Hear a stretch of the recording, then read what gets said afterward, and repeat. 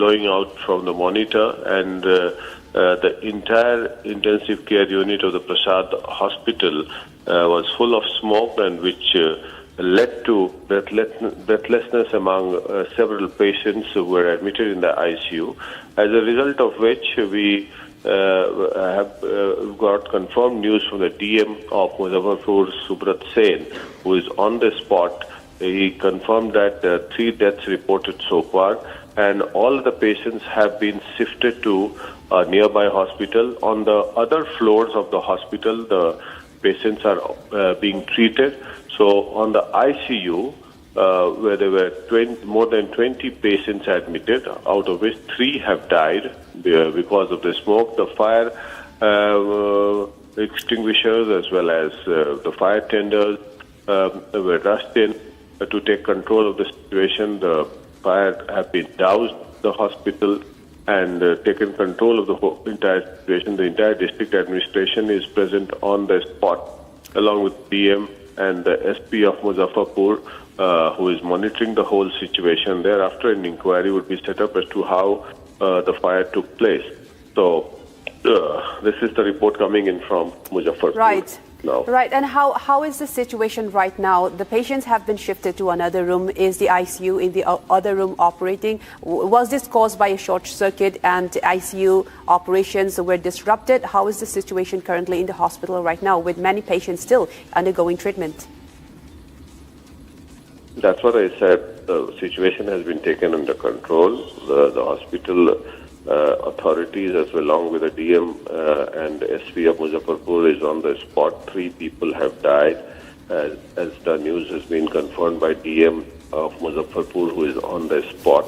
The other patients have been shifted to another floor and in another hospital of the ICU, and so far 3 people have died on the spot. Right. Thank you so much for joining us on this broadcast, and we'll get back to you very shortly for more updates.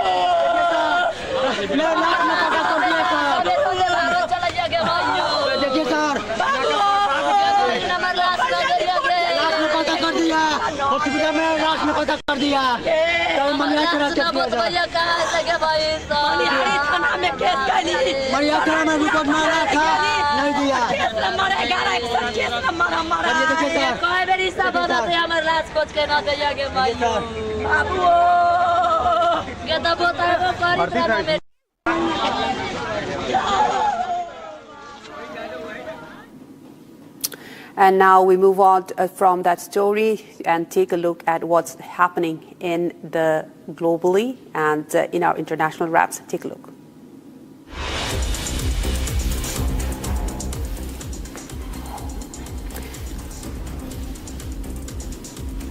External Affairs Minister S. Jaishankar and Laos Deputy Minister and Foreign Minister Tongsavan Phomvihane exchanged agreements and MOUs during the 10th Joint Commission meeting in New Delhi. The meeting focused on strengthening bilateral cooperation and expanding ties between the 2 countries.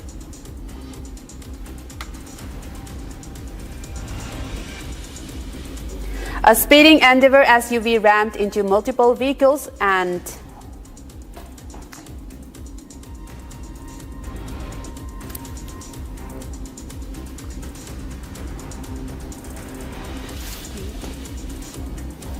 A speeding Endeavour SUV rammed into multiple vehicles and several people sitting under a tree in Greater Noida's Alpha 2 area. The incident, captured on CCTV, reportedly left several people seriously injured. Police have launched an investigation into the crash.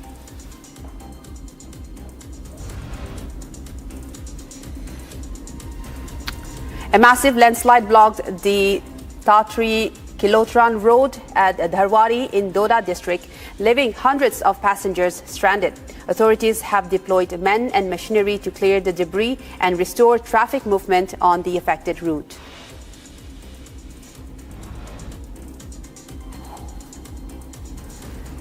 A bomb threat email claiming to be from Maoists was sent targeting the residence and office of Tiruvannamalai District Collector Vandana Garg. Security agencies launched an immediate response, deploying bomb disposal squads, sniffer dogs and police personnel. Authorities are investigating the source of the threat.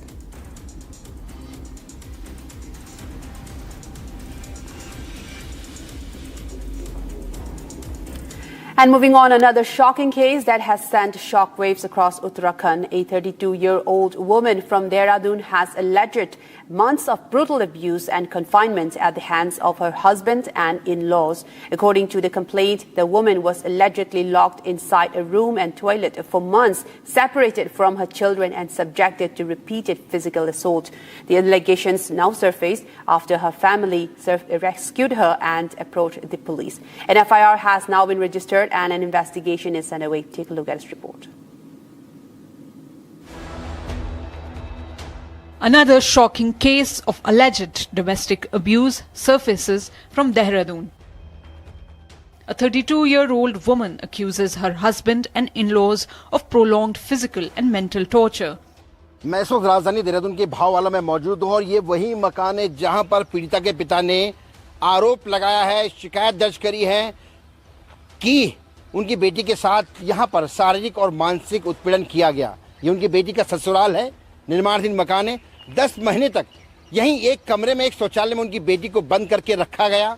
उनके twins बच्चों से उन्हें मिलने नहीं दिया गया। उनका शारीरिक और मानसिक उत्पीड़न किया गया। उनके प्राइवेट पार्ट पर रॉड और बोतल डंडों से हमला किया गया, जिसकी उन्होंने मेडिकल रिपोर्ट भी बनाई है।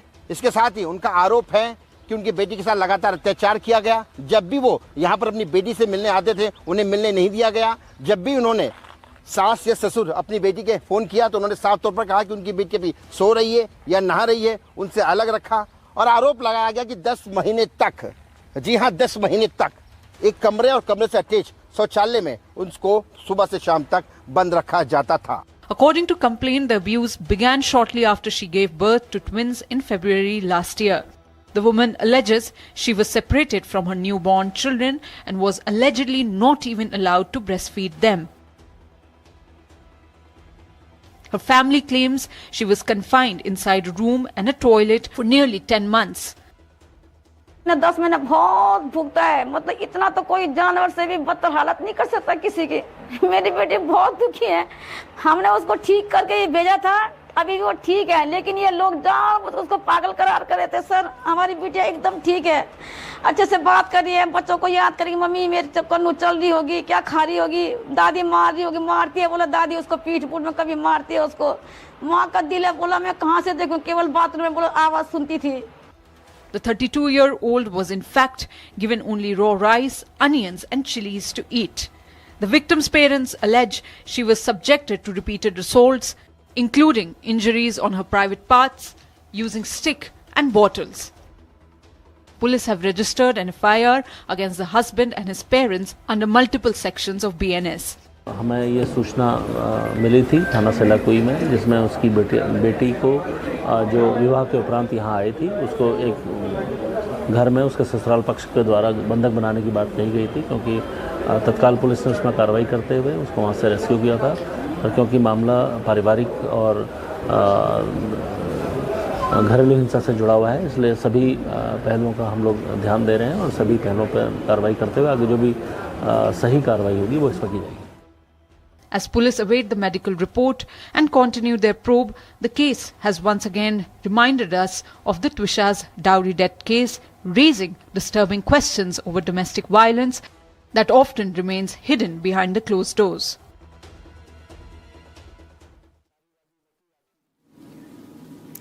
And now we are taking a look at some of the top headlines in the world of business and financial markets.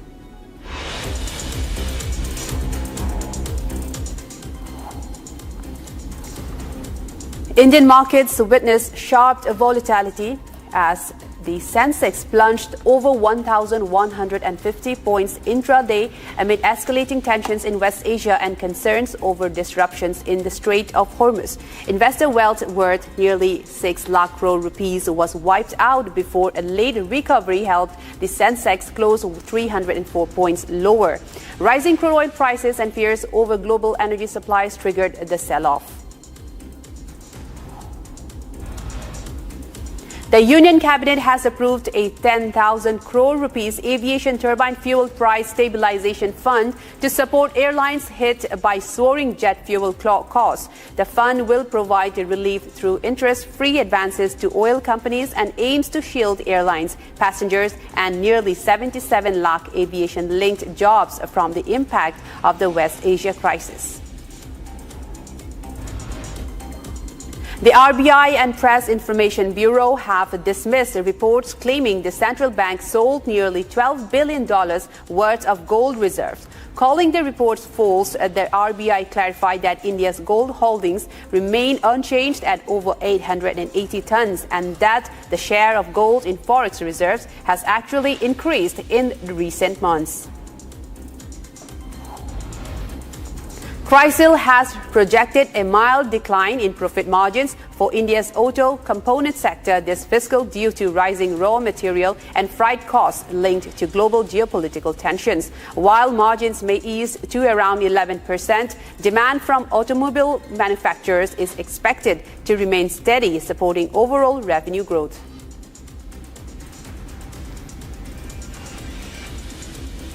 Now slipping into a very short break, but we'll be right back with you with more stories on the other side.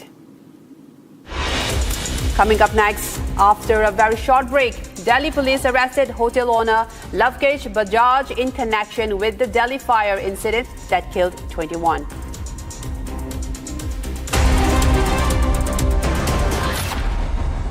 थोड़े में ज्यादा स्वाद यही तो है इसकी खास बात। वाओ मामा, क्या स्वाद है? अरे मेरी राजा। Amity has been ranked amongst the top 3% universities globally, a testimony to Amity's globally benchmarked quality. चमकी चाट से क्या बना है? सैंडविच, लस्सी और छाछ। हर घूंट में चमकी चाट। अब बताओ, स्वाद आया? आया। असली स्वाद सिर्फ चमकी चाट।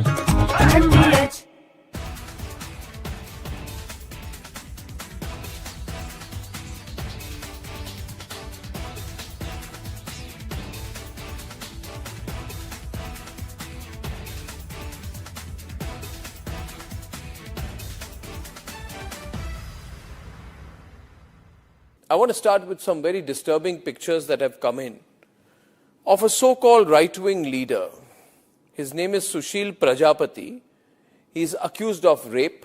After being in jail for 9 months, he gets bail, which means he's still an accused. He's an accused in a rape case. And the case goes back to 2025 when he took an LLB student to one place on the pretext of introducing her to a senior advocate. He drugged her drink and then he sexually assaulted her. He is still under trial for rape. He has not been released. But when he comes out, this rape accused, garlands are put on him as if he's some kind of a hero, as if he's achieved something great. Is a rapist to be celebrated, ladies and gentlemen? I ask you that question. And more than anyone else, I ask the right wing of this country. Very often I come on television and I say, yes, on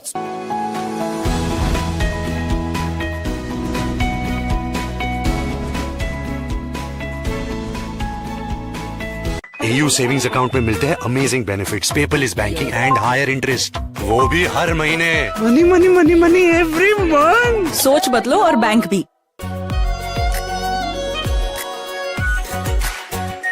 are pure shahi paneer masala, delicious, healthy, everyday. Honey, इस घर में कुछ है जो टूटता नहीं। ये pillar कभी नहीं टूटेगा। रुंगटा स्टील TMT से बना। रुंगटा नहीं तो घर स्ट्रॉन्ग नहीं। रुंगटा स्टील TMT बार एकदम सॉलिड। चमकी चाट से क्या बना है? सैंडविच, लस्सी और छाछ हर घूंट में चमकी चाट, ड्राई फ्रूट और दही बड़े, चमकी चाट से स्वाद बढ़े। असली स्वाद सिर्फ चंकी चाट। In fact, very often I believe the only way to get justice in India is a media trial. So there's no reason for the media, if it's doing a good job of a media trial, to be on the back foot. In fact, the courts should stop making these overarching remarks about media trial and contemplate about one very basic thing. With the greatest of respect to the courts, when the other institutions fail, when people get let down by the system, when even the judiciary does not seem to be listening or raising a noise about issues, like in the case of Twisha Sharma, who does the public look to for justice, for raising their voice, for bringing something that's utterly false, illegal or wrong to public attention? It is only and only the media. And today, therefore, we are doing a media trial in this specific case, ladies and gentlemen, of Twisha Sharma, the 33-year-old daughter-in-law of an ex-judge, in a case where the ex-judge and the ex-judge's advocate's son appear to be more than involved. Ladies and gentlemen, 15 questions tonight. And if they think it's a media trial, so be it. So be it. Why did the ex-judge in the case of Twisha Sharma, neither she nor her son call a police or an ambulance? What took them 57 minutes to bring the body down? Where are the 3 men who are seen in the video dragging Twisha's body, destroying evidence? What was the police doing? Did they question the house staff? Did they question the judge? Was Twisha carrying headphones in her bag, in her hand, or a rope? Where is it now? Where is that so-called belt that cops claim was used by her to commit suicide? Why was it hidden? The mother-in-law, the ex-judge, walks up calmly while the body is being dragged down and evidence is being destroyed before the judge's eyes. Is that normal? Why don't the judges raise a hue and cry about it? Why don't the appellate courts take up this case suo motu? So people don't start believing that when an ex-judge is concerned, the victim will never get justice. Ladies and gentlemen, what was the ex-judge carrying in her hand when she went down? Where is all the CCTV footage? Did the police collect it? Why did the ex-judge's son Samarth Singh escape after bringing the body of his wife to AIIMS? Is it true that the ex-judge's son's medical examination was not conducted? The police station is right behind the ex-judge's Giribala's house. Why was no call made? Why did it take 5 days to file an FIR in the case? Who stalled it? Why was the victim's family attacked in court if there's nothing to hide? And did a very senior police officer go to AIIMS that night to try and fudge the post-mortem report? Ladies and gentlemen, I'm asking these questions. Now I ask you, am I right or wrong in asking these questions? And if I don't, who will? Will the government of Madhya Pradesh raise these questions? The Chief Minister doesn't have 30 seconds to meet the victim's family. Will the higher courts of the country raise these questions? So far, I have not seen this case being picked up by the appellate courts, though we are screaming and shouting about it. So I say tonight, what happens when other institutions fail? And if we do a media trial, should we be celebrated and supported for doing so? Was Aravali a media trial? Yes, it was. It was. Thank God for that. Thank God for that media trial which stopped the Aravalis from being destroyed. Was the Pune Porsche case a media trial where innocents were killed by a rich brat and the whole system colluded to give the rich brat a free run? Was it a media trial? I confess it was. Thank God for it. Thank God for that media trial. Was RG Kaur a media trial? When the government of Mamata Banerjee and the whole system came together to destroy the evidence? Was it? If it was a media trial, I and the entire Republic Bangla team are proud for it. Thank God for that. Thank God for such media trials in our country. Thank God for the media trial in the Jessica Lal murder case. Thank God for the media trial in the Nirbhaya case. Thank God for the media trial in the Sheena Boda murder case. Thank God for the media trial in the Disha Salian murder case. Thank God for the media trial in the Pune Porsche case. Thank God for the media trial in the Sandesh Khali case where Mamata Banerjee stood there And the media made a hue and cry about Sandesh Khali, the mass gang rape of Hindu women, before the politicians stepped.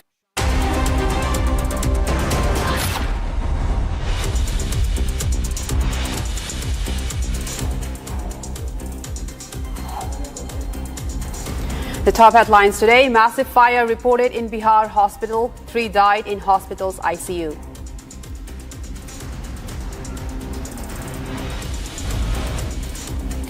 Delhi police arrested hotel owner Lavkesh Bajaj in connection with the Delhi fire incident that killed 21.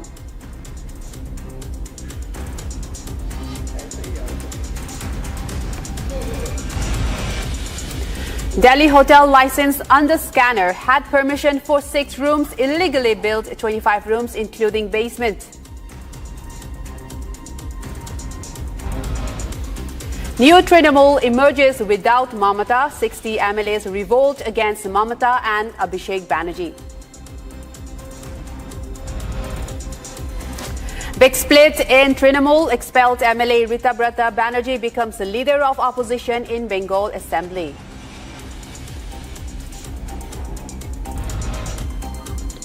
Venezuela's acting president Delcy Rodriguez arrives in New Delhi, set to meet Prime Minister Modi today.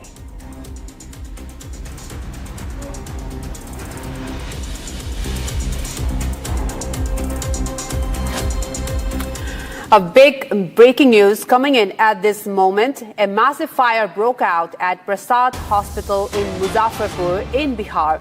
The fire broke out at around 3 a.m. today in the hospital located in Juran Chhapra Road No. 3. The fire was reportedly originating from the ICU. Several fire engines are present at the scene and relief and rescue operations are currently underway. The fire has now been brought under control and the District Magistrate of Muzaffarpur has confirmed the death of 3 people so far. As of now, it has been brought under control. The fire has been brought under control, but 3 people have died in the fire that broke out in the hospital in Muzaffarpur, the Prasad Hospital in Muzaffarpur. The fire reportedly originated from the ICU, and all of the patients have been shifted to another floor and are being taken care of. The fire has also been brought down under control. A big fire that took place in the Prasad Hospital in Muzaffarpur that broke out at around 3 a.m. today. Hospital located in Juran Chhapra Road No. 3 and reportedly originated from the ICU. And so far, rescue operations are being carried out and several patients have been moved to a safer and another ICU unit in the hospital. Fire now has been brought under control, but for now, the latest reports that we're fetching, 3 people have died in the fire so far, as given by the District Magistrate of Muzaffarpur. The latest in a big fire occurred in Prasad Hospital in Muzaffarpur in Bihar.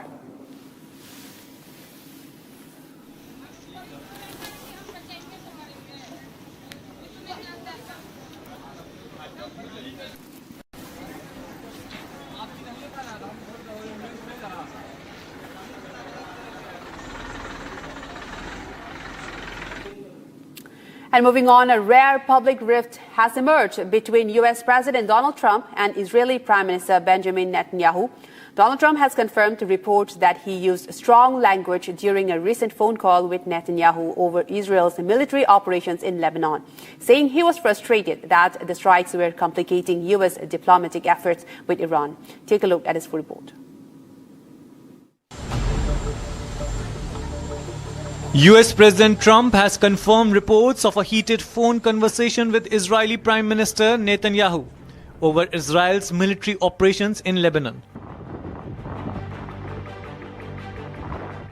Speaking in a podcast, Trump acknowledged using strong language during the call and said he was frustrated by what he described as Netanyahu's continued fighting in Lebanon. The exchange reportedly came at a sensitive moment when Washington was trying to preserve the diplomatic momentum in talks with Iran and reduce regional tensions. According to multiple US media reports, Trump feared continued Israeli strikes against Hezbollah could derail ongoing negotiations and weaken efforts to secure a broader ceasefire arrangement. US media reports also claimed Trump urged Netanyahu to avoid further escalation as Washington pushed for de-escalation across multiple conflict fronts in the region. Despite the sharp exchange, Trump said he and Netanyahu continue to share a good relationship, describing his remarks as the result of a frustration over the regional situation. The development comes as the Middle East remains on edge amid ongoing hostilities involving Israel, Hezbollah and Iran.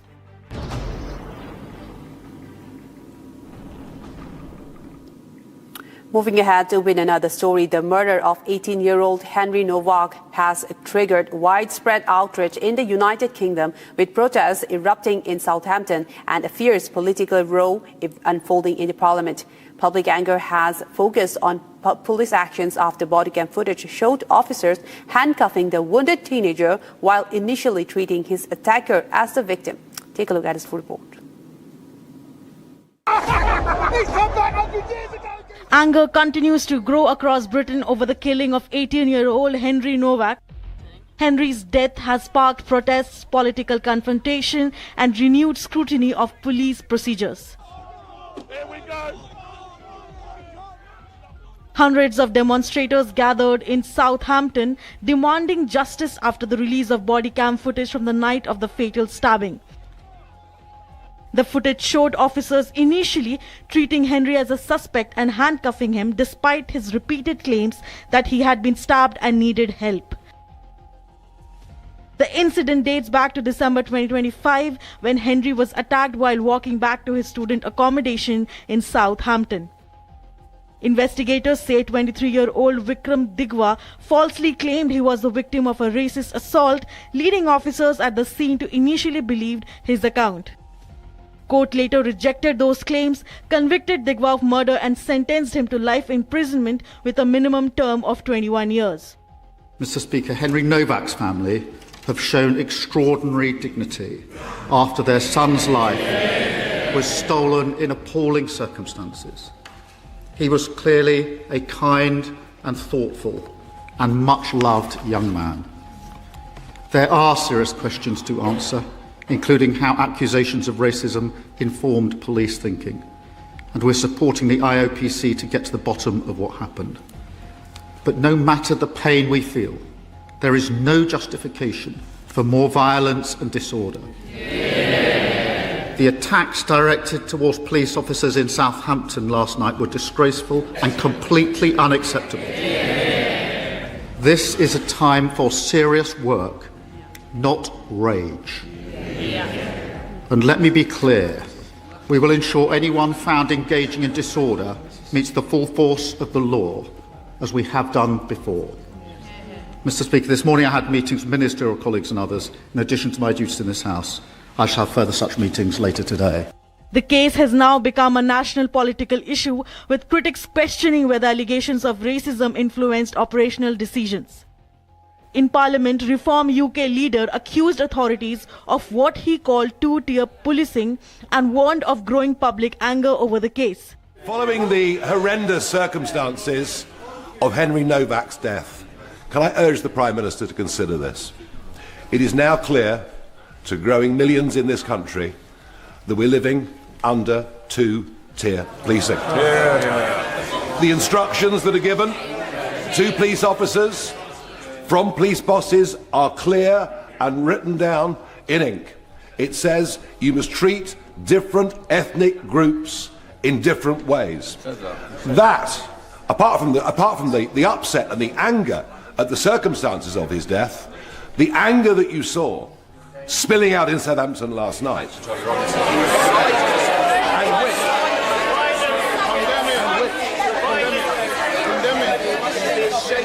and which is in danger, condemn the violence, which is in danger of getting considerably worse, because if the public lose trust, condemn it. If the public lose trust in being treated fairly by the police, can he take some action? While Prime Minister Keir Starmer strongly rejected those claims, accusing Farage of exploiting a family tragedy. Mr. Speaker, I don't believe there's two-tier policing in this country.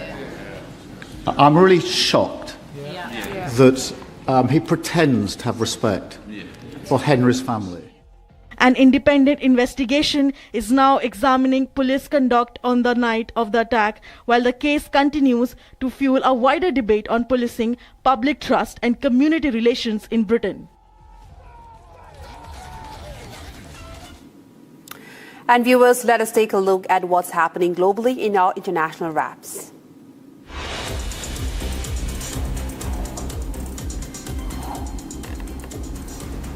Protests against a Trump family-linked luxury tourism project turned violent in Albania's capital, Tirana. Demonstrators broke through police barricades, prompting officers to use water cannons to disperse the crowd. Protesters opposed plans for developments in the ecologically sensitive Narta Lagoon and Sazan Island, warning of environmental damage and overdevelopment. Thousands of students, teachers and activists marched through Santiago to protest education budget cuts and reforms proposed by President Antonio Cast's government. Police used water cannons and tear gas to disperse demonstrators as authorities reported arrests, road closures and temporary shutdowns of several metro stations. The Israeli military released footage, it says, shows the destruction of a Hezbollah weapons depot in southern Lebanon. The army claimed it used around 6 tons of explosives in the operation. The release comes as hostilities continue despite ongoing diplomatic efforts aimed at securing a lasting ceasefire between Israel and Hezbollah. An Israeli strike also hit a vehicle south of Beirut ahead of a second day of Lebanon-Israel talks in Washington.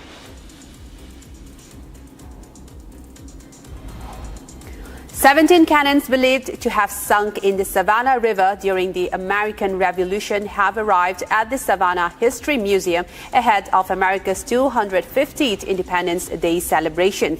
The weapons were discovered during dredging operations in 2021 and are thought to have been aboard British ships deliberately sunk in 1779 to block advancing French forces. After years of preservation work, the centuries-old cannons will now go on public display as part of a new exhibition on Savannah's role in the American Revolution.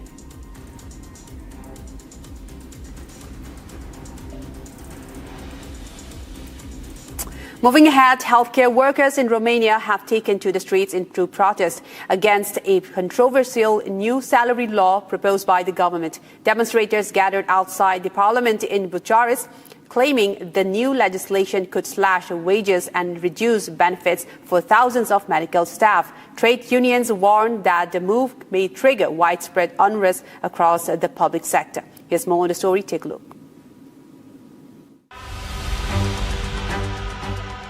Thousands of healthcare workers gathered outside the Romania's parliament in Bucharest, protesting against a proposed salary law which they say will severely impact their incomes and workplace rights.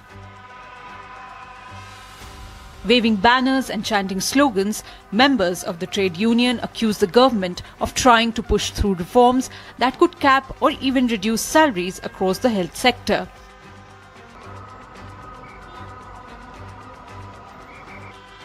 Health workers say that the promises being made on paper do not reflect the reality they will face once the law is implemented.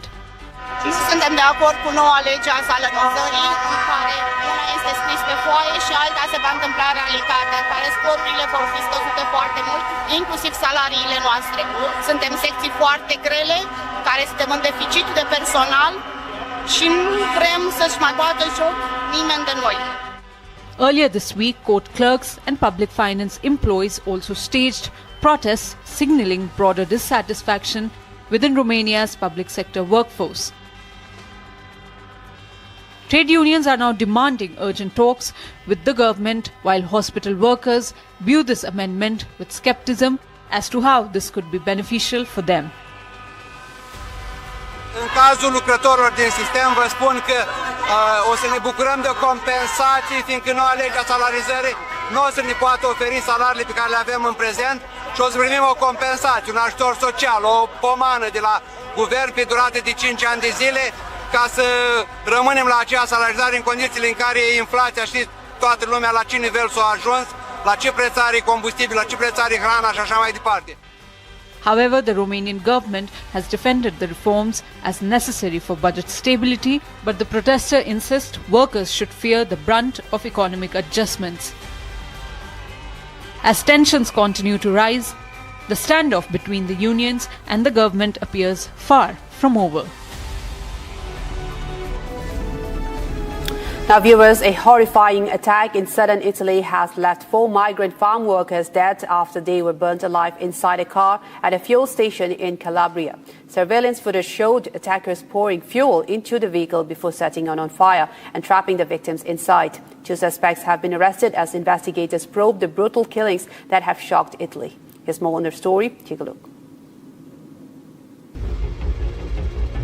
A chilling act of violence was caught on camera in Italy's Calabria district after 4 migrant farm workers were killed after a car they were inside was set ablaze at a fuel station. The surveillance video, which was broadcasted by the Italian media, shows men pouring flammable liquid into the back of the vehicle before igniting it. Prosecutors say 2 men have been detained in connection with the attack, while state broadcaster reported that 3 of the victims were from Afghanistan, while the other was from Pakistan. 1 man managed to escape the flames. Taji Muhammad, an Afghan farm worker who survived the attack, described the horror. मैं पता नहीं मुझे आग सब आग लगा है देखो पीछे सब आग सारा खत्म है. He also said that there had been no argument or warning before the attack, while also claiming that they were going to put fuel in the car before locking the vehicle and throwing a lighter inside. नहीं कोई मसला मैंने लड़ाई भी नहीं किया अभी तक. नहीं सुबह कोई मसला बना. सुबह मसला तो वो लड़के मर गया ना उसका साथ मसला था. हाँ उसके साथ मसला था फिर पुलिस के मुझे कॉन्ट्रैक्ट लगाया कॉन्ट्रैक्ट लगाया तुम मुझे कॉन्ट्रैक्ट ले तुम मुझे क्यों काला काम में लगाता है यार ये बात था. The motive behind the attack remains unclear, but the incident has sparked outrage and renewed concerns over the safety of migrant workers in Italy, while the authorities say the investigation is continuing. And now let us take a look at some of the top stories in the world of business and financial markets.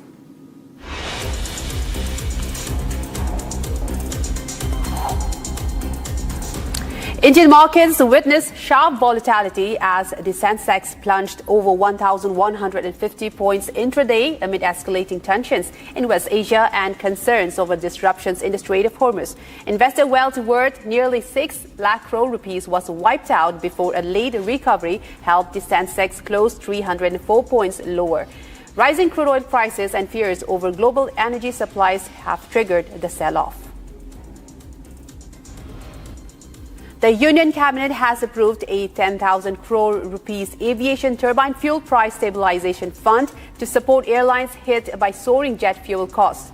The fund will provide relief through interest-free advances to oil companies and aims to shield airlines, passengers and nearly 77 lakh aviation-linked jobs from the impact of the West Asia crisis. The RBI and Press Information Bureau have dismissed reports claiming the central bank sold nearly $12 billion worth of gold reserve. Calling the reports false, the RBI clarified that India's gold holdings remain unchanged at over 880 tons and that the share of gold in forex reserves has actually increased in recent months.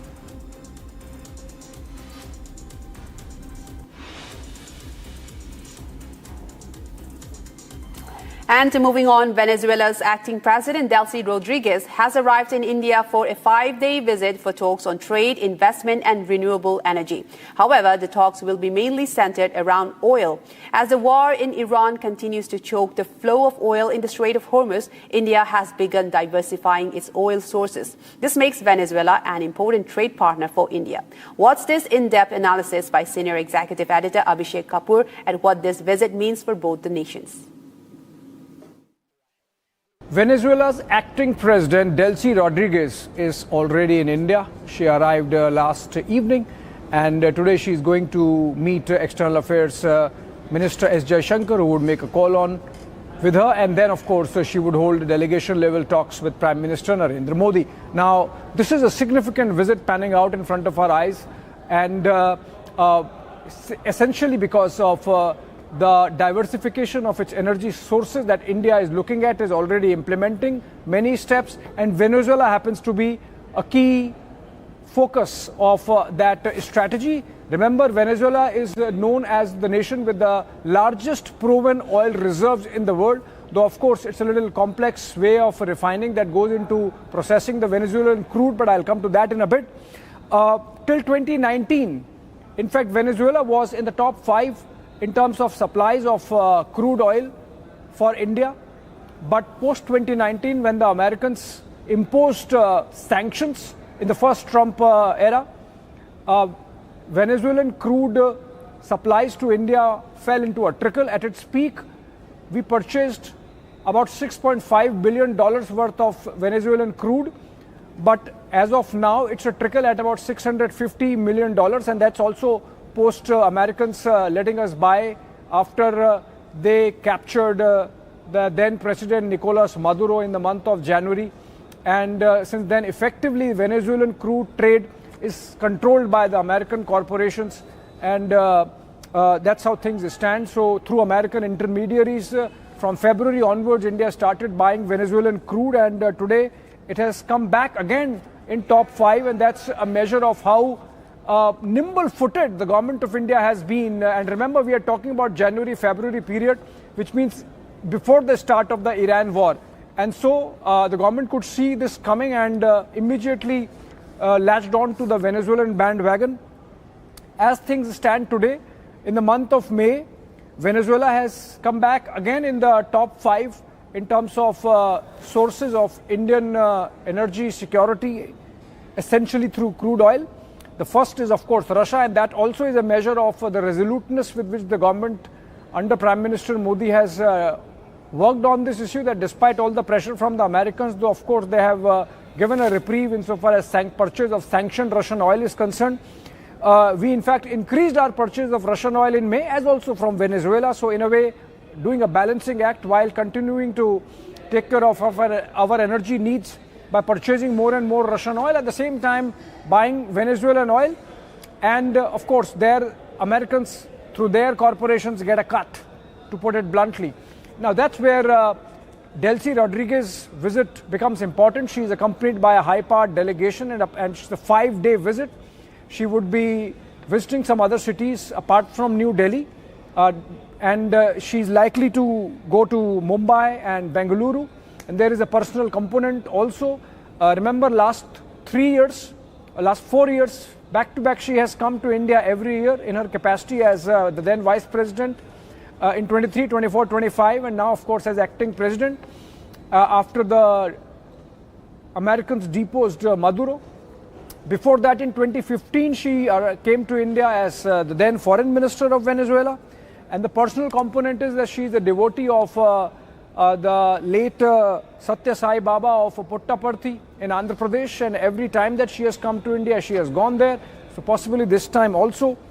But as 5th largest supplier of crude, Venezuela is already giving us about 266,000 barrels per day. We are expecting that after these talks, the supplies from Venezuela would become even more stable and increase in quantity also. Now, the thing about Venezuelan crude, it's a little heavier crude, it's a sour crude, and not all refineries can process it. Thankfully, India has many refineries, about half a dozen of them, including both in the public and private sector, that can process this heavy sour crude. And so we are looking at increasing our uptake of Venezuelan crude. It's a little cheaper than the Brent at about $6 to $7, though of course the transportation costs increase because it comes from further afar vis-a-vis, say, Gulf. And so we are expecting that of our daily consumption, which is at 5 billion barrels per day, half of which comes from Gulf countries and the other half from other sources. Venezuela as of now stands at 5%. Post the Delcy Rodriguez visit, it should increase, maybe double. That's what sources tell us, that we are looking at doubling our sourcing of Venezuelan crude, and hope that with that we would have taken care of our energy security in these very unstable times with the war going on, and the last 72 hours, the manner in which we have seen reversal of the ceasefire and the return to hostilities between Iran and the United States, with both sides targeting each other after Israel went deeper into Lebanon and targeted Hezbollah inside even Beirut. It's likely that this is going to be a very significant visit, both in geopolitical terms and geoeconomic terms, and also geostrategic terms, for India to be engaging with Venezuela during the visit of the acting president, Delcy Rodriguez. There are more updates on the other side coming up after a short break. Delhi hotel owner arrested. Delhi police arrested the hotel owner Lavkesh Bajaj in connection with the Delhi fire incident that killed 21 people.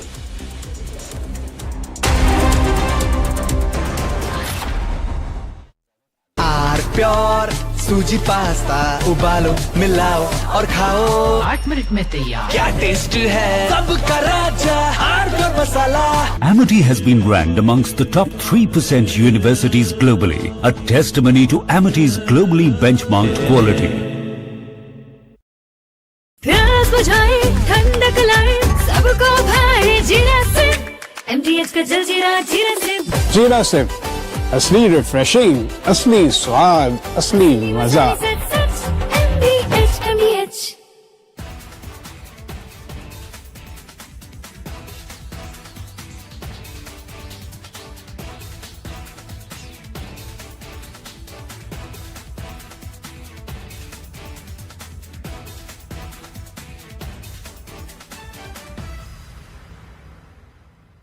I want to start with some very disturbing pictures that have come in of a so-called right-wing leader.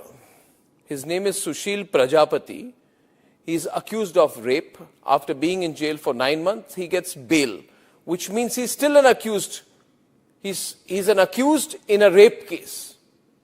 And the case goes back to 2025 when he took an LLB student to one place on the pretext of introducing her to a senior advocate. He drugged her drink and then he sexually assaulted her. He is still under trial for rape. He has not been released. But when he comes out, this rape accused, garlands are put on him as if he's some kind of a hero, as if he's achieved something great. Is a rapist to be celebrated, ladies and gentlemen? I ask you that question. And more than anyone else, I ask the right wing of this country. Very often I come on television and I say, yes, on several issues, I'm happy to be called a right-winger. But ladies and gentlemen, let me put it clearly. You cannot let a person like this man, this Sushil Prajapati, a leader of the Hindu Yuva Vahini, a local thug, a man accused of rape, you cannot celebrate his act of rape or celebrate the fact that the rapist is out on bail. If that is the message we want to send to our society, and if all the BJP leaders want to be quiet about it, I want to ask them, why are they quiet about this?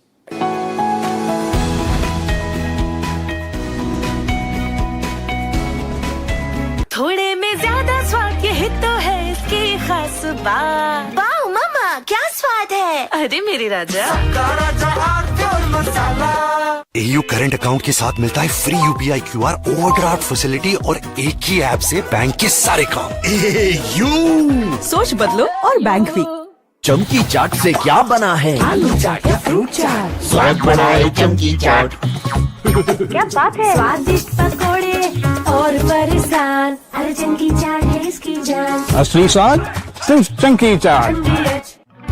Doctor Roma manual binding 4 लोगों के पास है। कुछ इससे भी अनोखा। कमला पसंद सिर्फ एक अनोखा स्वाद। Kamla Pasand paan masala. R pure shahi paneer masala, delicious, healthy, everyday. In fact, very often I believe the only way to get justice in India is a media trial. So there's no reason for the media, if it's doing a good job of a media trial, to be on the back foot. In fact, the courts should stop making these overarching remarks about media trial and contemplate about one very basic thing. With the greatest of respect to the courts, when the other institutions fail, when people get let down by the system, when even the judiciary does not seem to be listening or raising a noise about issues, like in the case of Twisha Sharma. Who does the public look to for justice, for raising their voice, for bringing something that's utterly false? From Asia's largest news headquarters, setting the agenda for Bharat.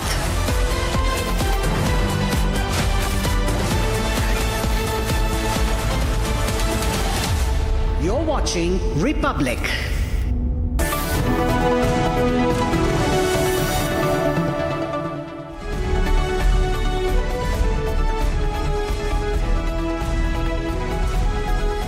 A very warm welcome, viewers. You're watching Republic TV. This is Shivam Dutt Mehta and I'm here with my colleague. Hi, very good morning. My name is Nayan. And then we have a lot more lined up in this bulletin, and also we'll reflect on the fire tragedy which happened in Delhi yesterday, which claimed the lives of 21 people. That's right. It was an illegal construction. The Airbnb had capacity, the hotel in fact, which was running on the policies of bread and breakfast, were allowed 6 rooms only, but 25 were built illegally. So we'll cover that story and a lot more, because there has also been a fire in an ICU in a hospital in Bihar. We'll reflect that story too and a lot more. But first up, let's have a look at the top headlines of the hour. Then.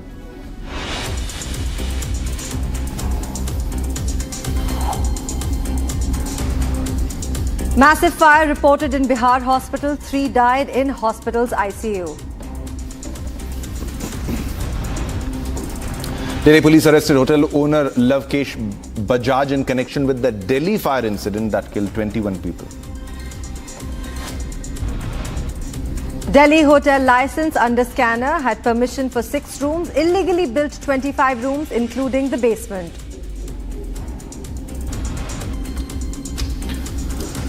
New Trinamool emerges without Mamta. 60 MLAs revolt against Mamta and Abhishek.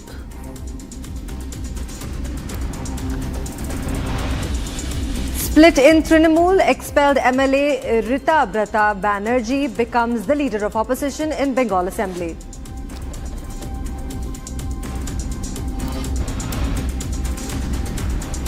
Venezuela's acting President Delcy Rodriguez arrives in New Delhi, set to meet PM Modi today.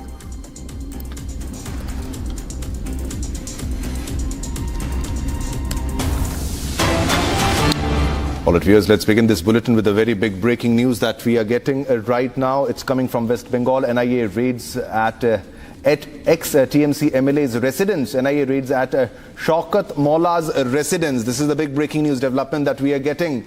In fact, the NIA investigators at the residence of Shaukat Molla, the former Trinamool Congress MLA from the Canning East, is been in the connection.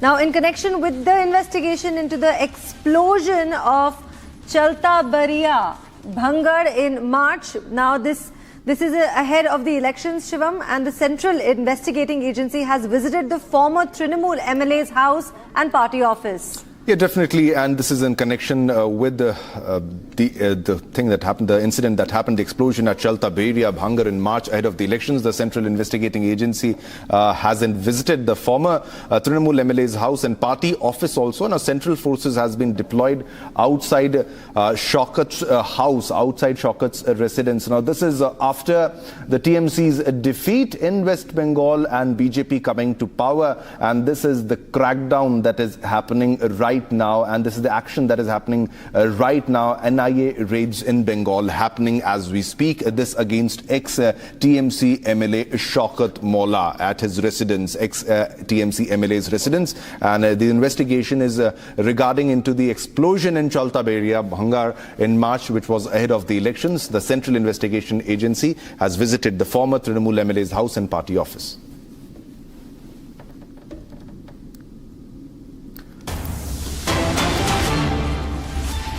All right, the massive fire has broke out at Prasad Hospital in Muzaffarpur.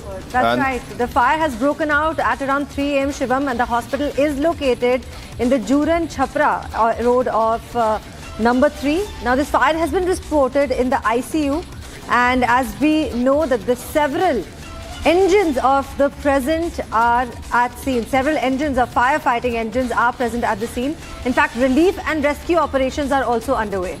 The fire has been brought under control, and the District Magistrate of Muzaffarpur has confirmed the death of 3 people so far, but our sources tell that more people might have died in this case. Some sources indicate to the number of dead to 10, but we'll have to wait for the final update and confirmation by the authorities. But yesterday there was a fire in Delhi which claimed the lives of 21 people. There is a fire incident which happened in Jammu and Kashmir, also in Rajouri, and now we have another fire incident which happened sadly in a hospital in the ICU, which claimed the lives of 3 people. 3 have been confirmed death at Muzaffarpur's hospital. The fire broke out at around 3 a.m. That's right. The aftermath of this has been that the death toll has risen to 3 people so far, while the District Magistrate of Muzaffarnagar has also confirmed about the same. Now, what we understand is that this fire actually broke out at the Prasad Hospital in Muzaffarnagar of Bihar. Muzaffarpur.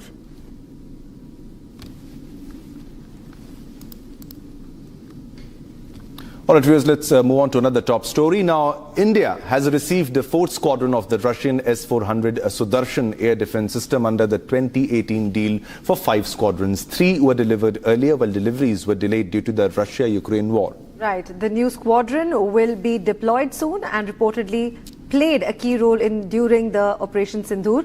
Now, the 5th squadron is also expected in the coming months. The Defence Acquisition Council has also cleared that 5 more S-400 squadrons will be deployed as India's indigenous project Kusha system.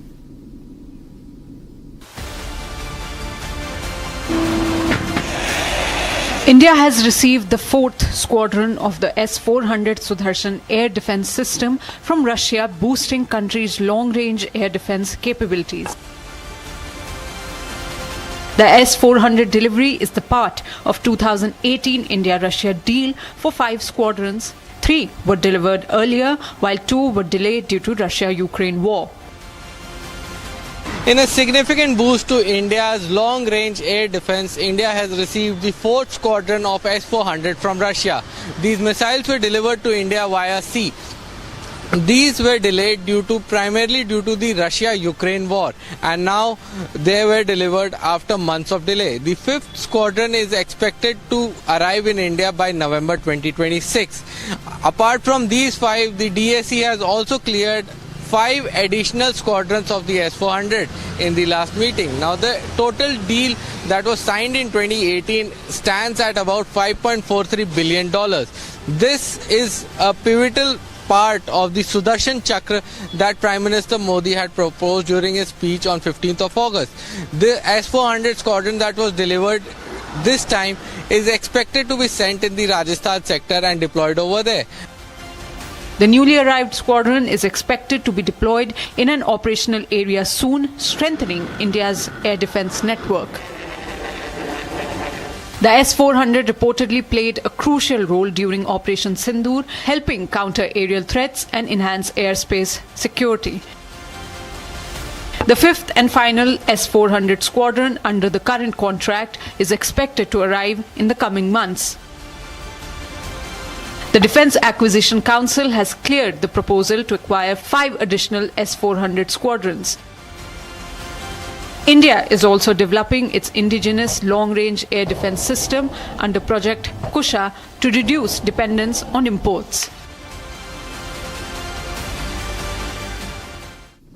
All right, viewers, it's time for another big breaking news that's coming in from the Delhi, where the hotel owner admits that he had no the NOC, he did not have the fire NOC for the hotel. In fact, the Malviya Nagar restaurant lacked a fire NOC, and accused during the interrogation, he admitted that the number of rooms that were allotted, which was 6, when he actually played out on 25 of those rooms. So many lapses, criminal negligence and also corruption that can be sensed in this entire episode, in this entire incident. Now, Delhi hotel owner admits having no fire NOC. Republic was the first to break the news and the developments in the story, where we showed the updates that there was no fire NOC in the hotel, and this was working under the bread and breakfast scheme of Delhi government, where there was only permission for 6 rooms, and but They were operating more than 25 rooms in this case. There are multiple owners in this case, but the main owner,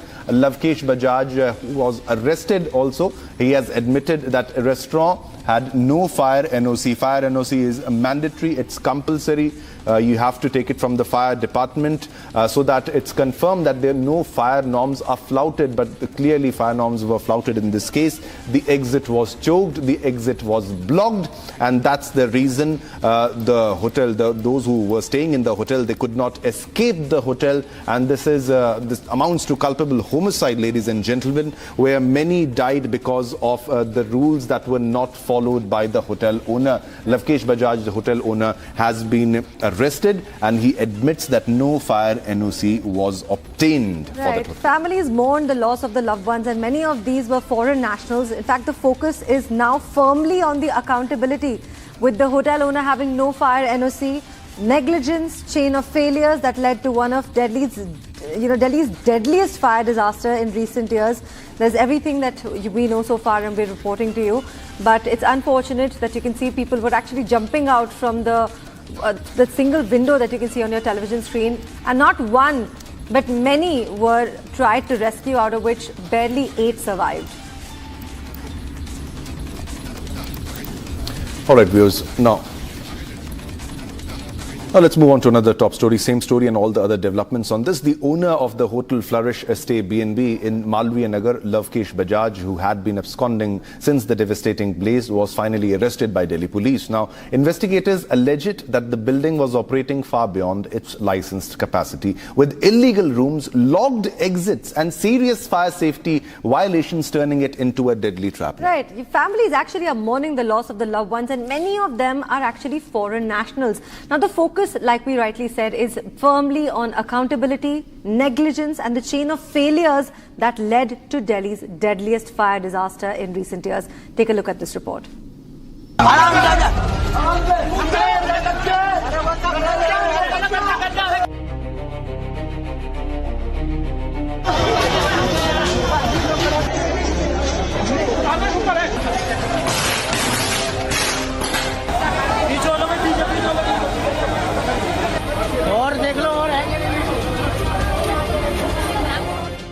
21 lives snuffed out in an instant. 37 others left gasping for air, forced to jump from upper floors to escape a raging inferno. What happened inside the Lemon Green Inn, also known as Flourish Bed and Breakfast in South Delhi's Malviya Nagar this morning, wasn't just a tragedy. It was a structural trap, a commercial nightmare built for profit but paid for in blood. Republic Media Network dug through the charred remains and has exposed a lethal chain of failures. Here are the 5 lapses in the Malviya Nagar hotel fire.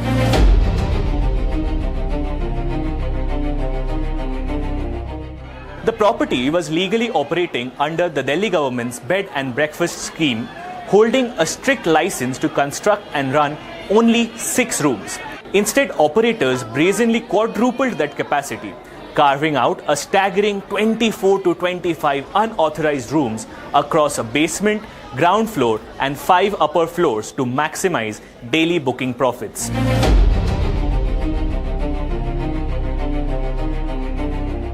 Fleeing guests, including foreign nationals, were met with pitch black darkness and toxic air.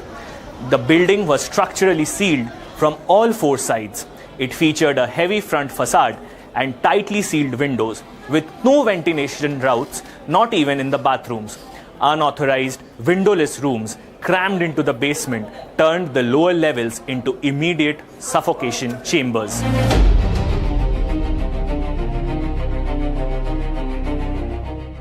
National building codes mandate multiple distinct emergency exits for commercial lodging.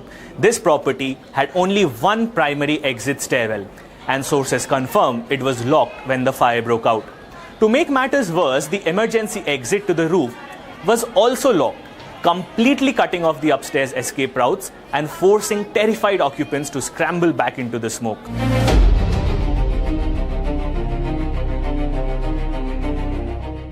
Because the sole entry and exit point was blocked, the central stairwell transformed into a massive structural chimney.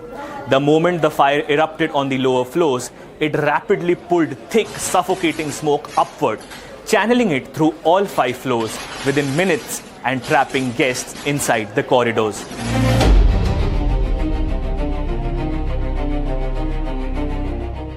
The fire is believed to have been sparked by an electrical short circuit in a high-load appliance or central air conditioning unit on the lower floors. It immediately spread to the kitchen zone, triggering secondary explosions in commercial gas cylinders. These blasts ripped through the building's base, instantly wiping out any chance of a standard evacuation. A multi-story commercial operation running completely illegally right under the nose of local municipal authorities. Windows sealed, doors locked, and life safety codes thrown completely out of the window. Tonight, families are grieving 21 lost souls because a bed and breakfast was allowed to operate as a vertical tomb. The Delhi police have launched a massive investigation. But the question remains, who allowed this death trap to stay open? Truly devastating and a very unfortunate incident. It's actually one of the deadliest strikes that took place inside a building. Yeah. Multiple lapses, like you rightly said. But what's the real reason and factor? I think that is something that the It's corruption. Corruption is the major reason here. They had the option of they had the permission for 6 rooms, operating 25 in this case, and also the exit was blocked, right. And also it becomes like a fire chamber, and people die mainly of suffocation because they have no exit route that they can follow. Now let's move forward and get all the latest details, the national developments now in National Wraps. That's right.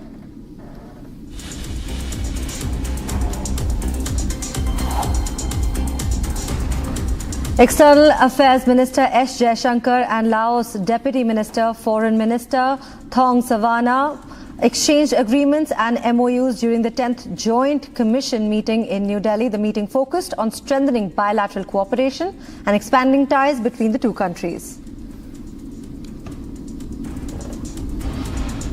A speeding endeavour, SUV rammed into multiple vehicles and several people sitting under a tree in Greater Noida's Alpha 2 area. The incident captured on a CCTV reportedly left several people injured. Now, police have launched an investigation into the crash.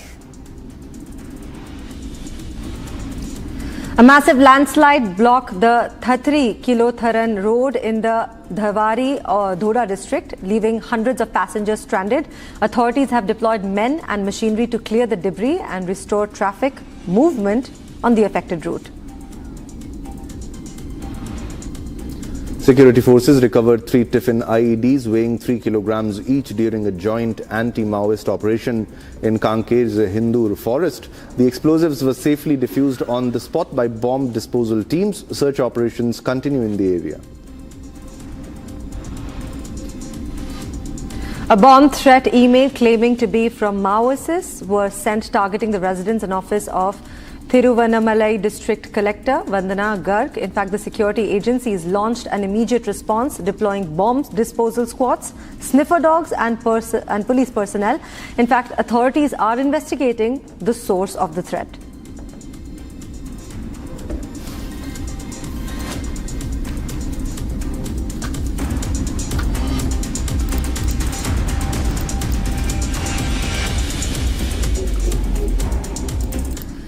Now, another shocking case that has sent shockwaves across Uttarakhand. A 32-year-old woman from Dehradun has allegedly for months been a part of a brutal abuse and confinement at the hands of her husband and her in-laws. Now, according to the complaint, the woman was allegedly locked inside a room and toilet for months, separated from her children and subjected to repeated physical assault. Now, the allegations surfaced after her family rescued her and approached the police. An FIR has been registered and an investigation is underway. Take a look at this report. Another shocking case of alleged domestic abuse surfaces from Dehradun. A 32-year-old woman accuses her husband and in-laws of prolonged physical and mental torture. मैं इस वक्त राजधानी देहरादून के भाववाला में मौजूद हूं और ये वही मकान है जहां पर पीड़िता के पिता ने आरोप लगाया है, शिकायत दर्ज करी है कि उनकी बेटी के साथ यहाँ पर शारीरिक और मानसिक उत्पीड़न किया गया। ये उनकी बेटी का ससुराल है, निर्माणाधीन मकान है। 10 महीने तक यहीं एक कमरे में, एक शौचालय में उनकी बेटी को बंद करके रखा गया। उनके ट्विंस बच्चों से उन्हें मिलने नहीं दिया गया। उनका शारीरिक और मानसिक उत्पीड़न किया गया। उनके प्राइवेट पार्ट पर रॉड और बोतल डंडों से हमला किया गया, जिसकी उन्होंने मेडिकल रिपोर्ट भी बनाई है। इसके साथ ही उनका आरोप है कि उनकी बेटी के साथ लगातार अत्याचार किया गया। जब भी वो यहाँ पर अपनी बेटी से मिलने आते थे, उन्हें मिलने नहीं दिया गया। जब भी उन्होंने सास या ससुर अपनी बेटी के फ़ोन किया तो उन्होंने साफ तौर पर कहा कि उनकी बेटी अभी सो रही है या नहा रही है, उनसे अलग रखा। और आरोप लगाया गया कि 10 महीने तक, जी हाँ 10 महीने तक एक कमरे और कमरे से अटैच शौचालय में उसको सुबह से शाम तक बंद रखा जाता था। According to complaint, the abuse began shortly after she gave birth to twins in February last year. The woman alleges she was separated from her newborn children and was allegedly not even allowed to breastfeed them. Her family claims she was confined inside a room and a toilet for nearly 10 months. 10 महीने बहुत भुगता है, मतलब इतना तो कोई जानवर से भी बदतर हालत नहीं कर सकता किसी की। मेरी बेटी बहुत दुखी है। हमने उसको ठीक करके भेजा था, अभी भी वो ठीक है, लेकिन ये लोग जान उसको पागल करार कर रहे थे। सर हमारी बेटी एकदम ठीक है, अच्छे से बात कर रही है, बच्चों को याद करेगी, मम्मी मेरी चक्कर चल रही होगी, क्या खा रही होगी, दादी मार रही होगी, मारती है, बोला दादी उसको पीठ पुट में कभी मारती है उसको। माँ का दिल है, बोला मैं कहाँ से देखूँ, केवल बाथरूम में बोला आवाज़ सुनती थी। The 32-year-old was in fact given only raw rice, onions and chilies to eat. The victim's parents allege she was subjected to repeated assaults, including injuries on her private parts, using stick and bottles. Police have registered an FIR against the husband and his parents under multiple sections of BNS. हमें ये सूचना मिली थी थाना सेलाकुई में, जिसमें उसकी बेटी को जो विवाह के उपरांत यहाँ आई थी, उसको एक घर में उसके ससुराल पक्ष के द्वारा बंधक बनाने की बात कही गई थी, क्योंकि तत्काल पुलिस ने उसमें कार्रवाई करते हुए उसको वहाँ से रेस्क्यू किया था। और क्योंकि मामला पारिवारिक और घरेलू हिंसा से जुड़ा हुआ है, इसलिए सभी पहलुओं का हम लोग ध्यान दे रहे हैं और सभी पहलुओं पर कार्रवाई करते हुए आगे जो भी सही कार्रवाई होगी वो इस पर की जाएगी। As police await the medical report and continue their probe, the case has once again reminded us of the Twisha's dowry debt case, raising disturbing questions over domestic violence that often remains hidden behind the closed doors. All right, viewers, now let's move on and get you all the top stories from the world of business and business wraps.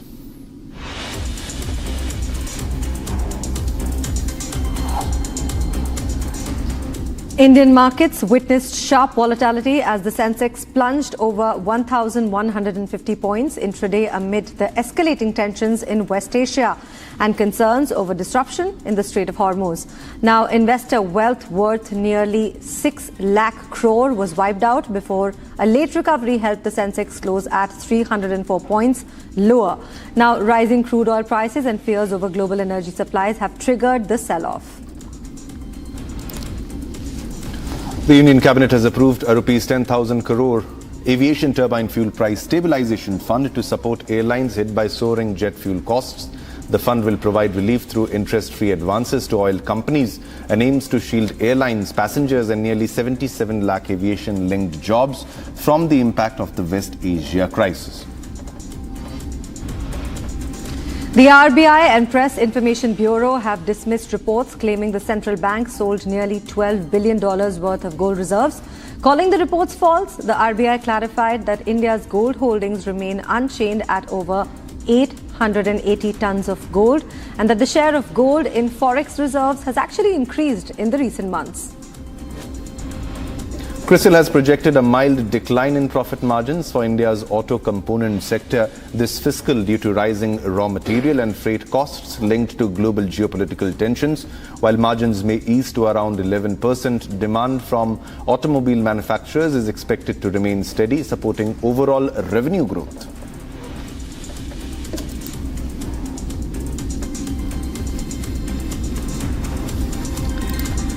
All right, we have many national and international news waiting for us on the other side. We're slipping into a short break. Don't go anywhere. Coming up next, Delhi police arrested hotel owner Lavkesh Bajaj in connection with the Delhi fire incident that killed 21 people.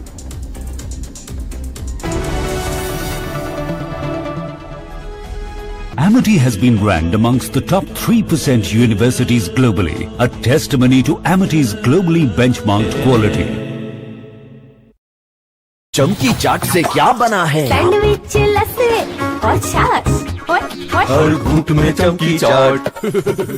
अब बताओ, स्वाद आया? आया। असली स्वाद सिर्फ चमकी चाट। जब तक लाजवाब न बन जाए, उसे नहीं इत्मीनान है। तभी तो रिचमैन बनना नहीं आसान है। आर प्योर सूजी पास्ता उबालो मिलाओ और खाओ 8 मिनट में तैयार। क्या टेस्ट है सबका राजा R pure masala.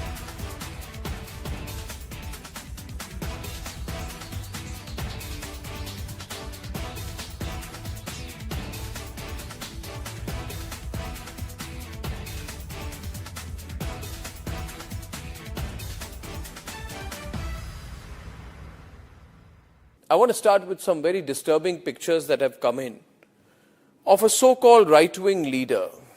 His name is Sushil Prajapati. He's accused of rape. After being in jail for 9 months, he gets bail, which means he's still an accused. He's an accused in a rape case. And the case goes back to 2025 when he took an LLB student to one place on the pretext of introducing her to a senior advocate. He drugged her drink and then he sexually assaulted her. He is still under trial for rape. He has not been released. But when he comes out, this rape accused, garlands are put on him as if he's some kind of a hero, as if he's achieved something great. Is a rapist to be celebrated, ladies and gentlemen? I ask you that question. And more than anyone else, I ask the right wing of this country. Very often I come on television and I say, yes, on several issues, I'm happy to be called a right-winger.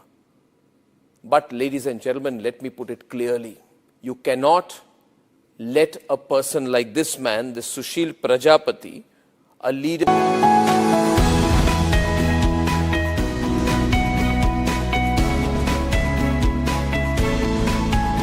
थोड़े में ज्यादा स्वाद यही तो है इसकी खास बात। वाओ मामा क्या स्वाद है? अरे मेरी राजा राजा आर प्योर मसाला। रानी इस घर में कुछ है जो टूटता नहीं। ये पिलर कभी नहीं टूटेगा। रुंगटा स्टील TMT से बना।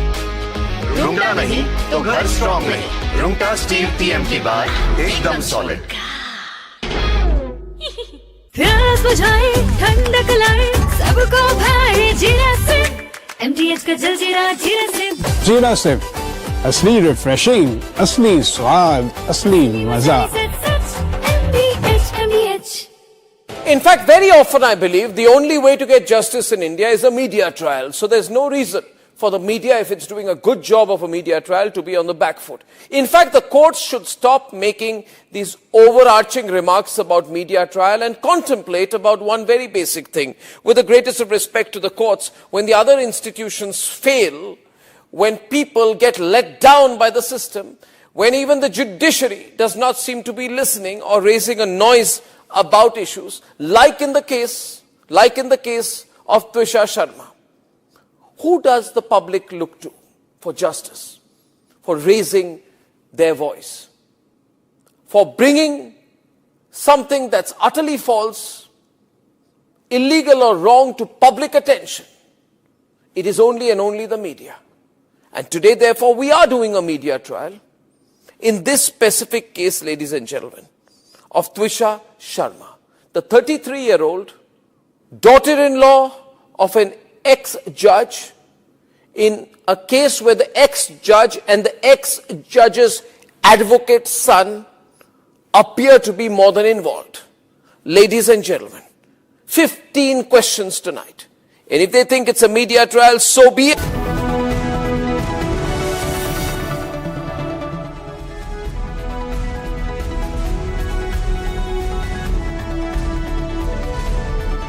Welcome viewers, you're watching Republic TV. This is Shivam Dutt Mehta and I'm here with my colleague. Hi, very good morning. My name is Nayan. Nayan, we have a lot of topics to the focus stories right now. The Delhi fire in which the hotel owner has been arrested, and he has also admitted that he did not obtain an NOC in this case. That's right. In fact, it was an unfortunate incident, one of the latest, deadliest fires that Delhi witnessed in a very long time. We'll give you all of those updates, but first up, the headlines. Oh yes. Massive fire reported in Bihar hospital. 3 died in hospital's ICU.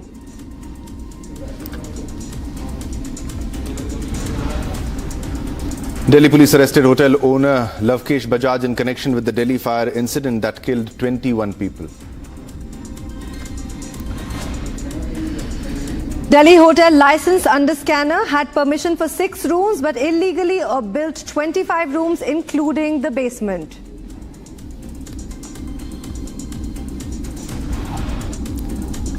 New Trinamool emerges without Mamata. 60 MLAs revolt against Mamata and Abhishek.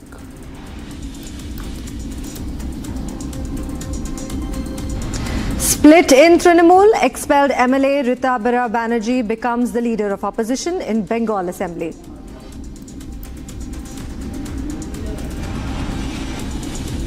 Venezuela's acting President Delcy Rodriguez arrives in New Delhi, set to meet PM Modi today.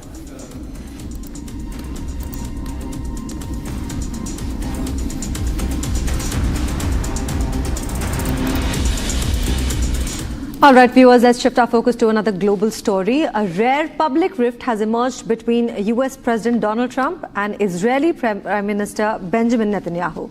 Yeah, Trump has confirmed reports that he used strong language during a recent phone call with Netanyahu over Israel's military operations in Lebanon, saying he was frustrated that the strikes were complicating US diplomatic efforts with Iran. That's right. Here's a full report. US President Trump has confirmed reports of a heated phone conversation with Israeli Prime Minister Netanyahu over Israel's military operations in Lebanon. Speaking in a podcast, Trump acknowledged using strong language during the call and said he was frustrated by what he described as Netanyahu's continued fighting in Lebanon. The exchange reportedly came at a sensitive moment when Washington was trying to preserve the diplomatic momentum in talks with Iran and reduce regional tensions. According to multiple US media reports, Trump feared continued Israeli strikes against Hezbollah could derail ongoing negotiations and weaken efforts to secure a broader ceasefire arrangement. US media reports also claimed Trump urged Netanyahu to avoid further escalation as Washington pushed for de-escalation across multiple conflict fronts in the region. Despite the sharp exchange, Trump said he and Netanyahu continue to share a good relationship, describing his remarks as the result of a frustration over the regional situation. The development comes as the Middle East remains on edge amid ongoing hostilities involving Israel, Hezbollah and Iran.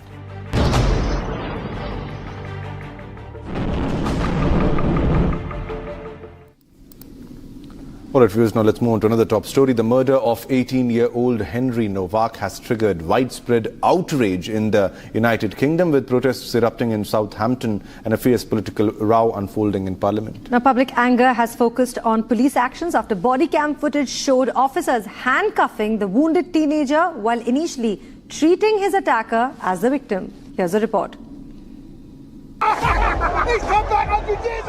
Anger continues to grow across Britain over the killing of 18-year-old Henry Novak. Henry's death has sparked protests, political confrontation, and renewed scrutiny of police procedures. Here we go! Hundreds of demonstrators gathered in Southampton demanding justice after the release of body cam footage from the night of the fatal stabbing. The footage showed officers initially treating Henry as a suspect and handcuffing him despite his repeated claims that he had been stabbed and needed help. The incident dates back to December 2025 when Henry was attacked while walking back to his student accommodation in Southampton. Investigators say 23-year-old Vikram Digwa falsely claimed he was the victim of a racist assault, leading officers at the scene to initially believe his account. Court later rejected those claims, convicted Digwa of murder and sentenced him to life imprisonment with a minimum term of 21 years. Mr. Speaker, Henry Novak's family have shown extraordinary dignity after their son's life was stolen in appalling circumstances. He was clearly a kind and thoughtful and much loved young man. There are serious questions to answer, including how accusations of racism informed police thinking, and we're supporting the IOPC to get to the bottom of what happened. But no matter the pain we feel, there is no justification for more violence and disorder. The attacks directed towards police officers in Southampton last night were disgraceful and completely unacceptable. This is a time for serious work, not rage.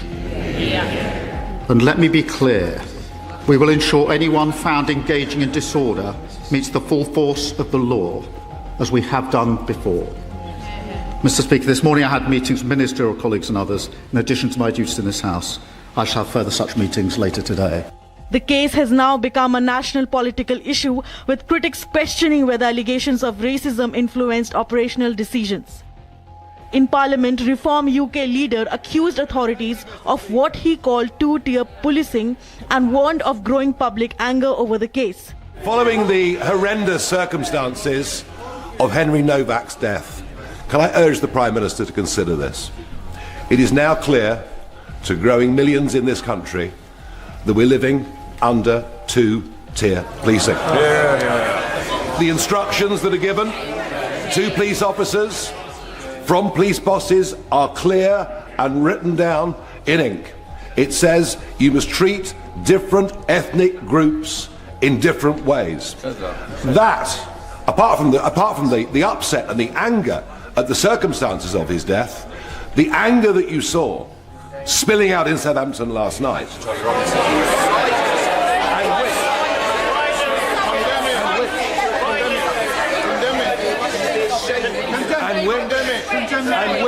is in danger, condemn the violence, which is in danger of getting considerably worse, because if the public lose trust, condemn it. If the public lose trust in being treated fairly by the police, can he take some action? While Prime Minister Keir Starmer strongly rejected those claims, accusing Farage of exploiting a family tragedy. Mr. Speaker, I don't believe there's two-tier policing in this country. I'm really shocked that he pretends to have respect for Henry's family. An independent investigation is now examining police conduct on the night of the attack, while the case continues to fuel a wider debate on policing, public trust and community relations in Britain.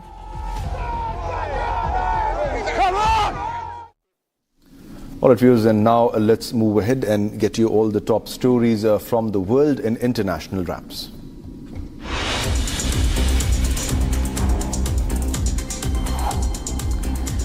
Protests against a Trump family-linked luxury tourism project turned violent in Albania's capital, Tirana. Demonstrators broke through police barricades, prompting officers to use water cannons to disperse the crowds. Now, protesters oppose plans for developments in the ecologically sensitive Narta Lagoon and Sazan Island, warning of environmental damage and overdevelopment.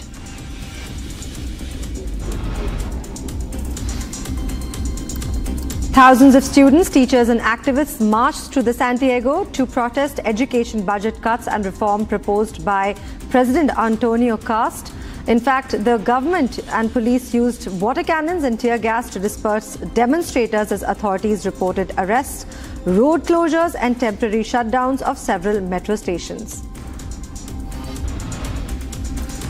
IDF releases in this case. IDF also has released video security footage The Israeli military released footage which shows the destruction of a Hezbollah weapons depot in southern Lebanon. The army claimed it used around 6 tons of explosives in the operation. The release comes as hostilities continue despite ongoing diplomatic efforts aimed at securing a lasting ceasefire between Israel and Hezbollah.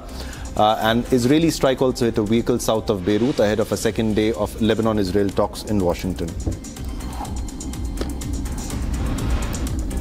17 cannons believed to have sunk in Savannah's river during the American Revolution have arrived at the Savannah History Museum ahead of America's 250th Independence Day celebrations.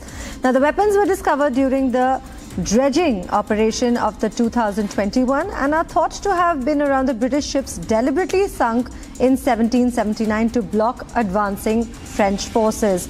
Now, after years of preservation work, the century-old cannons will now go on public display as a part of a new exhibition on Savannah's role in the American Revolution.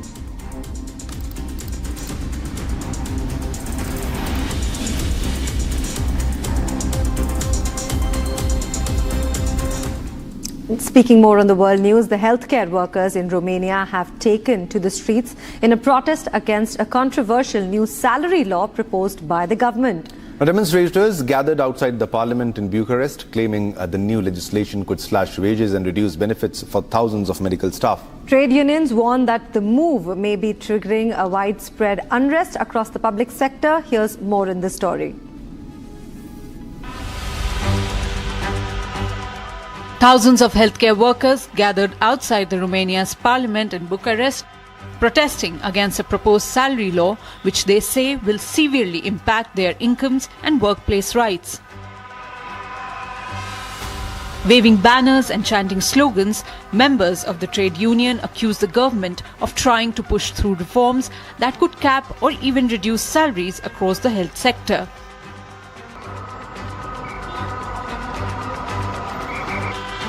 Health workers say that the promises being made on paper do not reflect the reality they will face once the law is implemented. Suntem de acord cu noua lege a salarizării, în care una este scris pe foaie și alta se va întâmpla în realitate, în care sporurile vor fi scăzute foarte mult, inclusiv salariile noastre. Suntem secții foarte grele, care suntem în deficit de personal și nu vrem să-și mai bată joc nimeni de noi. Earlier this week, court clerks and public finance employees also staged protests signaling broader dissatisfaction within Romania's public sector workforce. Trade unions are now demanding urgent talks with the government, while hospital workers view this amendment with skepticism as to how this could be beneficial for them. În cazul lucrătorilor din sistem, vă spun că o să ne bucurăm de compensații, fiindcă noua lege a salarizării nu o să ne poată oferi salariile pe care le avem în prezent și o să primim o compensație, un ajutor social, o pomană de la guvern pe durată de 5 ani de zile, ca să rămânem la acea salarizare în condițiile în care inflația, știți, toată lumea la ce nivel s-a ajuns, la ce preț are combustibil, la ce preț are hrana și așa mai departe. However, the Romanian government has defended the reforms as necessary for budget stability, but the protesters insist workers should fear the brunt of economic adjustments. As tensions continue to rise, the standoff between the unions and the government appears far from over. All right, viewers, now let's move on to another top story, international development. A horrifying attack in southern Italy has left 4 migrant farm workers dead after they were burned alive inside a car at a fuel station in Calabria. Now, surveillance footage showed attackers pouring fuel into the vehicle before setting it on fire and trapping the victims inside. Now, 2 suspects have been arrested as investigators probe the brutal killings that have shocked Italy. Here's more on the story. A chilling act of violence was caught on camera in Italy's Calabria district after 4 migrant farm workers were killed after a car they were inside was set ablaze at a fuel station. The surveillance video, which was broadcasted by the Italian media, shows men pouring flammable liquid into the back of the vehicle before igniting it. Prosecutors say 2 men have been detained in connection with the attack, while state broadcaster reported that 3 of the victims were from Afghanistan, while the other was from Pakistan. 1 man managed to escape the flames. Taji Muhammad, an Afghan farm worker who survived the attack, described the horror. मैं पता नहीं मुझे सब आग लगा है देखो पीछे सब आग सारा खत्म है.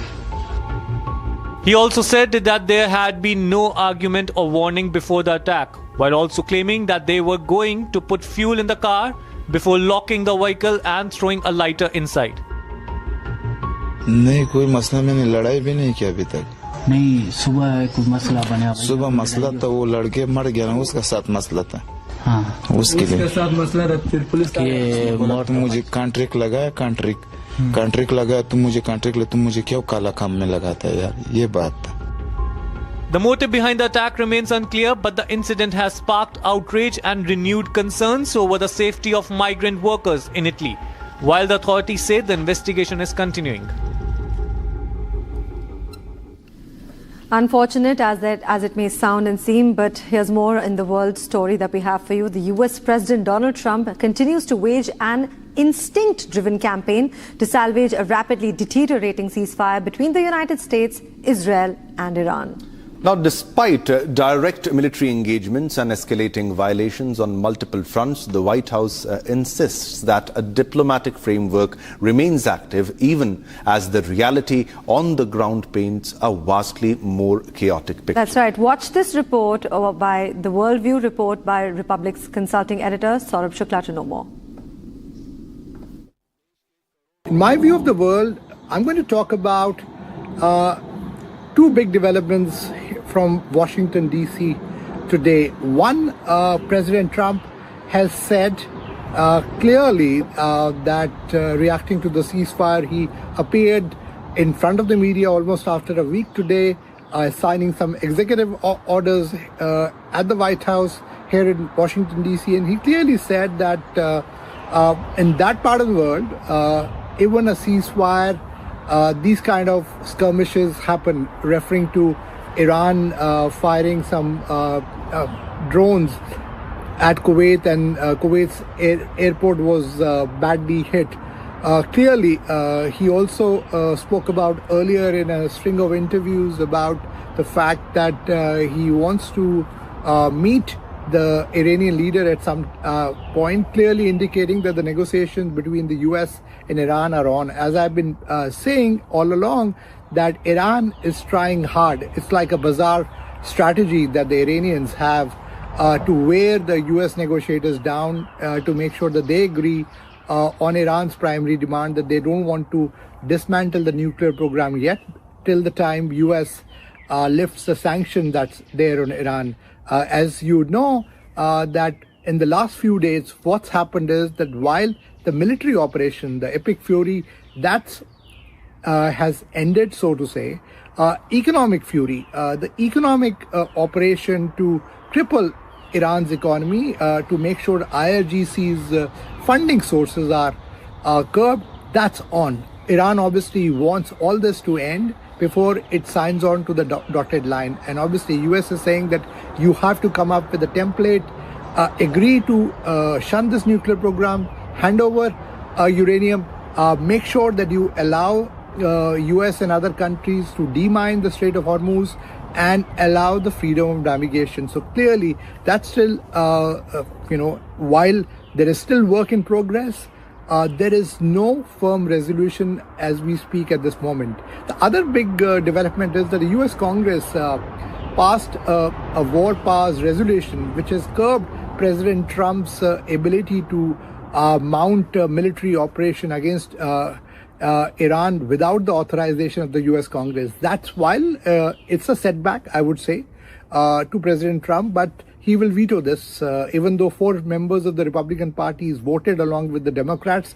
But coming at a time, certainly, all these are pinpricks, as somebody told me at the White House. But clearly, it's a sort of a setback, but President Trump has a veto there. And in any case, as I said, as the White House has been saying repeatedly, that the Operation Epic Fury, which is the military operation against Iran, that's over. So these are two big developments. Other thing would be that later this month, the G7, the world's powerful leaders, will meet in France, and President Trump is expected to be there along with all other G7 leaders. There is also expectation Prime Minister Modi will be there, and they may meet on the sidelines. Clearly, Iran will be a big focus besides Russia and Ukraine, but my sense is that if by that time there is no resolution in sight, certainly it will have a continued impact on the global economies, especially economy and energy crisis in countries in Asia, specifically India as well. So obviously we have to brace for some further disruptions while it's a rapidly evolving situation. But for now, this is the latest update that I have here from Washington, D.C. Those were thoughts from Saurabh Shukla, and indeed very interesting. But let's now shift our focus to the world of sports, where not just from India, we tell you news globally that is capturing and taking over the sports headlines.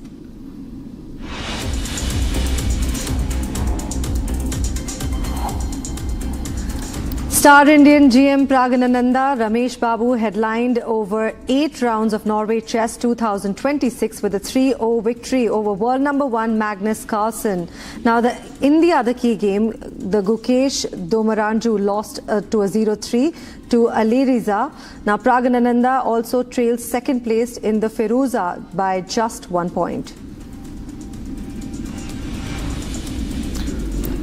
Mohammad Siraj, who played a pivotal role throughout the IPL 2026 season for the Gujarat Titans, may be arrested for the one-off test against Afghanistan starting June 6. He featured in all the 17 matches for the Titans and picked up 19 wickets at an economy of 9.06.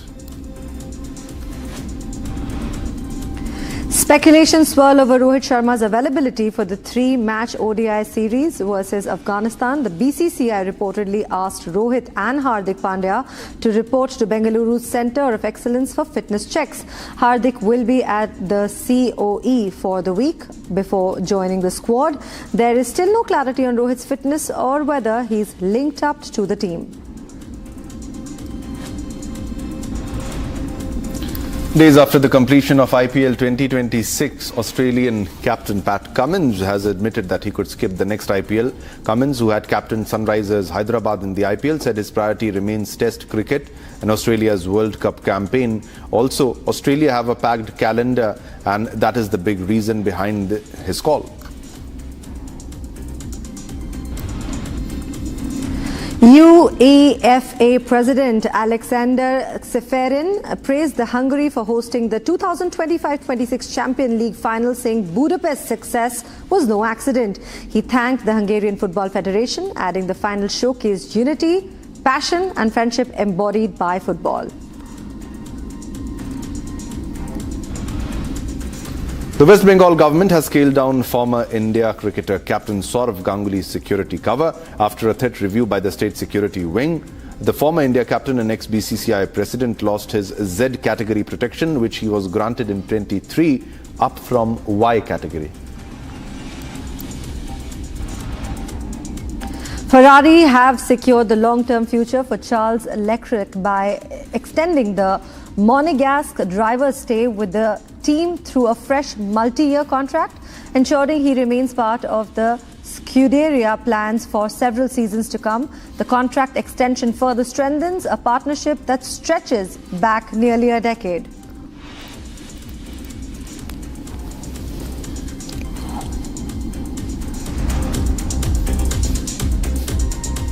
All right, viewers, it's time to slip into a short commercial break, but don't go anywhere because then we have a lot more lined up. On the other side, coming up after a short break, Delhi police arrested hotel owner Lavkesh Bajaj in connection with Delhi fire incident that killed 21.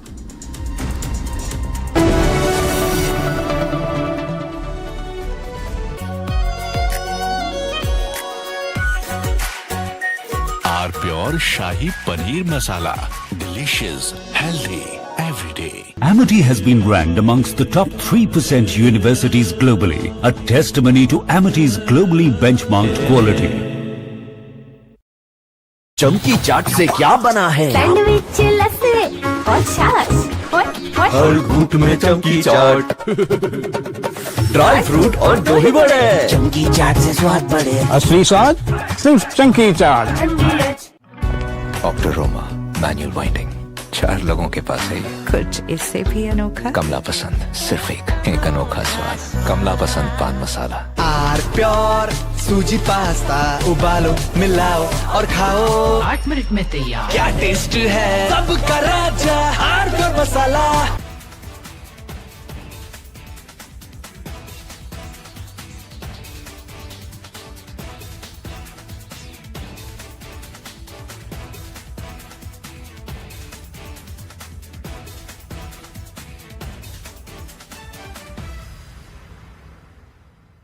I want to start with some very disturbing pictures that have come in of a so-called right-wing leader. His name is Sushil Prajapati. He's accused of rape. After being in jail for 9 months, he gets bail, which means he's still an accused. He's an accused in a rape case.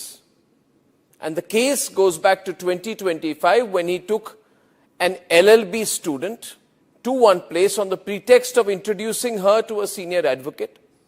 He drugged her drink and then he sexually assaulted her.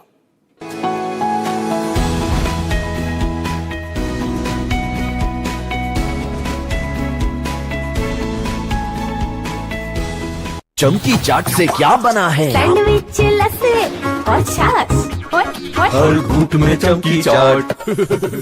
अब बताओ स्वाद आया? आया। असली स्वाद सिर्फ चंकी चाट। केसरिया से मन जोगी हुआ रे, दिल झूमे देखो मतवारा हुआ रे। केसरिया से मन जोगी हुआ। हर पल मनाओ केसरी त्योहार। विमल बोलो जुबान केसरी। थोड़े में ज्यादा स्वाद यही तो है इसकी खास बात। वाओ मामा क्या स्वाद है। अरे मेरी राजा In fact, very often I believe the only way to get justice in India is a media trial. So there's no reason for the media, if it's doing a good job of a media trial, to be on the back foot. In fact, the courts should stop making these overarching remarks about media trial and contemplate about one very basic thing. With the greatest of respect to the courts, when the other institutions fail, when people get let down by the system, when even the judiciary does not seem to be listening or raising a noise about issues, like in the case of Twisha Sharma. Who does the public look to for justice, for raising their voice, for bringing something that's utterly false, illegal or wrong to public attention? It is only and only the media. And today, therefore, we are doing a media trial in this specific case, ladies and gentlemen, of Twisha Sharma, the 33-year-old daughter-in-law of an ex-judge, in a case where the ex-judge and the ex-judge's advocate son appear to be more than involved. Ladies and gentlemen, 15 questions tonight. And if they think it's a media trial, so be it. So be it. Why did the ex-judge in the case of Twisha Sharma, neither she nor her son call a police or an... From Asia's largest news headquarters, setting the agenda for Bharat.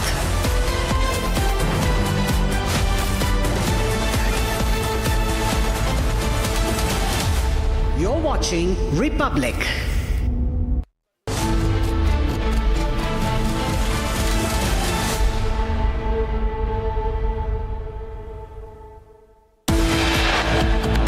Good morning. You're watching the headlines for the day. Massive fire reported in Bihar hospital. 3 died in hospital's ICU.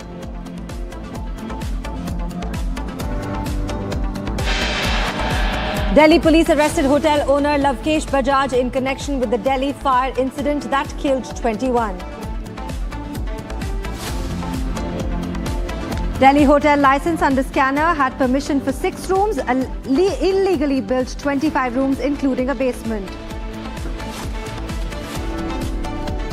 New Trinamool emerges without Mamata. 60 MLAs revolt against Mamata and Abhishek.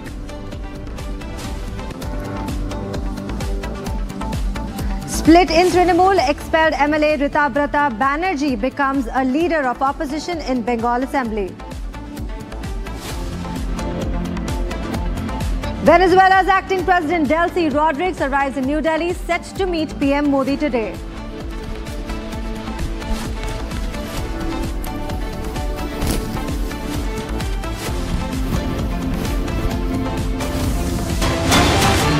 All right, viewers, we have a big breaking news coming in at the moment with regards to the fire in Malviya Nagar in New Delhi as the investigation deepens in Malviya Nagar fire case that killed at least 21 people. The main accused, Lavkesh Bajaj, has now admitted that the premises did not have a fire no objection certificate. Delhi police is now verifying records from the electricity department and other agencies to check approvals, permissions and compliance related to the premises. And during interrogation, he also tried to deflect the blame and told the Delhi police that he did not have time to personally manage or oversee the premises and had delegated day-to-day operations of the establishment to another person who was handling billing, accounts and overall management. He further told the investigators that structural changes, including an increase in room size and modifications, were suggested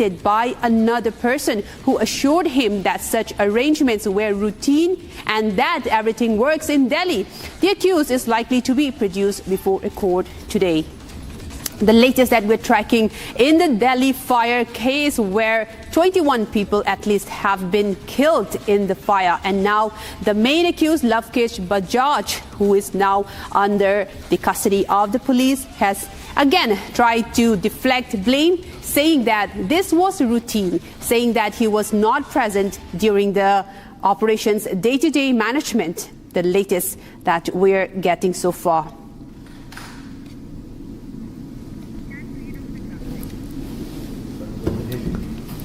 And there were many such structural lapses that have been flagged. The room was given permission for a bed and breakfast establishment, licensed for only 6 rooms. And illegally, the room had expanded to 25 rooms that completely violated the safety norms. And also, the room did not have many exits. And during the fire, the only exit that was present was also blocked, where eyewitness accounts have said that there were no windows, which is why those who were inside the room, including those who were residents at the hotel and also people who were visiting, had asphyxiation because of the smoke.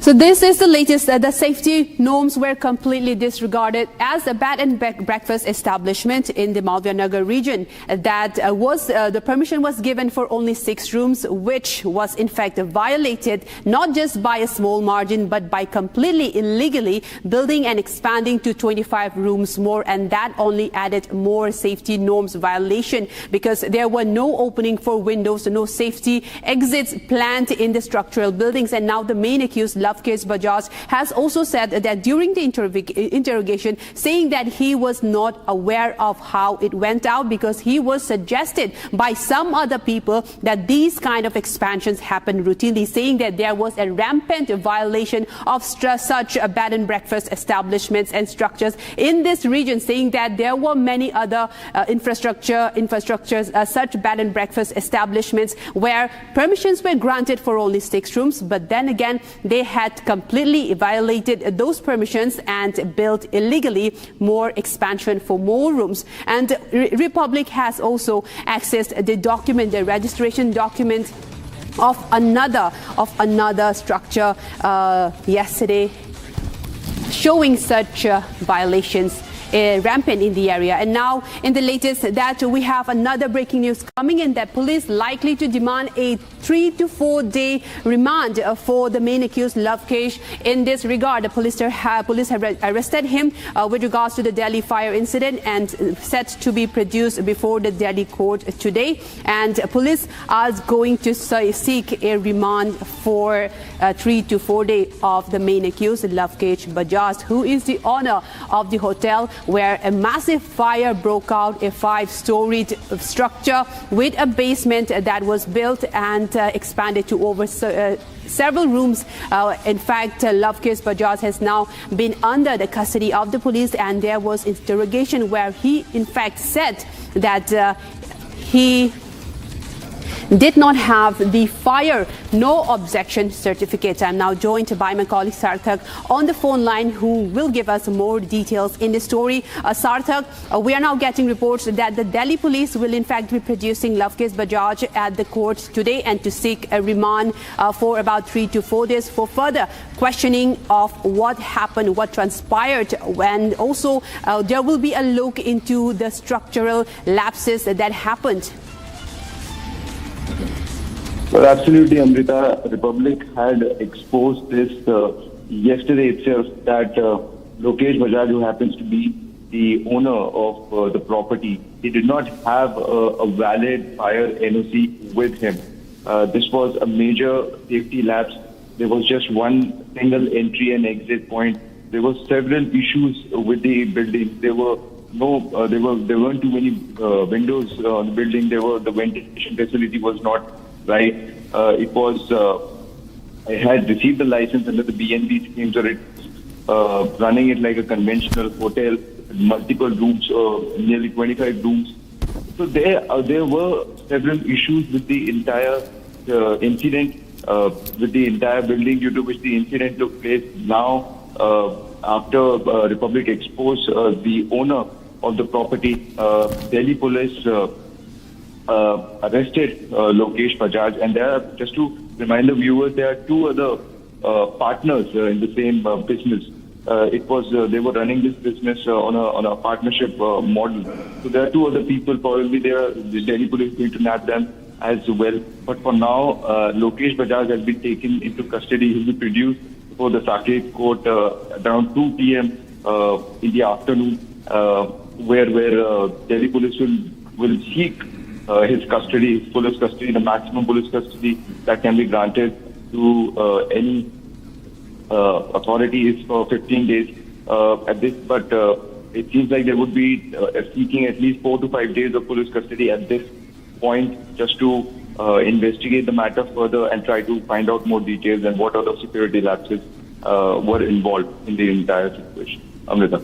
Right, Sarthak, do stay on the line because we have a bite of one of the eyewitnesses who was staying nearby the place, the site when the fire broke out, a foreign national who said that, who in fact raised many structural lapses, that there were no windows present during the fire happened. Let's take a listen to the whole statement. Ask them why the hotel doesn't have windows. If they have open windows, a lot of people could be safe, because there's no oxygen. You know, if there is a fire, it's going to be smoke. All the hotels doesn't have open windows. Okay. That's the problem, I think, why the people die. You are a foreign national, sir? Yes. Okay. You were staying in the same hotel? No, I was staying somewhere hotels, but I didn't see. I was not staying in this hotel. But the most I see Delhi hotels doesn't have open windows, and it's one of the problems is the fire break up. If there is no windows, do you know there's no smoke or fire going outside, and a lot of people are gonna get killed a quick time.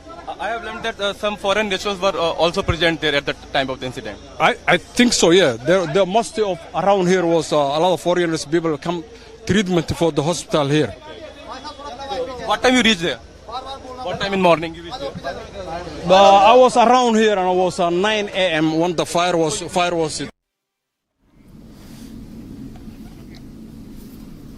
And now moving on, the owner of the hotel Flourish Stay B&B in Malviya Nagar, Lavkesh Bajaj, who had been absconding since the devastating blaze, has finally been arrested by the Delhi police. Investigators allege that the building was operating far beyond its licensed capacity, with illegal rooms, locked exits and serious fire safety violations, turning it into a death trap. As families mourn the loss of loved ones, many of them foreign nationals, their focus is now firmly on accountability, negligence and the chain of failures that led to one of the deadliest fire disasters in Delhi in recent years. More news report, take a look. पर कैसी मतलब ना तो police आई है ना भी दमकल गाड़ी आई है, सिर्फ एम्बुलेंस आई है। एम्बुलेंस क्या करेगी? यहाँ आग बुझाने का काम है। तो ये देखिए कितनी भयानक आग लगी है और दमकल की गाड़ी अभी तक नहीं आई, कम से कम 20 मिनट से ऊपर हो गया है। The fire at Malviya Nagar's Flourish Stay Hotel engulfed 21 lives, out of which 17 were foreigners. The main question is, when the fire started in the morning 8:30 a.m., where was the fire brigade? Where was the administration?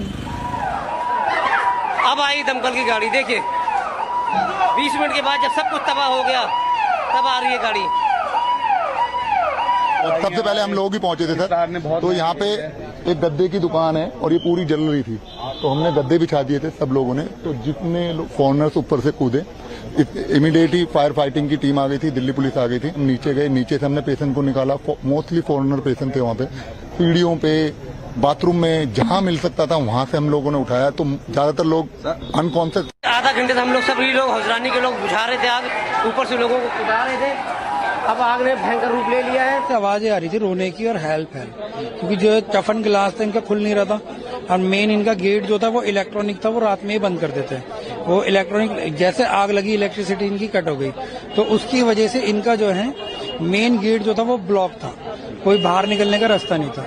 तो जहाँ main ground floor पे, first floor पे इनकी आग लगी थी, ऊपर वाले जो सेकंड फ्लोर, थर्ड फ्लोर और फोर्थ फ्लोर के बंदे थे वो कोई निकल नहीं पाया। फिर नीचे से ही हमने ईंटें मार के, पत्थर मार के वो शीशे तोड़े थे। सेकंड फ्लोर से तो 2 बंदे जो इंडियन थे वो कूद गए थे, लेकिन उनके चोट लगी थी। फिर हमने क्या करा, लेमन ग्रीन होटल से जाके हम गद्दे निकाल के लाए। वहाँ आसपास के जितने भी होटल हैं सबसे गद्दे इकट्ठे करके वो नीचे रखे। तो थर्ड फ्लोर से फिर उन्होंने जंप करना शुरू करा, जो वो फॉरेनर थे उनकी जंप कराया। फिर जंप कराने का फोर्थ फ्लोर जो था वहां से वो जंप कर नहीं पा रहे थे। फिर हम सामने बिल्डिंग में जाके फिर हमने रस्सा डाला था, रस्सा बांध के ऊपर रस्सा डाला था। लेडीज वो रस्से पे आई भी थी, लेकिन वो रस्सा छूट गया उनसे, वो नीचे गिर गई। The hotel owner behind this horror, Mr. Lavkesh Bajaj, is now finally under Delhi police custody. गाड़ी अभी तक नहीं आई दमकल की। गद्दे उठा, उठाओ इसको उठाओ। ये देखो लोग कूद रहे हैं ऊपर से, मगर अभी तक कितना ढीला काम है कि अभी तक दमकल की गाड़ी नहीं आई है। हे Radha Rani,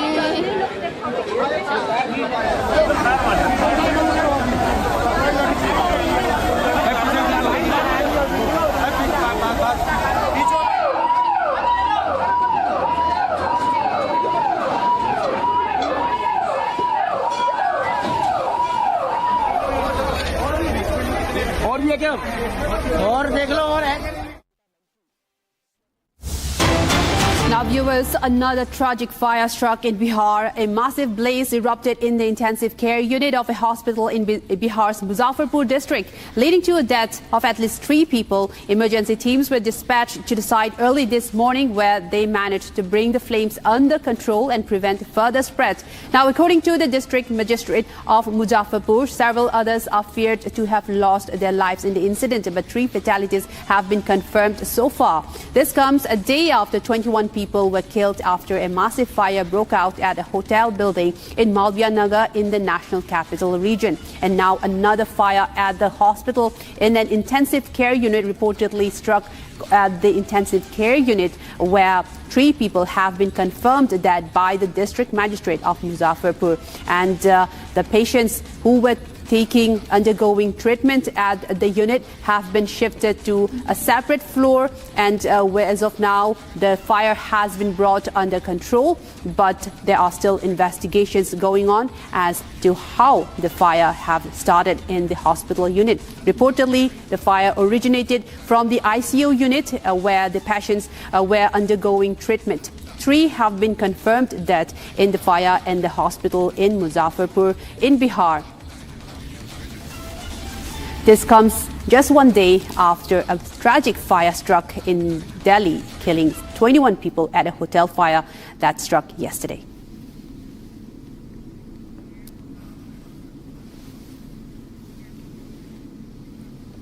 I'm now joined by Prakash, who has more details in the story. Prakash, we are now getting reports that the fire had in fact been controlled, but has there been an investigation where the cause of the fire has been established that reportedly started at the ICU unit? Well, the fire took place because of a short in a monitor in the ICU, and thereafter smoke started billowing out in the ICU, and as a result of which, due to the smoke, which caused breathlessness among the patients who were admitted in the ICU in Prasad Hospital in Muzaffarpur, then several patients were evacuated, and in the process we are reported from the district administration, which includes the DM as well as the SSP of Muzaffarpur, who have confirmed of 3 deaths so far. The patient is critical, and the rest of the patients have been shifted to other hospitals. Now, the exact cause of the fire is being investigated upon, but there was not massive fire. But as a result of the smoke which came out of the fire from the monitor which was installed in the CCU, that's what we get to know. The patients died. Now, fire tenders as well as fire extinguishers were rushed in, which took control of the situation. Now, the situation is on the other floors of the hospital, apart from the ICU. Treatment is being done as it is done on the usual day. Everything is under control right now, but now the investigations would be on as to how the fire took place and whether there was any discrepancy or negligence on part of the hospital authorities when it came to fire safety norms or not. That would be investigated upon. Back to you. Right. So the people who have been confirmed that, all of them were they undergoing critical treatment in the ICU, or were there other staffs as well? As you mentioned, it happened at the monitor and they were undergoing treatment. Were all of them only patients? And do you have more details? And can you ascertain the exact number of deaths by now? That's what I said. 3 deaths have been reported so far, and 1 more is critical as per the district administration statement, which includes the DM as well as the SSP of Muzaffarpur. The rest others have been evacuated and sent to other hospitals for treatment. We are awaiting more confirmation as to what kind of investigation is on. Right, thank you so much for joining us on this broadcast, Prakash. We'll get back to you shortly.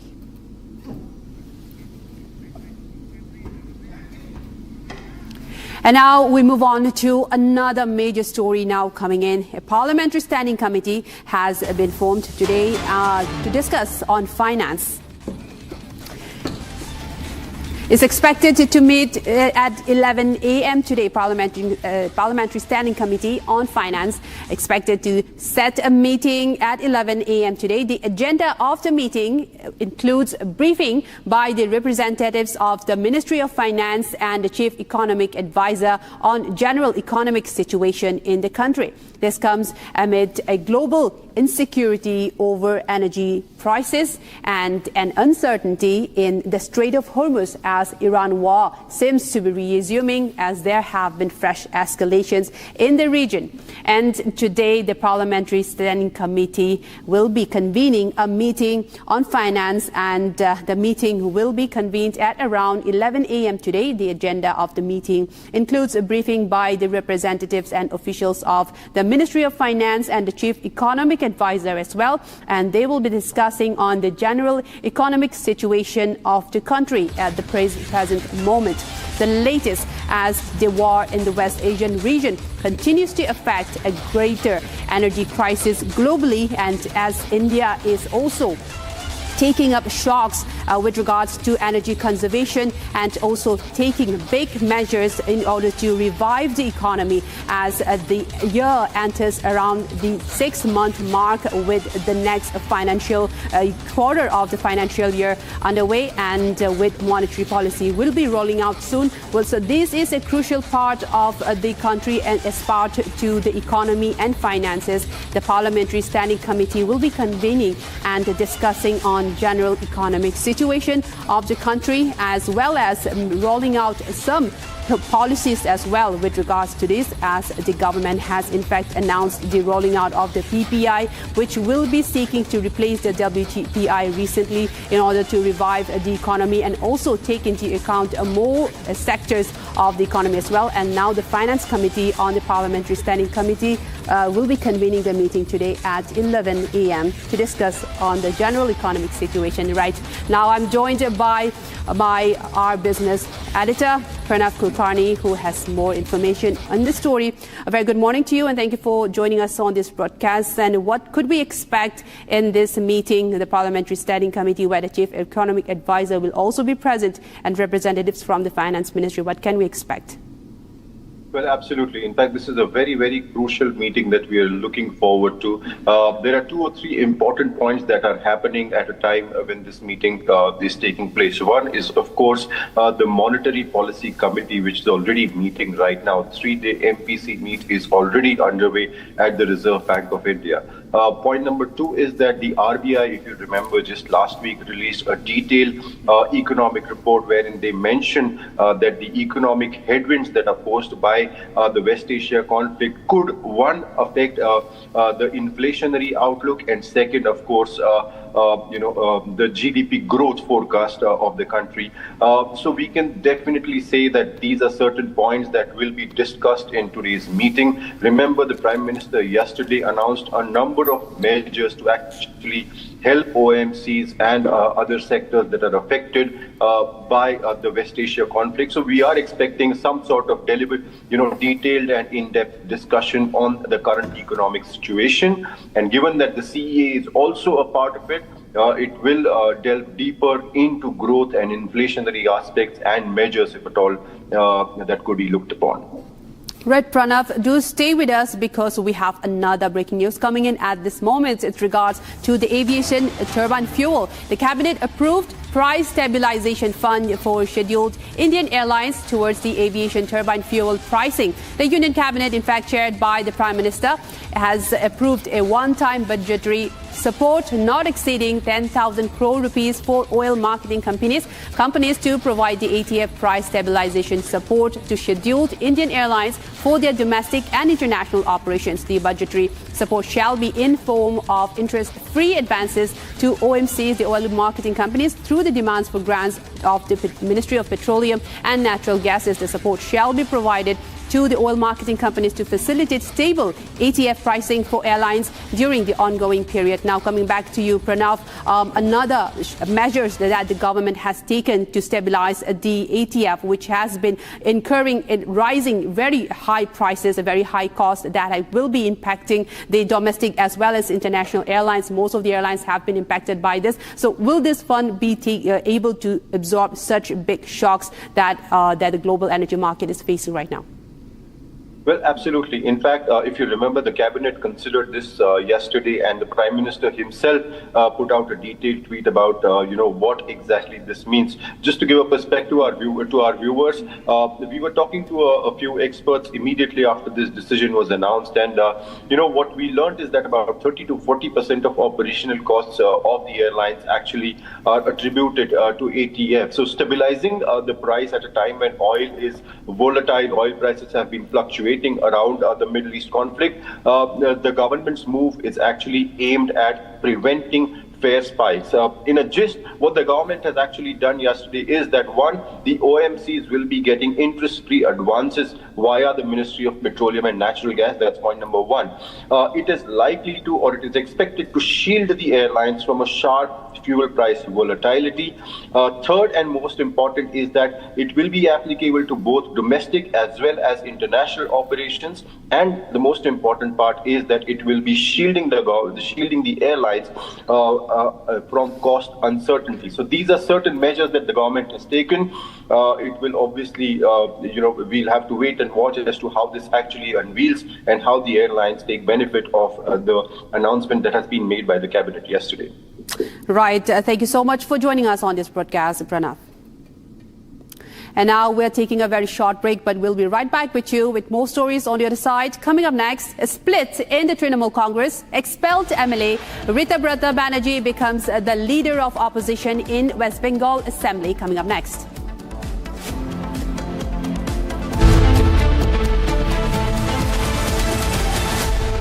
चमकी चाट से क्या बना है? आलू चाट या fruit चाट, स्वाद बनाए चमकी चाट। क्या बात है? स्वादिष्ट पकोड़े और परेशान, अरे चमकी चाट है इसकी जान। असली स्वाद सिर्फ चमकी चाट। केसरिया से मन जोगी हुआ रे, दिल झूमे देखो मतवारा हुआ रे, केसरिया से मन जोगी। हर पल मनाओ केसरी त्योहार। विमल, बोलो जुबान Kesari.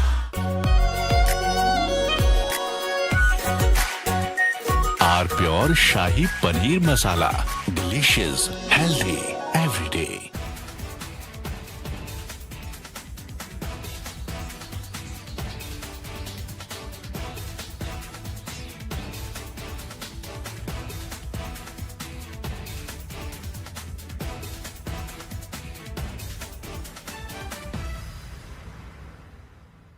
I want to start with some very disturbing pictures that have come in of a so-called right-wing leader.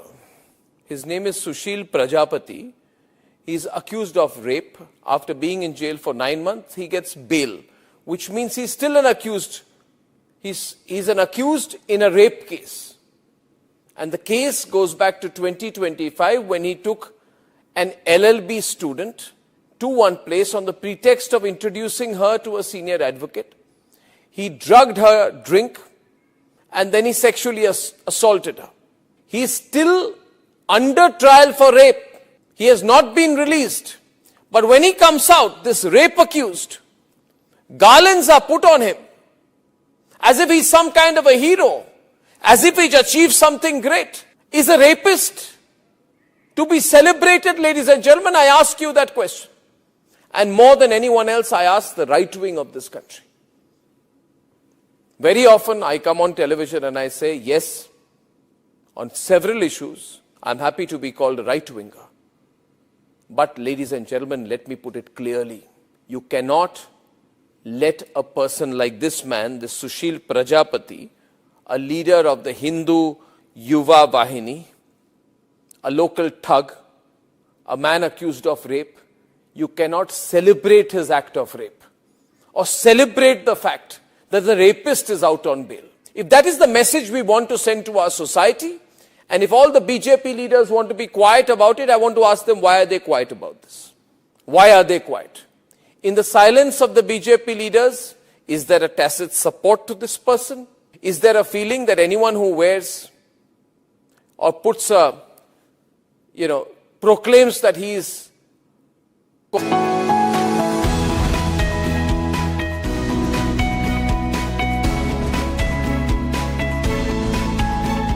बुझाए ठंडक लाए सबको भाई जीरा सिर्फ MTH का जल जीरा जीरा सिर्फ जीरा सिर्फ असली रिफ्रेशिंग, असली स्वाद, असली मजा।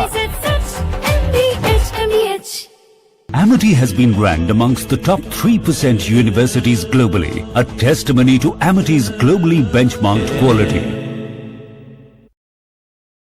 प्योर सूजी पास्ता उबालो मिलाओ और खाओ 8 मिनट में तैयार। क्या टेस्ट है सबका राजा आर प्योर मसाला। यानी इस घर में कुछ है जो टूटता नहीं, ये पिलर कभी नहीं टूटेगा। रुंगटा स्टील TMT से बना। रुंगटा नहीं तो घर स्ट्रॉन्ग नहीं। रुंगटा स्टील TMT बार एकदम सॉलिड। चमकी चाट से क्या बना है? सैंडविच, लस्सी और छाछ। हर घूंट में चमकी चाट। ड्राई फ्रूट और दही बड़े। चमकी चाट से स्वाद बढ़े। असली स्वाद सिर्फ चमकी चाट। In fact, very often I believe the only way to get justice in India is a media trial. So there's no reason for the media, if it's doing a good job of a media trial, to be on the back foot. In fact, the courts should stop making these overarching remarks about media trial and contemplate about one very basic thing. With the greatest of respect to the courts, when the other institutions fail, when people get let down by the system, when even the judiciary does not seem to be listening or raising a noise about issues, like in the case of Twisha Sharma. Who does the public look to for justice, for raising their voice, for bringing something that's utterly false, illegal or wrong to public attention? It is only and only the media. And today, therefore, we are doing a media trial in this specific case, ladies and gentlemen, of Twisha Sharma, the 33-year-old daughter-in-law of an ex-judge, in a case where the ex-judge and the ex-judge's advocate's son appear to be more than involved. Ladies and gentlemen, 15 questions tonight. And if they think it's a media trial, so be it.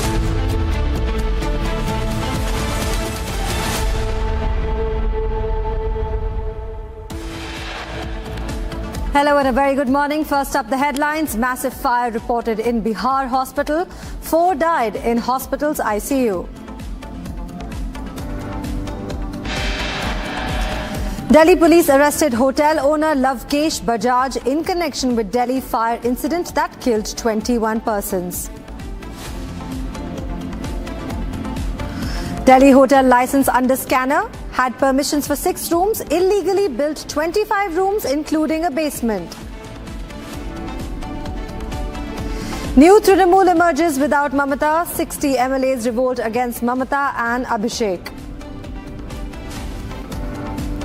Split in Trinamool, expelled MLA Ritabrata Banerjee becomes the leader of opposition in Bengal Assembly.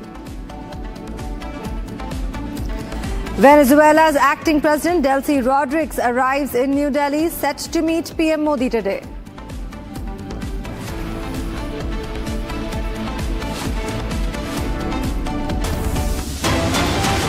Viewers, it's time for our first breaking for the bulletin. Rahul Gandhi has claimed that the Modi government is going to fall in an year's time. Tall claims by Rahul Gandhi. He says to escape public pressure, they may impose something like an emergency. Now, all of this is coming because Rahul Gandhi said that the once controlled PM Modi's structure system is collapsing. And he says that the new system is now providing information about the Prime Minister and his cabinet of ministers to him. Now, he made these remarks while addressing the tribal leaders from across the country at an event organized in New Delhi. Now, all of this to break down, this is his assessment. He says that in his assessment, Modi ji will not be the Prime Minister in an year's time. Now, this was quoted by Rahul Gandhi. What we know so far is that he is claiming that the system that was once controlled by Prime Minister Modi is collapsing. Now, all of this has been sharply pushed back by the leaders of the Bharatiya Janata Party. He said, BJP hits back at Rahul Gandhi, saying that the BJP accuses him of fear-mongering. Now, all of this has been created in the economy. BJP says that Rahul Gandhi is not just spreading lies, he is trying to fuel panic, and also he is profiteering that from this whole model, which is called the Rahul Gandhi model. Now, Rahul Gandhi, although has made this statement that the Modi government will fall in a year's time, but the Bharatiya Janata Party is hitting back and accusing him of creating fear in the economy. Also, this is some kind of a frustration, it's a forecast, or is it just fear from fear of politics from Rahul's side is something that we will of course try to come back. But the BJP has so far sharply criticized Rahul Gandhi's irresponsibility and this attempt of him to create instability in the government. Now, the opposition parties and even the democratic right to critique the government and highlight economic distress is something that is kind of welcome, but not in a way that it is a politically provocative, in fact, statement. And clearly, whether there is any merit behind it or whether it is a rhetoric cross into fear-mongering is something that the BJP is questioning of Rahul Gandhi.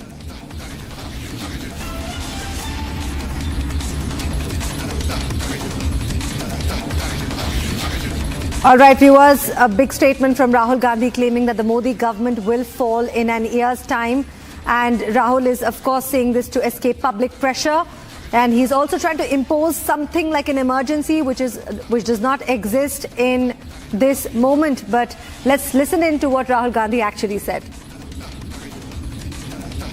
नहीं आ रही है, भयंकर आर्थिक tsunami अब आ रही है। उसका कारण है कि हिंदुस्तान का जो प्रोटेक्शन का सिस्टम था, जो इंटरनेशनल इकोनॉमी से एक प्रकार से शॉक अब्जॉर्बर था, उसको बीजेपी ने हटा दिया है। तो एक तरफ से भयंकर आर्थिक सुनामी आ रही है, प्राइसेस बढ़ रही हैं, और ये अभी शुरुआत देखी आपने। ऐसी इकोनॉमिक क्राइसिस आएगी हिंदुस्तान में जो आपने अपने लाइफ में नहीं देखी होगी। ये हो रहा है, इसको अब कोई रोक नहीं सकता है। दूसरी तरफ क्या हो रहा है, हिंदुस्तान के अंदर, सिस्टम के अंदर इंस्टीट्यूशनल रिवोल्ट हो रहा है। तो आप सोचती हैं कि इलेक्शन कमीशन फुली कंट्रोल्ड है, वो 3 साल पहले फुली कंट्रोल्ड है। चीफ इलेक्शन कमिश्नर के मैसेजेस मेरे पास आ रहे हैं, head of intelligence system, senior judiciary, सारों के सारे रिवोल्ट कर रहे हैं, इंफॉर्मेशन दे रहे हैं हमें। तो जो कंट्रोल का सिस्टम था एक तरफ से, वो कोलैप्स कर रहा है अंदर से, क्योंकि लोगों को दिख रहा है कि जनता का प्रेशर अब ऐसा भयंकर आएगा, अगर हम इस रास्ते पे चलते गए तो हमारे लिए रिस्क हो जाएगा। आप क्या सोचते हो, अगर जनता को मालूम है कि इलेक्शन सिस्टम रिग्ड है और जनता की मतलब इकोनॉमिक प्रेशर, गरीबी, दर्द के कारण जनता में गुस्सा आ गया, आप क्या सोचते हो कि इलेक्शन कमिश्नर को डर नहीं लगेगा कल क्या होने वाला है? तो अब क्या हो रहा है, सिस्टम अंदर से ऐसे हिल रहा है पूरा।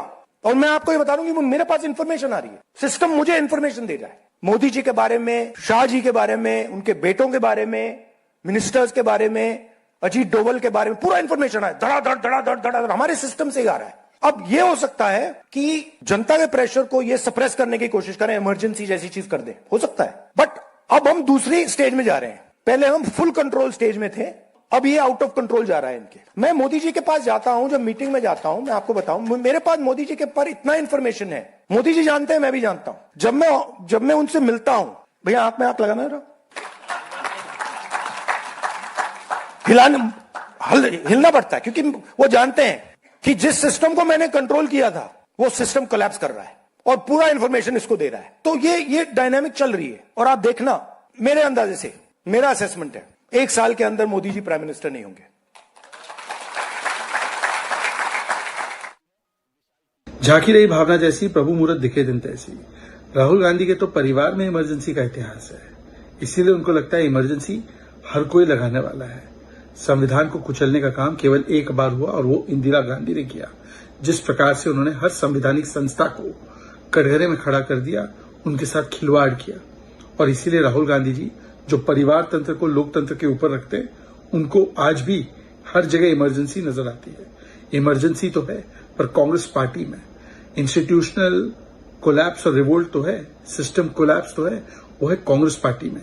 क्योंकि 99 इलेक्शंस हारने के बाद अब कांग्रेस का इंस्टीट्यूशन परिवारवाद के इंस्टीट्यूशन के खिलाफ रिवोल्ट करने के लिए आज आगे आ रहा है। और इसीलिए एक के बाद एक कांग्रेस पार्टी लोग छोड़कर जा रहे हैं, वो आपके खिलाफ रिवोल्ट कर रहे हैं। समझ में नहीं आता कि आप 99 इलेक्शन हारने के बाद किसी भी कांग्रेसी कार्यकर्ता के साथ आंख में आंख कैसे मिला के बात कर सकते हैं। पर आप ठहरे एलओपी, लीडर ऑफ प्रोपेगेंडा, झूठ फैलाना, पैनिक क्रिएट करना और प्रॉफिटियर करना, यही तो आपका मॉडल है। पैनिक टू प्रॉफिट, आपदा में अवसर। आप वो है जो इकोनॉमी के बारे में झूठ बोलते हैं इकोनॉमी इज डेड, जब भारत की इकोनॉमी सबसे तेजी से बढ़ने वाली लार्ज इकोनॉमी है। आप भारत की वैक्सीन के खिलाफ दुष्प्रचार करते हैं ताकि फॉरेन मेड वैक्सीन बेच सके। आप भारत की ऑपरेशन सिंदूर और गलवान में हुए ऑपरेशंस के खिलाफ बोलते हैं और भारत की सेना के मनोबल को तोड़ते हैं और भारत की सुप्रीम कोर्ट आपको फटकार लगाती है। आप भारत की लोकतांत्रिक शक्ति के खिलाफ विदेश में जाकर बोलते हैं क्योंकि भारत के खिलाफ भारत की बदनामी करने का, सुपारी लेने का काम अगर किसी ने किया है तो आपने किया है। इसीलिए ये भारत बदनामी एजेंडा बंद कीजिए, पैनिक टू प्रॉफिट क्रिएट करना बंद कीजिए और एलओपी का मतलब लीडर ऑफ प्रोपेगेंडा नहीं है, इस बात को समझिए। All right, as very rightly said by Shehbaz right now, it is, we don't know if this is some kind of a frustration or is it fear of politics or some kind of forecast, but these were the tall claims, or claims rather, we don't know what these are, by Modi government will fall by Rahul Gandhi. This is the leader of the opposition saying all of this and trying to create some kind of an emergency and panic, which does not technically or categorically exist at this point in time. The BJP, of course, has hit back. We have the BJP mentioning time and again that this is something that is trying to create fear, fueling panic and kind of profiting from the situation. But we will give you more details on that. For now, we have the Jammu and Kashmir police carrying out raids across the valley in order to dismantle the ecosystem of terror and radicalization being operated from across the border. Now, based on the input that is generated by the intelligence wing of the J&K police, raids are being carried out in the 6 districts of Kashmir Valley. Here's a full report of everything that we know so far. Take a look. Massive anti-terror operations are underway in Rajouri and the Poonch, and so does in the Akhnur and the Sundarbani area.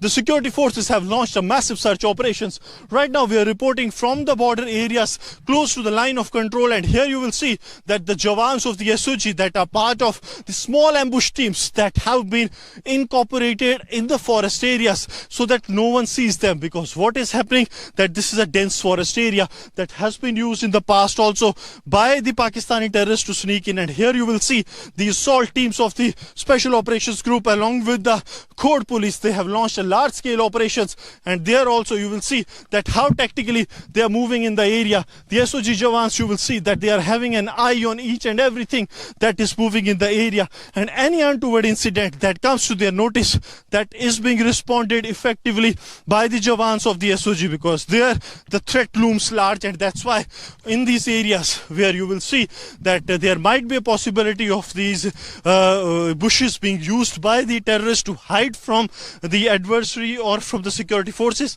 how these men in the uniform, they are ensuring that every nook and corner is secured. There also you will see that how these men of the Jammu and Kashmir police, they are moving rapidly in the area, and by the footsteps you will have an idea that how they are trying to ensure that any threat that looms large on the security, that is foiled. Because as we speak here, this entire area has been cordoned in, and now step by step these men of the Special Operations Group are moving, because this area in the past also have seen multiple encounters taking place. This has seen in the past that how Pakistan is pushing their terrorists into the Indian territory, be it drone dropping of the weapons and narcotics, that has also been a major threat.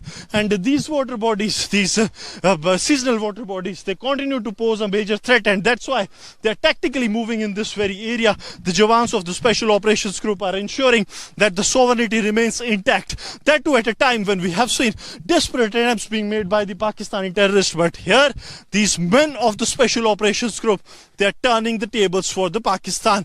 They are ensuring that any attempt that is being made by the adversary, that is foiled. Because what we have seen in the past, that wherever the threat lies, these men of the Jammu and Kashmir police, they stand like a wall. And now the massive searches are underway in the Akhnur Sundarbani area of Jammu.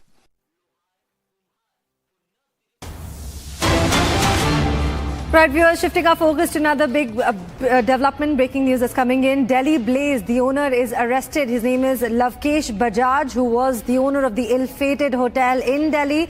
A manhunt for the hotel manager, Jay Mishra, is, who is also responsible for the Delhi Blaze, is also on. Now, this fire had killed 21 people and illegally increased the number of rooms in his property. And the owner is arrested, and the search for the manager is currently on. on. What we know so far is that this is the arrest of Lavkesh Bajaj. In fact, Jai Mishra's lookout is on the cards for now. In fact, the search and manhunt for the hotel manager in the Delhi Blaze case hotel license is issued by the police. We have my colleague Saurabh with us. Saurabh, just in the past 24 hours, a lot has been lost. Lives have been taken away. 21 people have been killed. And now, Saurabh, of course, we understand that the owner of the hotel, Lavkesh Bajaj, has been arrested. But the manager is currently on a manhunt. Yes, Nayan.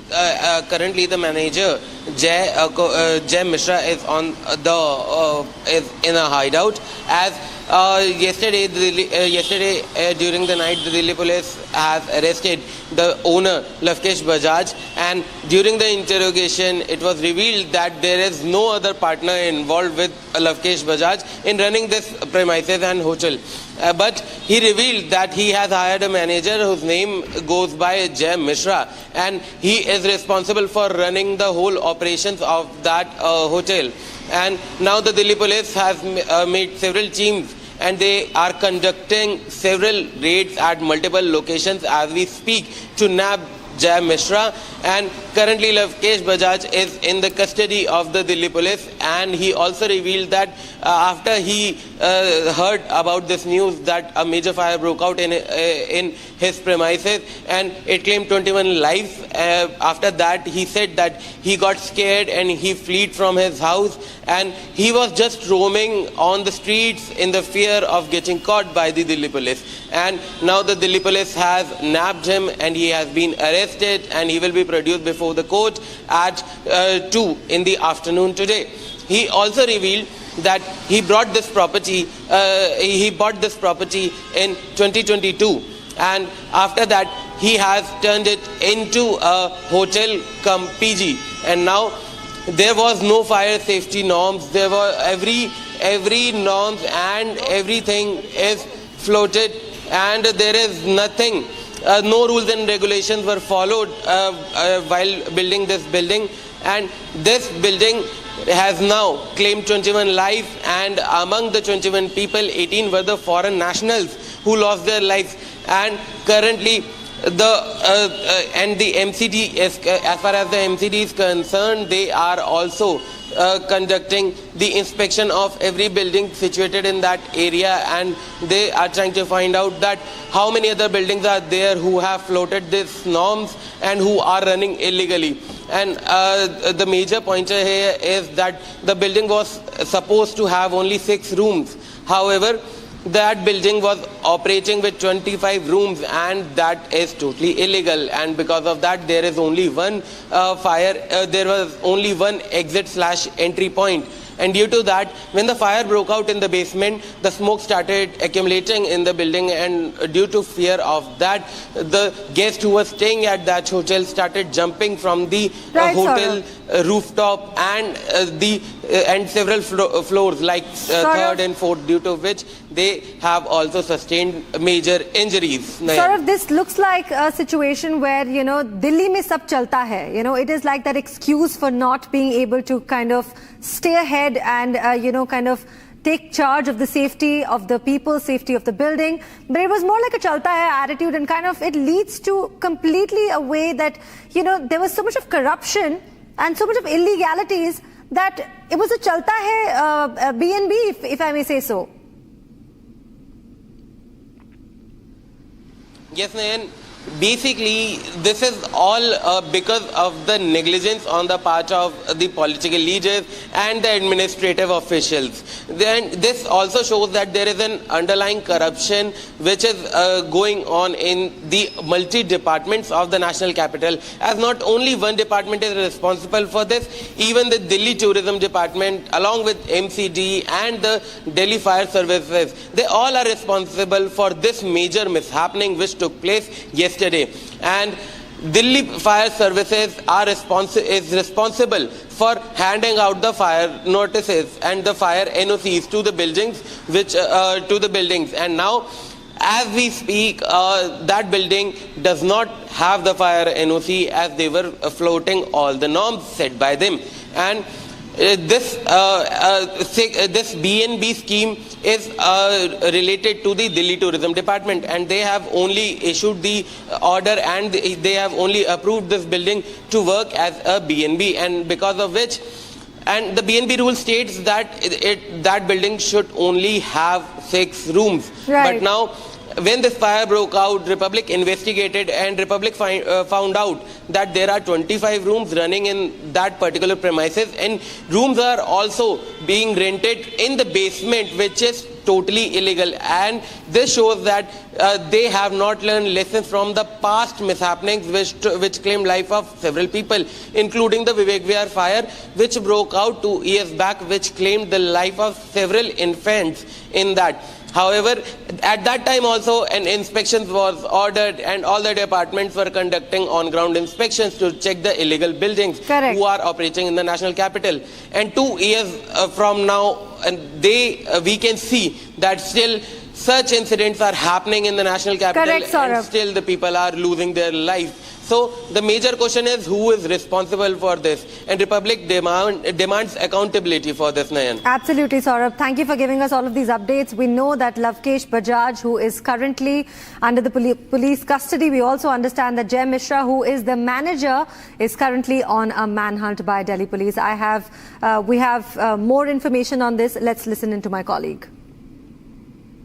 Hotel में आग लगी, 21 लोगों की मौत हो गई। जांच में पता लगा महज 6 कमरों का ब्रेकफास्ट एंड बेड लाइसेंस के जरिए वो प्रॉपर्टी चलनी थी, लेकिन 26 कमरे बना दिए गए। उसके बाद जांच शुरू हुई और पता लगा कि इस पूरे मालवीय नगर में कई ऐसे होटल हैं जो कि नियमों को ताक पे रखकर ऑपरेट हो रहे हैं। और जैसे 21 लोगों के मरने की जानकारी मिली, मौत की जानकारी मिली हादसे में जलने से, उसके बाद कुछ ऐसे होटल जो कि जांच के दायरे में थे वो बंद हो गए हैं और उसको पूरे तरीके से लॉक कर दिया गया है। एक होटल उसी गली के अंदर मैं मौजूद हूँ जहां आग लगी, वहां से तकरीबन 150 मीटर दूर ये होटल होगा। आप अब इस होटल को फ्रंट से देखिए, कहीं पर भी आपको इस होटल का नाम, इस होटल की होर्डिंग कुछ नहीं नजर आएगा। और जब हम यहाँ पहुंचे तो स्थानीय लोगों से हमने बात की, कुछ लोग बिना कैमरे पे बात करते नजर आए। उनका ये कहना है कि कल तक यहाँ पर बोर्ड भी लगा था, यहाँ पर ये जो दरवाजे आज बंद है, देखिए पूरे तरीके से लॉक कर दिए गए हैं। ये दरवाजे खुले हुए थे, जो गेस्ट थे वो अंदर रह रहे थे, लोगों का आना जाना लगा हुआ था, लेकिन अब ये पूरे तरीके से बंद है। आप अंदर, अगर मेरे विजय आपको थोड़ा यहाँ से अगर तस्वीर दिखाएं तो इलेक्ट्रिसिटी पैनल आप अंदर देखिए, वो पूरे तरीके से चल रहे हैं। तो ये बात बिल्कुल क्लियर है कि इस होटल के अंदर लोग हैं, लेकिन स्टाफ है या कोई ठहरा हुआ है उसको लेकर कोई भी क्लियरिटी नहीं है और गेट पूरे तरीके से बंद है।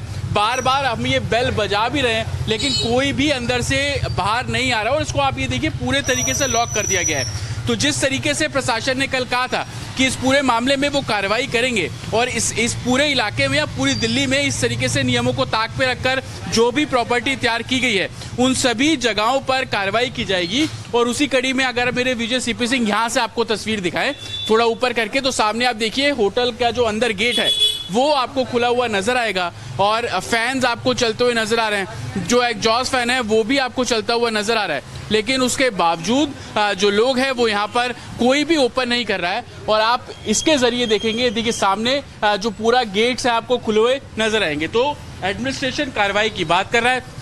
पुलिस का कहना है कि नियमों को ताक पे रख के जिस तरीके से प्रॉपर्टी चल रही है उन पर कार्रवाई की जाएगी। और उसी डर से आप जो पूरे मालवीय नगर की बात करें, कई ऐसे होटल है जो कि लोग लॉक करके बंद करके यहाँ से फरार हो गए हैं। Right. Now, the owner of the hotel Flourish Stay B&B in Malviya Nagar, Lavkesh Bajaj, who has been absconding since the devastating blaze, has finally been arrested by the Delhi police. Now, investigators allege that the building was operating far beyond its licensed capacity with illegal rooms, locked exits, serious fire safety concerns, turning it into a deadly trap. Now, as the families mourn the loss of the loved ones, many of them were foreign nationals. The focus is now on firmly for accountability, negligence and the chain of failures that led to deadliest Delhi's fire disaster in recent years. Here's more in the report. पर कैसी मतलब ना तो police आई है ना भी दमकल गाड़ी आई है, सिर्फ एम्बुलेंस आई है। एम्बुलेंस क्या करेगी? यहाँ आग बुझाने का काम है तो ये देखिए कितनी भयानक आग लगी है और दमकल की गाड़ी अभी तक नहीं आई, कम से कम 20 मिनट से ऊपर हो गया है। The fire at Malviya Nagar's Flourish Stay Hotel engulfed 21 lives, out of which 17 were foreigners. The main question is, when the fire started in the morning 8:30 a.m., where was the fire brigade? Where was the administration?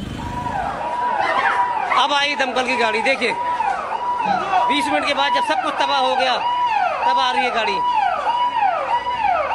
सबसे पहले हम लोग ही पहुंचे थे sir, तो यहाँ पे एक गद्दे की दुकान है और ये पूरी जल रही थी, तो हमने गद्दे बिछा दिए थे सब लोगों ने, तो जितने फॉरेनर्स ऊपर से कूदे इमीडिएटली फायर फाइटिंग की टीम आ गई थी, दिल्ली पुलिस आ गई थी, नीचे गए, नीचे से हमने पेशेंट को निकाला, मोस्टली फॉरेनर पेशेंट थे वहाँ पे, सीढ़ियों पे बाथरूम में जहाँ मिल सकता था वहाँ से हम लोगों ने उठाया, तो ज्यादातर लोग अनकॉन्शियस। आधा घंटे से हम लोग सभी लोग हौजरानी के लोग बुझा रहे थे आग, ऊपर से लोगों को उठा रहे थे, अब आग ने भयंकर रूप ले लिया है। आवाजें आ रही थी रोने की और हेल्प हेल्प, क्योंकि जो टफन ग्लास था इनका खुल नहीं रहा था और मेन इनका गेट जो था वो इलेक्ट्रॉनिक था, वो रात में ही बंद कर देते हैं, वो इलेक्ट्रॉनिक जैसे आग लगी इलेक्ट्रिसिटी इनकी कट हो गई, तो उसकी वजह से इनका जो है मेन गेट जो था वो ब्लॉक था, कोई बाहर निकलने का रास्ता नहीं था।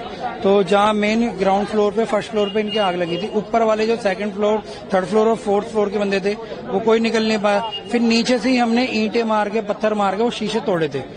सेकंड फ्लोर से तो 2 बंदे जो इंडियन थे वो कूद गए थे, लेकिन उनके चोट लगी थी।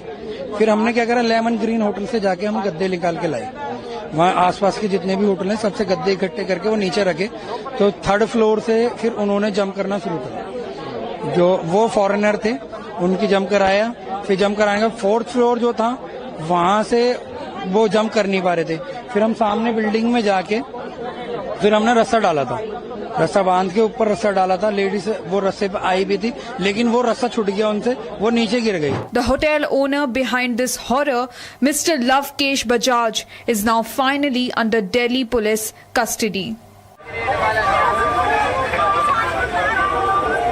गाड़ी अभी तक नहीं आई दमकल की,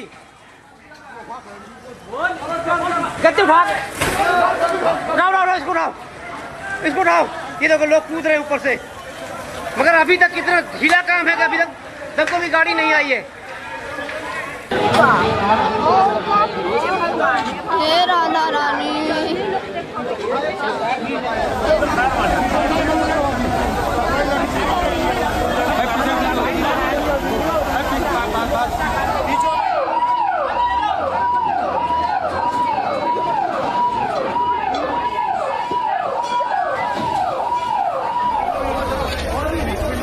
और ये क्या, और देख लो और है।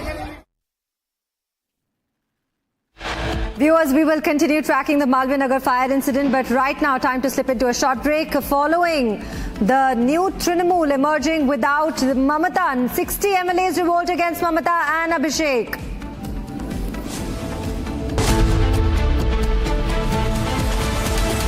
थोड़े में ज्यादा स्वाद यही तो है इसकी खास बात। वाओ मामा, क्या स्वाद है? अरे मेरे राजा, AU करंट अकाउंट के साथ मिलता है free UPI QR overdraft facility और एक ही ऐप से बैंक के सारे काम। AU सोच बदलो और बैंक भी। चमकी चाट से क्या बना है? सैंडविच, लस्सी और छाछ। हर घूंट में चमकी चाट। अब बताओ स्वाद आया? आया। असली स्वाद सिर्फ चमकी चाट। जब तक लाजवाब न बन जाए उसे नहीं इत्मीनान है, तभी तो रिचमंड बनना नहीं आसान है। R pure shahi paneer masala, delicious, healthy everyday.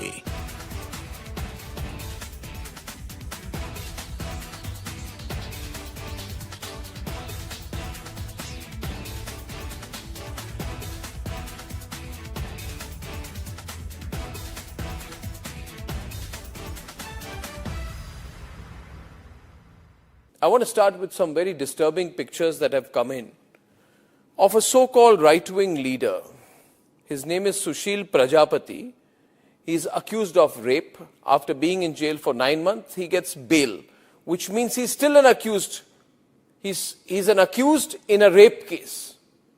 And the case goes back to 2025 when he took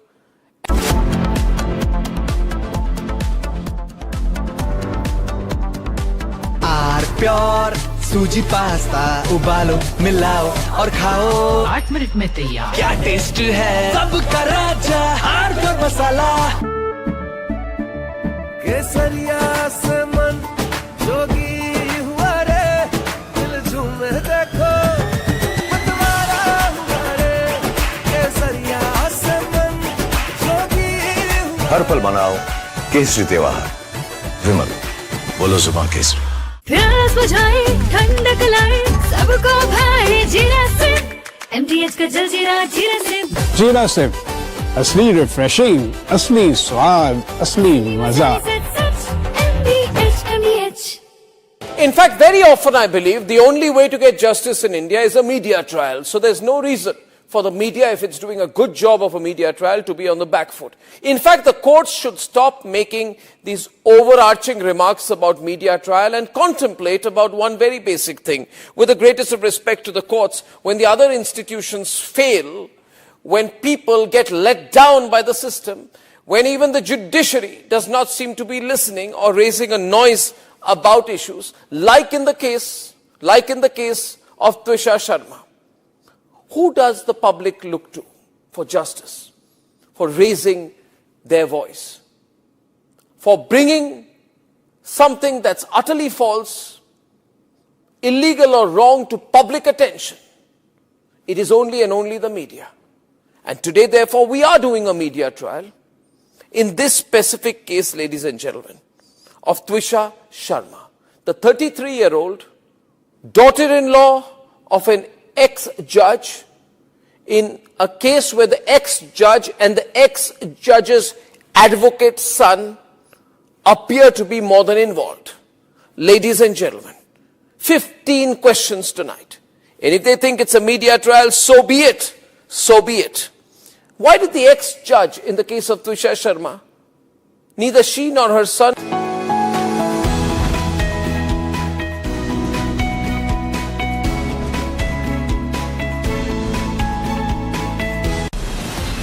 From Asia's largest news headquarters, setting the agenda for Bharat.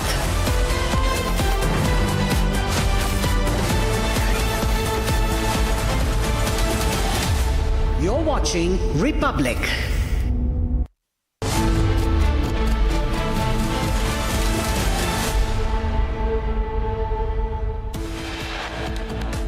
Massive fire reported in Bihar. Hospital, 3 died in hospital's ICU. Delhi police arrested hotel owner Lavkesh Bajaj in connection with the Delhi fire incident that killed 21 people. Delhi hotel license under scanner had permission for 6 rooms, illegally built 25 rooms including basement. New Trinamool emerges without Mamata. 60 MLAs revolt against Mamata and Abhishek. Split in Trinamool, expelled MLA Ritabrata Banerjee becomes leader of opposition in Bengal Assembly.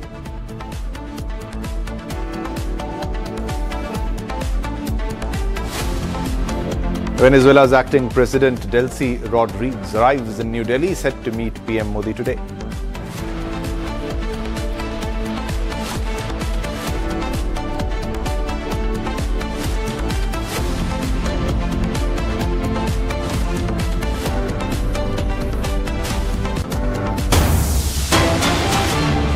All right, viewers, let's begin this bulletin with the very big breaking news developments. The story that we have been continuously tracking. This is about the Delhi fire, Delhi inferno, the Delhi hotel horror, where the permission was only for 6 rooms, yet operating 26 rooms, and also the major revelations regarding license and approvals in Malviya Nagar inferno have come to light. It is a brazen case of public apathy, where safety norms were flouted at multiple levels. The hotel owner had the license only for a tea shop and he was running a hotel. Just imagine, the owner of the Flourish Stay Hotel had allegedly applied for a license solely to operate a tea shop under the Tatkal scheme, that is the instant license category scheme.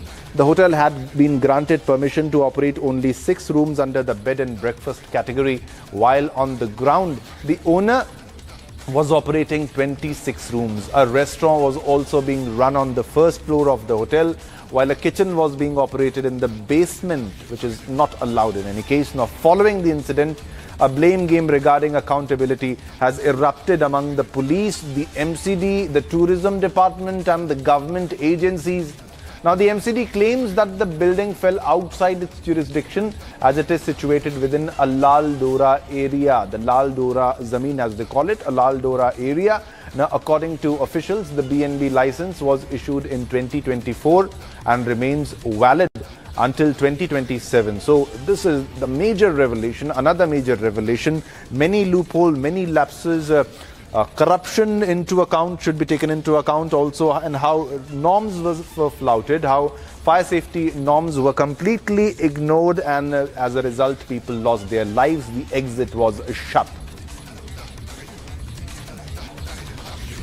All right, let's go to our colleague Saurav, who has been continuously tracking all the developments in this case. Saurav, there have been many lapses in this case. Now it's like everybody is passing the buck. The MCD claims that the building fell outside its jurisdiction. It's not our problem, and everybody is passing the buck, and they're calling it a Lal Dora area in this case. But he only had the license to operate a tea shop, but he was running a full hotel with 26 rooms, Saurav.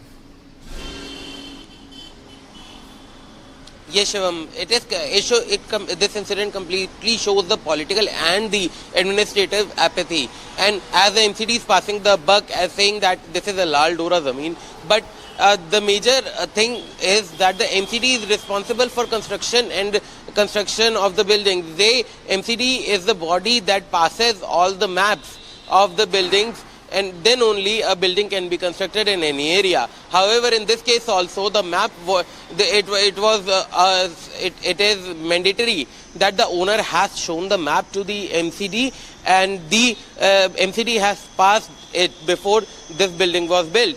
And this shows that the junior engineer of the area, MCD's junior engineer, has clearly taken some money or some bribe from the owner to let them build this whole hotel.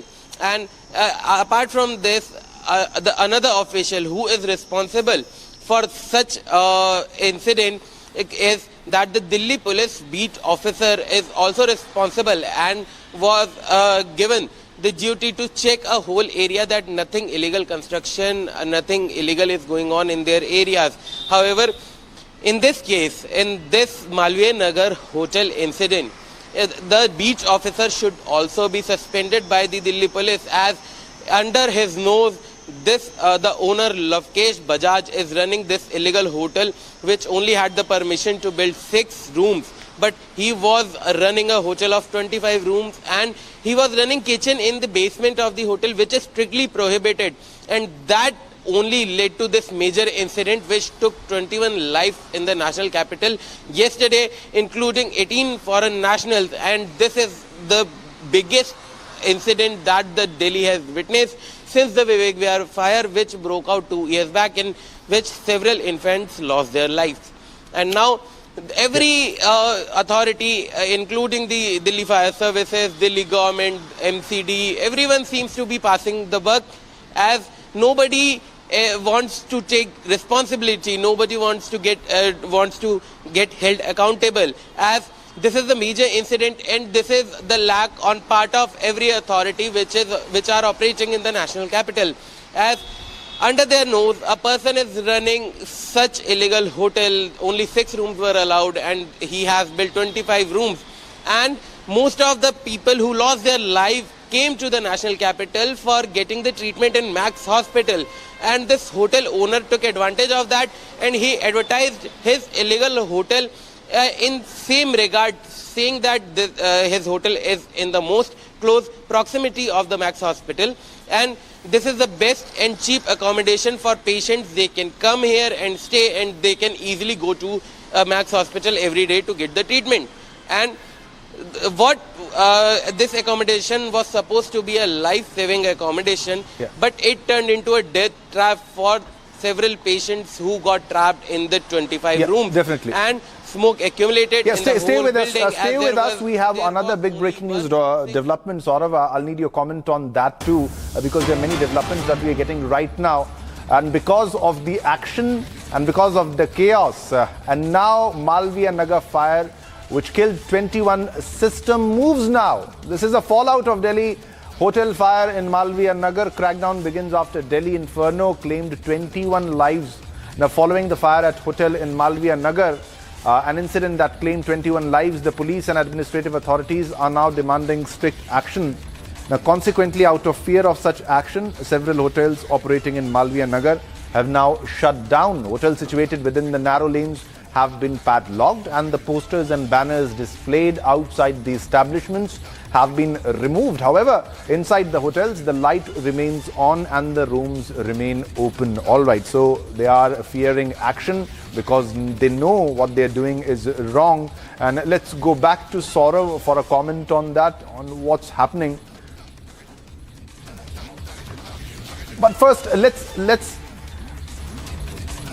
several hotels shut down after fear of action in Delhi. This is the latest that we are getting, and the police and administrative authorities are now demanding action. In this case, the hotel owner has been arrested. The other partner is on the run. Also, they also partners in this functioning of the hotel that we are getting to know. But norms were flouted, and these are the visuals also on your screen, ladies and gentlemen. This is Delhi killer negligence, Malviya Nagar, and this is one of the visuals where massive fire guts the hotel. This is one of the visual where you can just imagine the kind of fire. Nobody can escape that, the level of temperature that might have been in place because of this extreme fire. Other visual also on your screen, trapped people jumping from the window. And I also highlighted by a foreign national when our correspondent spoke to him. He said there are no windows in all the hotels which are there.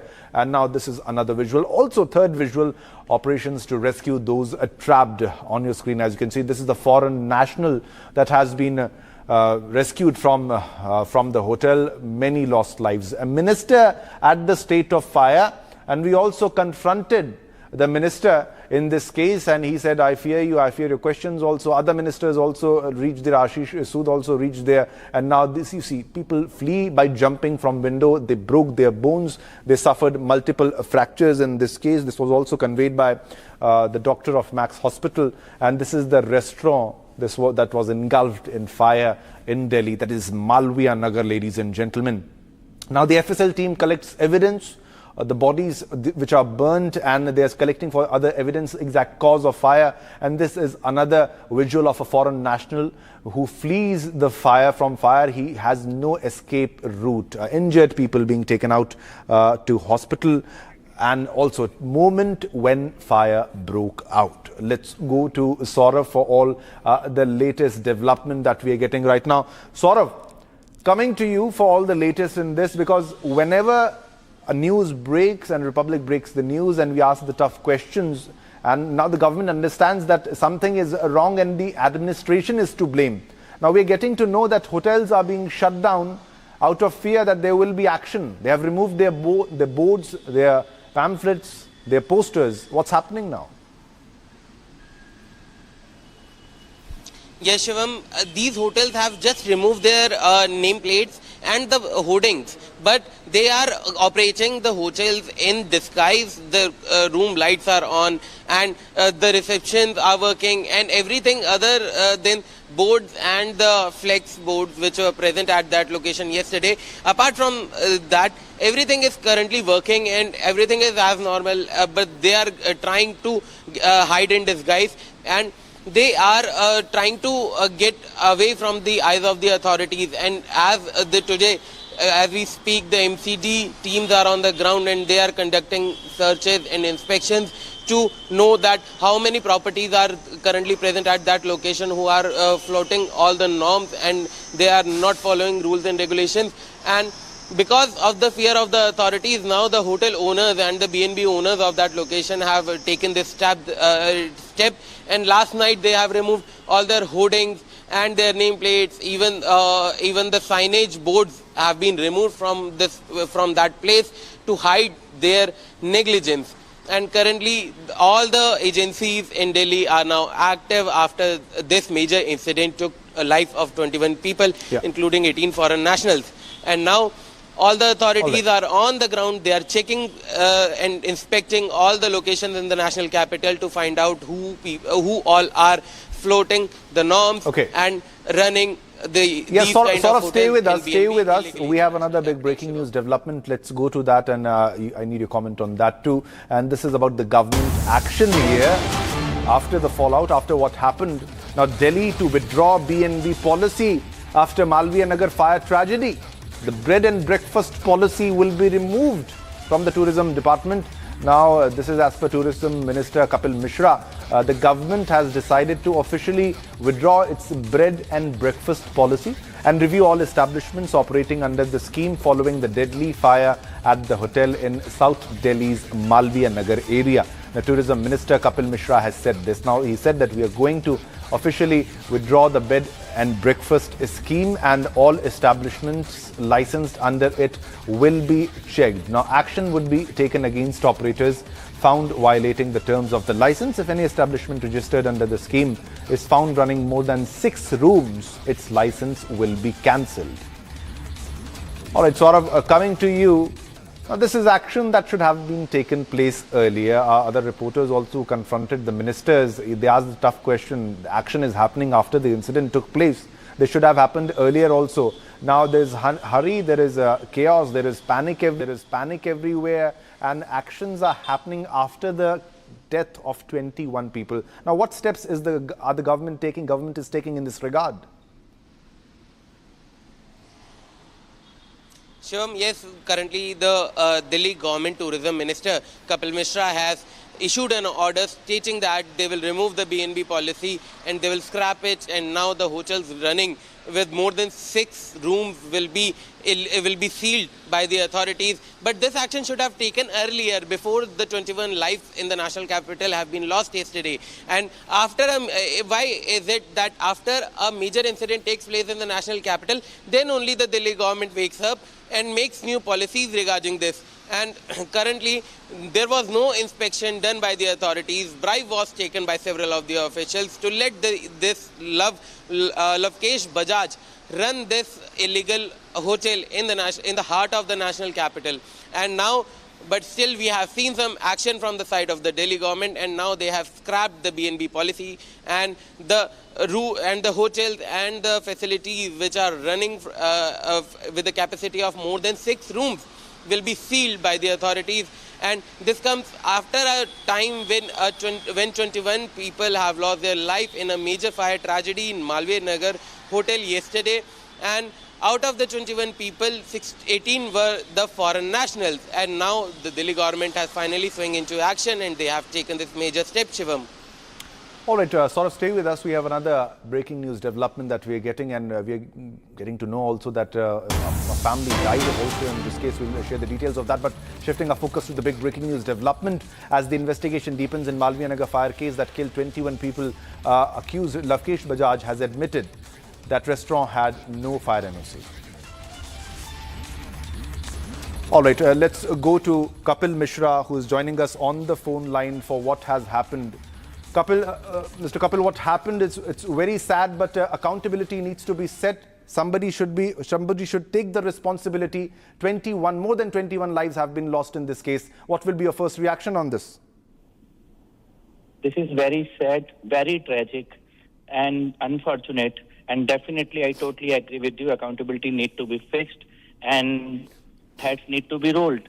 And what Honorable CM has ordered a magisterial inquiry last evening, and I think soon we will have the detailed report and also who are the people who are responsible for it.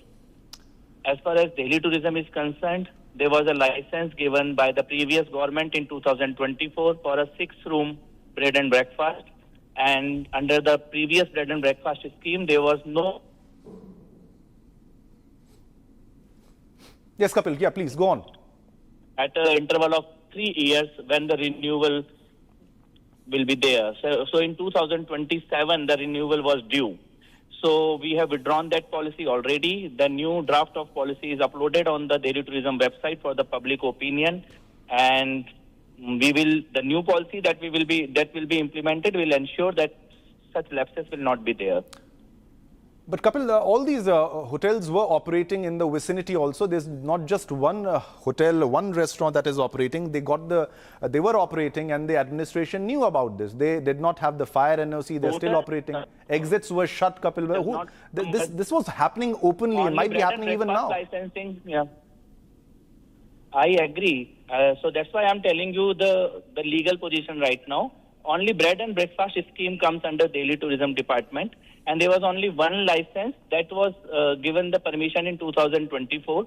At the restaurant, there was no license from Delhi Tourism. Maybe I am not sure whether it was a legal restaurant or the restaurant was completely illegal. Most probably the entire building, the entire operation was illegal that was going on there. And because it was a less than 15-meter height building, the fire NOC was not required. And it was a residential building, and they were using it commercially. Or are you saying that because of the height of the building, the fire NOC was not required in this case? Fire NOC was not required under the bread and breakfast scheme, because bread and breakfast is for the residential areas, not for the commercial areas. But it is now sure, it is now evident that they were doing commercial activities there. A restaurant was running there without any license, and also there were other hotel kind of activities were going on. So we need to really investigate and find out whether all the hotels were running without license and how it was allowed there.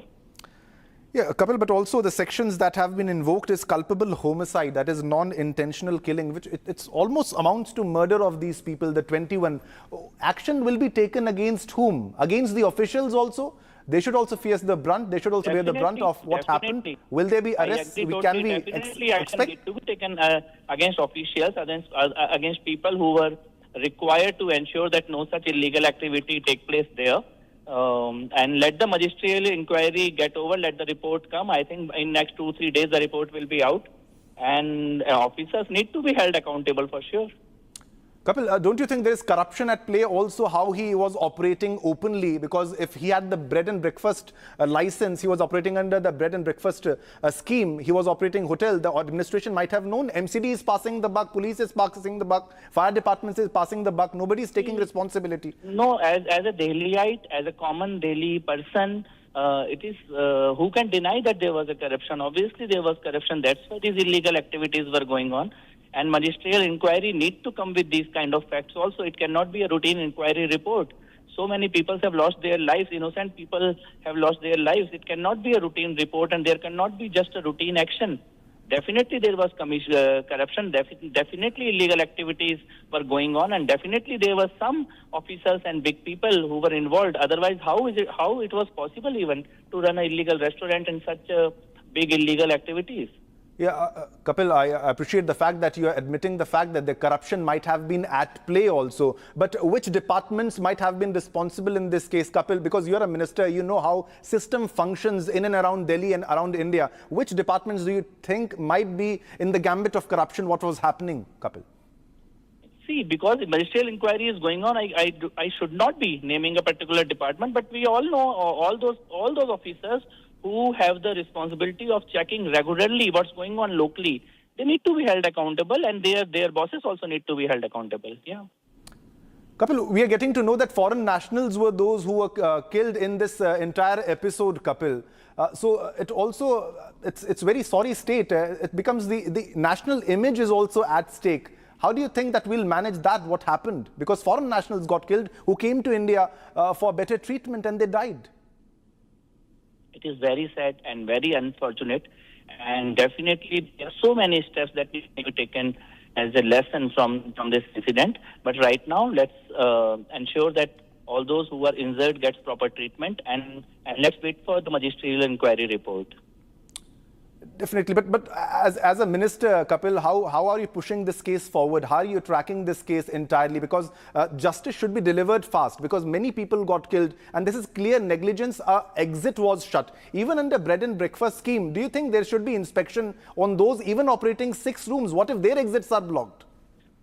So that's why the previous policy has been withdrawn, because there was no mechanism for monitoring and inspection and ease of doing business. All those mechanisms were already removed, and it was only an online application. But definitely the person who were running the bread and breakfast, they were required to submit every 15 days a list of guests that are staying there to the local police station. Okay. So we have to also see whether they were following that instruction or not. Okay. That will be a part of the investigation also, Kapil, in this case, that how many people were staying. Because if they used to submit the list of people who were coming to the hotel, then there might be corruption that is involved in the police administration also. That should also be investigated, Kapil, in this case also. That's why I'm saying we need to wait for the magisterial report. And it's such a sad incident. So many innocent lives have been lost. So time for all of us to also learn our lesson, also ensure proper treatment, also ensure that all other such activities which are taking place across the city, if there are more such establishments are there, we need to lock them down and seal them. And that's why Honorable CM has instructed everyone to find out. All the departments are doing their survey today. Power Minister Ashish Sudji has also given the instruction to seal down all such activities, and so government is also taking the precautionary steps right now. But precautionary steps, Kapil, after the incident happened, after more than 20 people died, can we also break the development? You just spoke that the bread and breakfast scheme has been scrapped. Can we break that news, sir? It was scrapped a month before. It was not scrapped due to this incident, because when we were reviewing the policy that was initiated during Commonwealth Games, we realized that there are so many gaps in the policy. So the policy is not being withdrawn due to the incident. It was withdrawn a month back, and the new draft of new bread and breakfast policy is already uploaded on the Daily Tourism website for public opinion. So yeah, policy is withdrawn, but not exactly after the incident, but 1 month before the policy was withdrawn. What action, because Kapil, the sorry state is this, that action is happening after this incident happened. Because the government, you are taking responsibility, we appreciate the fact, but this should never have happened in the first place. The responsibility falls on you, Kapil. See, the bread and breakfast scheme comes under daily tourism, but only the renewal part of it, which was due in 2027. Under the existing bread and breakfast scheme, there was no monitoring role for daily tourism. So basically, the monitoring role comes under whom we are investigating, who are the people who were running more. For example, there was a hotel running. So no hotel gets license from daily tourism. So and apparently it was a hotel that was getting the booking done online. So definitely it was an illegal operation going on there. It was not a bread and breakfast scheme going on there. It was a hotel operation going on there. But where does the buck stop, Kapil? Who is responsible in this case? You're saying there was no license that was given by the tourism department in this case, because it's a bread and breakfast scheme that was launched earlier. Then who is to blame for what happened initially? One department to blame, sir. Inquiry definitely, but has to stop at the people who are in the decision making positions. But I think we need to wait for the magisterial inquiry first and let the report come. Which are the department, which are the officers who were required to ensure that no such illegal hotels operate in that area. All right, Kapil, thanks a lot for joining us and for your comment, and we hope that strictest of action will be taken against also the officials who are part of the corruption that happened in this entire fire incident. Thanks a lot. All right, viewers, now it's time to take a short commercial break, but don't go anywhere, because there's a lot more lined up after the coming break. After the break, which is the manhunt is on for the manager. Malviya Nagar Hotel owner Lavkesh has been arrested to be produced in court today. Manhunt for manager Juran Mishra in this case.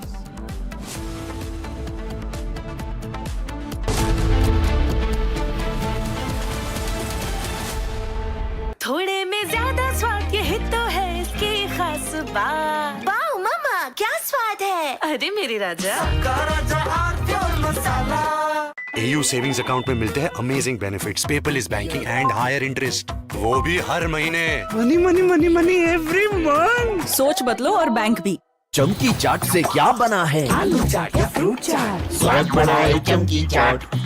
क्या बात है? स्वादिष्ट पकोड़े और फरसान, अरे चमकी चाट है इसकी जान। असली स्वाद सिर्फ चमकी चाट।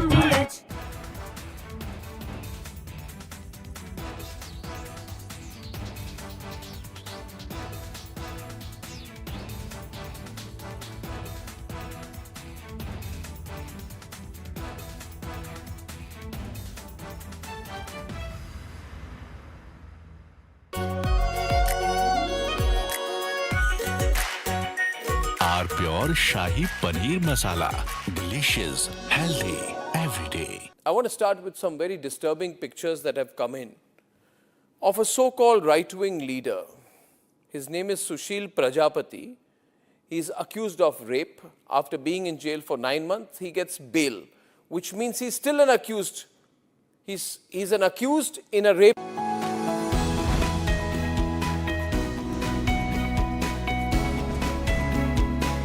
चमकी चाट से क्या बना है? सैंडविच, लस्सी और छाछ और हर घूंट में चमकी चाट। अब बताओ, स्वाद आया? आया।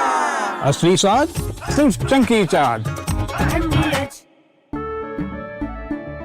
केसरिया से मन जोगी हुआ रे, दिल झूमे देखो मतवारा हुआ रे। केसरिया से मन जोगी हुआ। हर पल मनाओ केसरी त्योहार। विमल, बोलो जुबान केसरी। आर प्योर सूजी पास्ता उबालो, मिलाओ और खाओ। 8 मिनट में तैयार। क्या टेस्ट है सबका राजा R pure masala. In fact, very often I believe the only way to get justice in India is a media trial. So there's no reason for the media, if it's doing a good job of a media trial, to be on the back foot. In fact, the courts should stop making these overarching remarks about media trial and contemplate about one very basic thing. With the greatest of respect to the courts, when the other institutions fail, when people get let down by the system, when even the judiciary does not seem to be listening or raising a noise about issues, like in the case of Twisha Sharma, who does the public look to for justice, for raising their voice, for bringing something that's utterly false, illegal or wrong to public attention? It is only and only the media. And today, therefore, we are doing a media trial in this specific case, ladies and gentlemen, of Twisha Sharma, the 33-year-old daughter-in-law of an ex-judge, in a case where the ex-judge and the ex-judge's advocate's son appear to be more than involved. Ladies and gentlemen, 15 questions tonight. And if they think it's a media trial, so be it. So be it.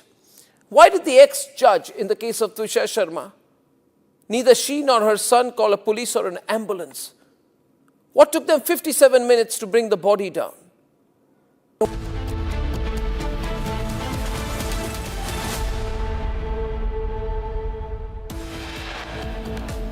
The top headlines: in a brazen disregard for rules, big revelation comes to light. The hotel owner in Malviya Nagar fire case only had a license to operate a tea shop. Delhi fire inferno kills 21. The owner admits what Republic flagged. The hotel did not have NOC from the fire department.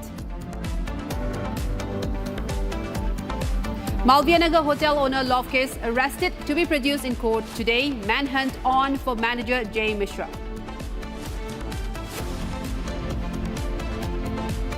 After Delhi, massive fire reported in Bihar hospital's intensive care unit. 3 lives lost. In the latest update, 4 lives lost in the incident.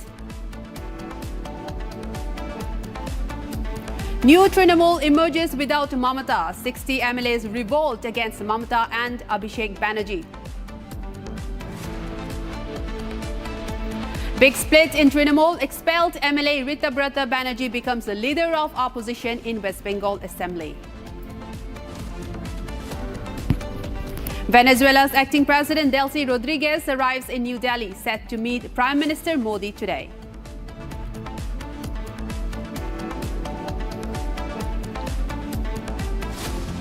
A big update in the Delhi fire case. The Delhi government is set to withdraw the bed and breakfast policy after Malviya Nagar fire tragedy.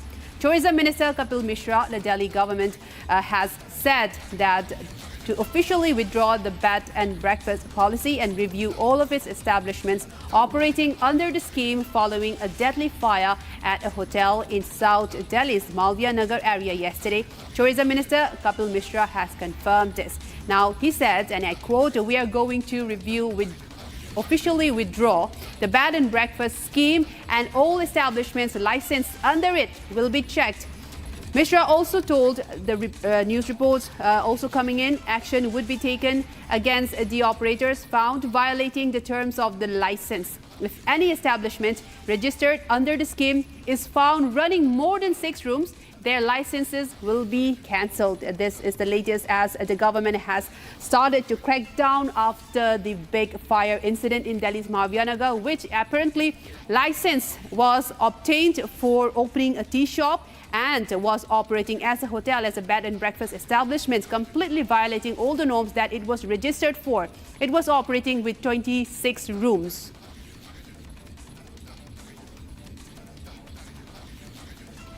I'm now joined by my colleague Sarthak, who is live on the location where the fire took place. Sarthak, in the latest in this Delhi fire incident, the Delhi government, the tourism minister has said that all licenses under the bed and breakfast policy will be reviewed, and also this particular policy will be withdrawn. Give us the latest. These are the latest that's coming after the major fire tragedy in Delhi.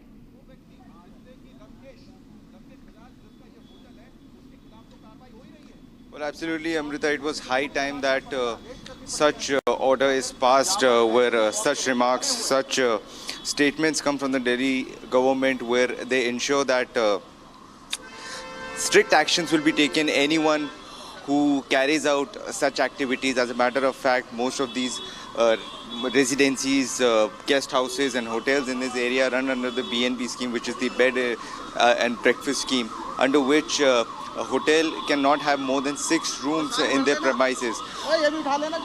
But this particular hotel, you can see the visuals. This particular hotel, which got burned yesterday early morning, this was also under the BNB scheme. However, they had a little over 20 rooms, nearly 25 rooms in their hotel.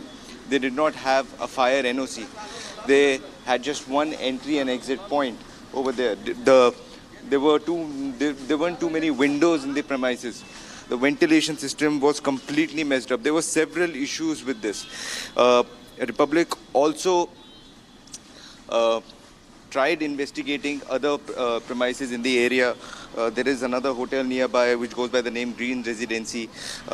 We even tried confronting them. We entered the hotel, we tried investigating if they are also following such practices, and it turned out they were doing exactly the same thing. They were also under the BNB scheme. However, they were running it like a conventional hotel where they had more than 6 rooms. More than 6 rooms. It was a 4-story hotel, much like this one. It was a 5-story hotel. On the ground floor there was a restaurant. On the top floor they were running PGs. They had rooms in the basement, which was completely illegal. They did not have a valid permit for that. So on that note, now this has a statement come from the Delhi government, where they have ensured that licenses of any such restaurants or any such hotels will be cancelled who have been registered under the BNB schemes and they are running as conventional hotels. They will be targeted and their licenses will be cancelled, and a proper legal action will be taken against them. Amrita. Right.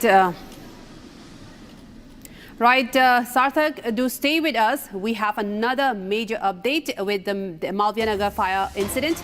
An official letter issued Delhi Mayor by the Delhi Mayor Parvesh Wahi has issued orders for an inquiry into the Mahawiyanagar fire incident by writing a formal letter to the Municipal Commissioner.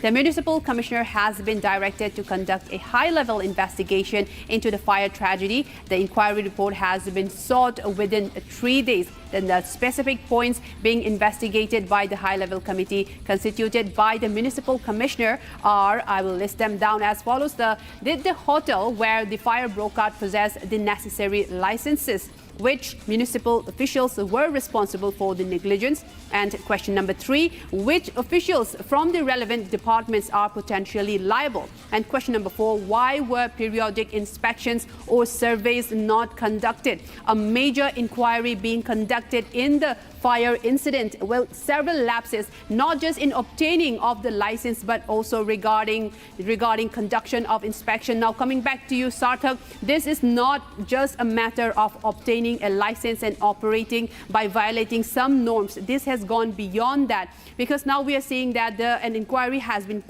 instigated, saying that there were many lapses even while inspecting. I think there was no inspection of the site even after the construction and the license was obtained.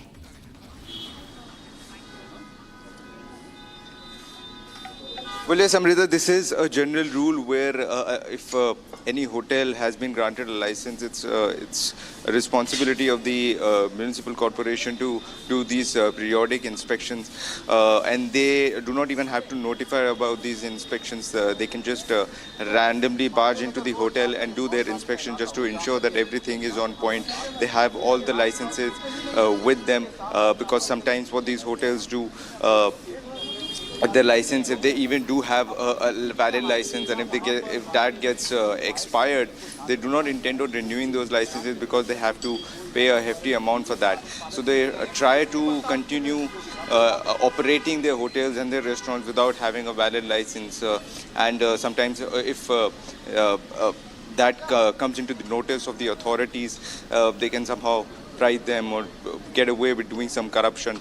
And that is exactly what is happening at this point. We are speculating that there is some form of corruption, some form of bribery involved in this situation as well, because they did not have a fire NOC, yet they were able to operate this hotel, which was supposed to be run under a B&B schemes, and they were running it like a conventional hotel with 25 rooms in it. So how were they able to do that? There has to be an inquiry made on this part.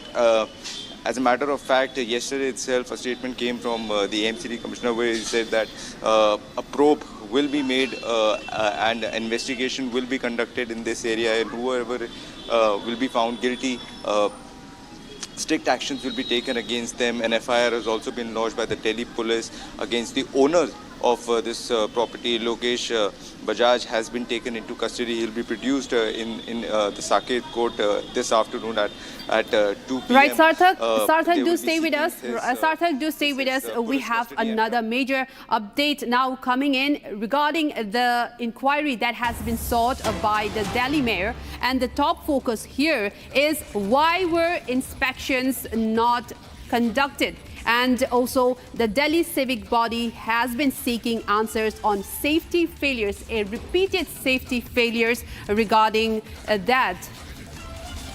Right, coming back to you, Sarthak, as we were saying, this was not just a small license obtaining under the guise of opening a tea shop, and also under opening permissions given for 6 rooms and illegally operating 25 rooms. This is beyond that, and no objection certificate from the fire department was not sought. And not just that, there were no inspections, as we were saying. The key focus, why were there no inspections?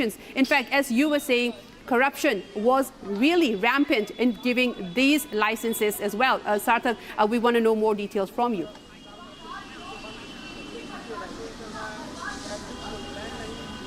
Well, Amrita, as a matter of fact, when you are starting a hotel business, and if you are looking out for license, you'll have to take permission from multiple authorities. You have to take permission from the fire department, you have to take permission from the food and safety department, you have to take permission from the police. They have to issue their NOCs, and accordingly, after all of this, you have all the required documents, the prerequisites that are required for starting such businesses. You have all of them in place. That is when you get a valid license, you are able to register your business. However, in this case, they did not have a valid fire NOC. This is something that we had exposed yesterday itself exclusively on Republic TV. And besides that, we can insinuate that they might not be having any other licenses as well. Right, Sarthak, stay on the line. Stay on the line. We are now joined on the phone line by Delhi Mayor Parvesh Wahi. Very good morning to you, and we are joined by Parvesh Wahi on the phone line here on the broadcast. And very good morning, and thank you for joining us on this broadcast. Now, as we are getting reports, an inquiry has been sought regarding the fire incident, and many questions are asked. So we want to know also, why were there regular inspections not conducted? And after giving a license where there should be a visit to the site and to check if that is feasible for such a construction. These checks seem to be missing when the licenses were given to these establishments.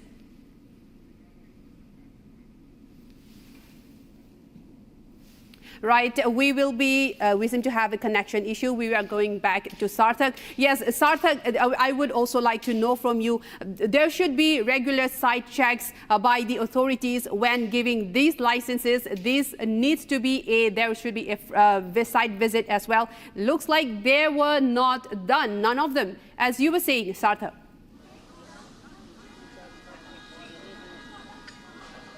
Well, absolutely, Amrita, and it's an important point that we have to bring across to our viewers that periodic site inspection is extremely important.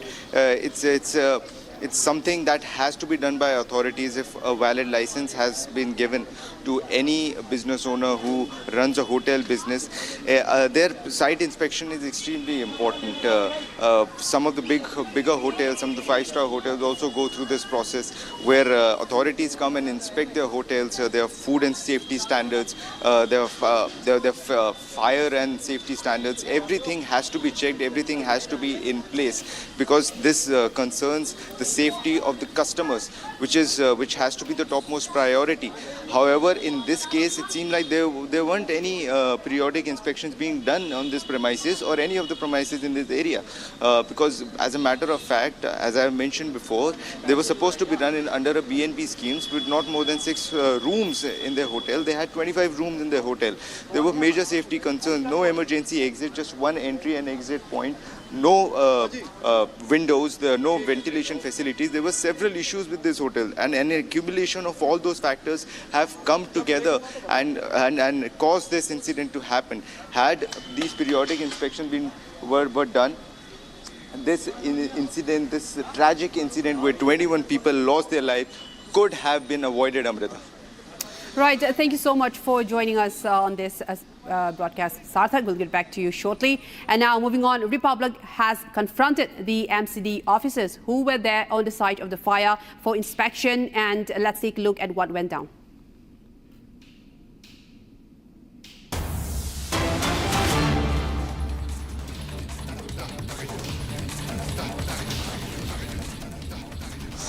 Sir कुछ अभी तक आप लोग क्या inspection कर रहे हैं? Sir आप इंस्पेक्शन करने आए हैं? सर इंस्पेक्शन करने आए हैं आप लोग? हाँ, इंस्पेक्शन। सर क्या जानकारी मिली? सर वीडियोग्राफी की आप लोगों ने? नहीं सर, क्या दायरे हैं सर? जांच के क्या दायरे हैं? अभी तक क्या खामियां समझ आई सर? चेक कर रहे हैं अभी हमें। आपको लगता है कि ये लापरवाही हुई है सर? लापरवाही हुई है? लापरवाही रही सर? लापरवाही किसी की नहीं। चेक कर रहे हैं। 5 कमरों की जगह 25 कमरे बन गए। लाइसेंस लापरवाही 25 कमरे बनाए गए। वो कर बोले तो यार, ऐसा रिपोर्टिंग के बाद बताएंगे, मैं कुछ नहीं कह सकता। सर लापरवाही थी, ये तो मानते हैं कम से कम। लापरवाही कर रहे हैं, वो एक्शन हो जाएगा सर उनका। कार्रवाई होगी सर, कार्रवाई होगी।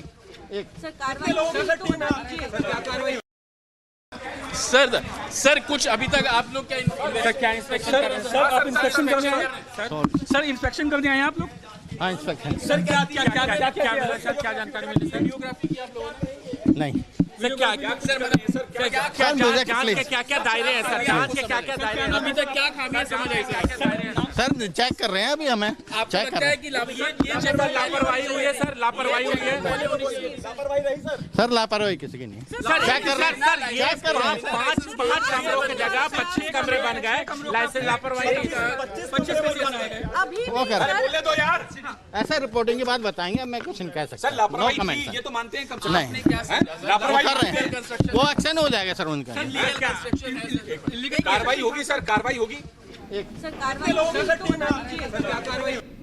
Well, that was the MCD official who were confronted by Republic and other reporters and gave no response to the questions. Now, moving on to another story, the owner of the hotel Flourish Stay at the BNB in Malviya Nagar, Lovekesh Bajaj, who had been absconding since the devastating blaze, has finally been arrested by the Delhi police. Investigators allege that the building was operating far beyond its licensed capacity, with illegal rooms, locked exits, and serious fire safety violations, turning it into a death trap. As families families mourn the loss of loved ones, many of them foreign nationals. The focus is now firmly on accountability, negligence and the chain of failures that led to one of Delhi's deadliest fire disasters in recent years. More in this report, take a look. पर कैसी मतलब ना तो police आई है ना भी दमकल गाड़ी आई है, सिर्फ एम्बुलेंस आई है। एम्बुलेंस क्या करेगी?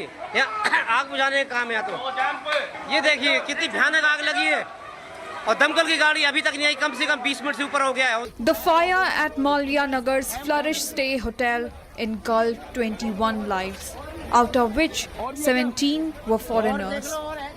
The main question is, when the fire started in the morning 8:30 a.m., where was the fire brigade? Where was the administration? अब आई दमकल की गाड़ी, देखिए 20 मिनट के बाद जब सब कुछ तबाह हो गया तब आ रही है गाड़ी। और सबसे पहले हम लोग ही पहुंचे थे सर, तो यहाँ पे एक गद्दे की दुकान है और ये पूरी जल रही थी, तो हमने गद्दे बिछा दिए थे सब लोगों ने। तो जितने फॉरेनर्स ऊपर से कूदे, इमीडिएटली फायर फाइटिंग की टीम आ गई थी, दिल्ली पुलिस आ गई थी, नीचे गए, नीचे से हमने पेशेंट को निकाला। मोस्टली फॉरेनर पेशेंट थे वहाँ पे, सीढ़ियों पे, बाथरूम में, जहाँ मिल सकता था वहाँ से हम लोगों ने उठाया। तो ज्यादातर लोग अनकॉन्शियस। आधा घंटे से हम लोग सभी लोग हौजरानी के लोग बुझा रहे थे आग, ऊपर से लोगों को कुदा रहे थे। अब आग ने भयंकर रूप ले लिया है। आवाजें आ रही थी रोने की और हेल्प हेल्प, क्योंकि जो टफन ग्लास था इनका खुल नहीं रहा था और मेन इनका गेट जो था वो इलेक्ट्रॉनिक था, वो रात में ही बंद कर देते हैं। वो इलेक्ट्रॉनिक जैसे आग लगी इलेक्ट्रिसिटी इनकी कट हो गई, तो उसकी वजह से इनका जो है मेन गेट जो था वो ब्लॉक था, कोई बाहर निकलने का रास्ता नहीं था। तो जहाँ मेन ग्राउंड फ्लोर पे, फर्स्ट फ्लोर पे इनकी आग लगी थी, ऊपर वाले जो सेकंड फ्लोर, थर्ड फ्लोर और फोर्थ फ्लोर के बंदे थे वो कोई निकल नहीं पाया। फिर नीचे से ही हमने ईंटें मार के, पत्थर मार के वो शीशे तोड़े थे। सेकंड फ्लोर से तो 2 बंदे जो इंडियन थे वो कूद गए थे, लेकिन उनके चोट लगी थी। फिर हमने क्या करा, लेमन ग्रीन होटल से जाके हम गद्दे निकाल के लाए। वहाँ आसपास के जितने भी होटल हैं सबसे गद्दे इकट्ठे करके वो नीचे रखे। तो थर्ड फ्लोर से फिर उन्होंने जंप करना शुरू करा, जो वो फॉरेनर थे उनकी जंप कराया। फिर जंप कराने का फोर्थ फ्लोर जो था वहां से वो जंप कर नहीं पा रहे थे। फिर हम सामने बिल्डिंग में जाके फिर हमने रस्सा डाला था, रस्सा बांध के ऊपर रस्सा डाला था। लेडीज वो रस्से पे आई भी थी, लेकिन वो रस्सा छूट गया उनसे, वो नीचे गिर गई। The hotel owner behind this horror, Mr. Lavkesh Bajaj, is now finally under Delhi police custody. गाड़ी अभी तक नहीं आई दमकल की। गद्दे उठा, इसको उठाओ। ये देखो लोग कूद रहे ऊपर से, मगर अभी तक कितना ढीला काम है कि अभी तक दमकल की गाड़ी नहीं आई है। हे राधा रानी।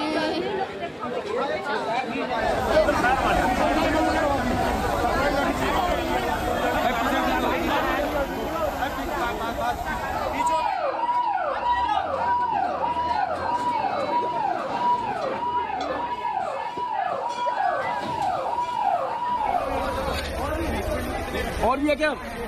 और देख लो और है।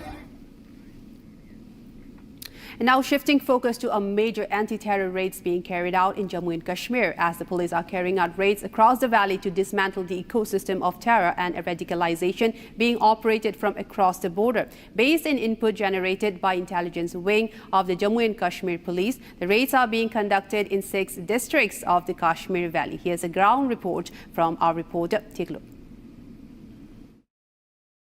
Massive anti-terror operations are underway in Rajouri and the Poonch, and so does in the Akhnur and the Sundarbani area. The security forces have launched a massive search operations. Right now we are reporting from the border areas close to the line of control, and here you will see that the Jawans of the SOG that are part of the small ambush teams that have been incorporated in the forest areas so that no one sees them, because what is happening that this is a dense forest area that has been used in the past also by the Pakistani terrorists to sneak in. And here you will see the assault teams of the Special Operations Group along with the Code Police. They have launched a large scale operations, and there also you will see that how tactically they are moving in the area. The SOG Jawans, you will see that they are having an eye on each and everything that is moving in the area, and any untoward incident that comes to their notice, that is being responded effectively by the Jawans of the SOG, because there the threat looms large. And that's why in these areas where you will see that there might be a possibility of these bushes being used by the terrorists to hide from the adversary or from the security forces. How these men in the uniform,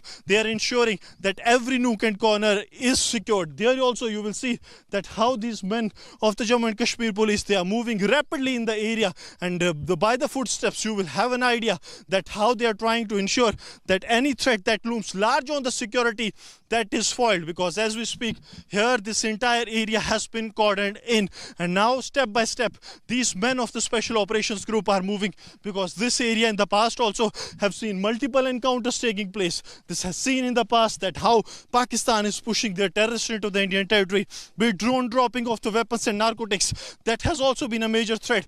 And these water bodies, these seasonal water bodies, they continue to pose a major threat, and that's why they are tactically moving in this very area. The Jawans of the Special Operations Group are ensuring that the sovereignty remains intact. That too at a time when we have seen desperate attempts being made by the Pakistani terrorists. But here, these men of the Special Operations Group, they are turning the tables for the Pakistan. They are ensuring that any attempt that is being made by the adversary, that is foiled, because what we have seen in the past, that wherever the threat lies, these men of the Jammu and Kashmir police, they stand like a wall. And now the massive searches are underway in the Akhlur-Sundarbani area of Jammu. And now, viewers, moving on, Abelardo Espriella, a far-right lawyer and businessman who calls himself the Tiger, has emerged as a leading candidate in Colombia's 2026 presidential election. He topped the first round with 44% of votes and will face leftist Senator Ivan Cepeda in the runoff on June 21st. A strong Trump supporter who has received a full endorsement from the U.S. president, Abelardo represents a radical shift towards hardline anti-crime politics in Latin America. Watch this full report. Abelardo de la Espriella is not just a lawyer. He is also a successful businessman with lifestyle brands, owns properties in Miami and Florence. He represents a shift to more radical far-right politics in Latin America, aligned with Trump, Bukele, Milei, etc.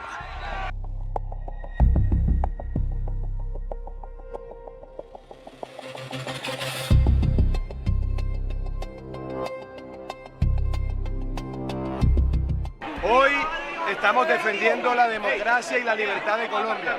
Es la batalla más importante en la historia republicana y vamos a ganar en primera vuelta para derrotar a la tiranía y derrotar a los de siempre.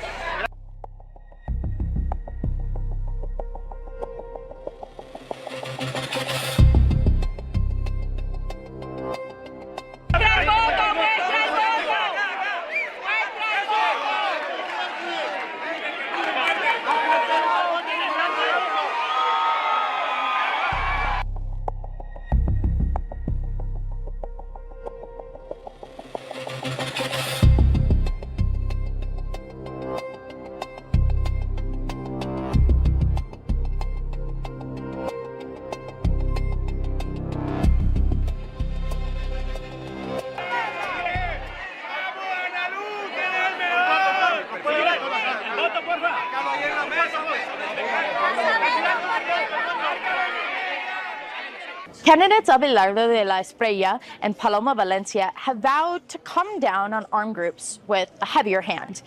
Espriella, a Trump admirer, has openly embraced El Salvador's war on gangs, which has sharply dipped homicides, but has also fueled accusations of human rights abuses. The two leaders will continue on to a second round later this month in an election with implications for the political trajectory of Latin America.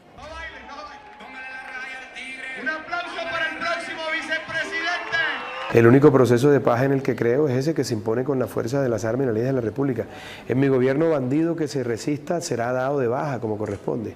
Y si se somete, lo vamos a encarcelar en una megacárcel para que pague su deuda con la justicia como corresponde. Avión que salga cargado con droga, yo como comandante en jefe voy a darle la orden a la Fuerza Aérea que lo baje.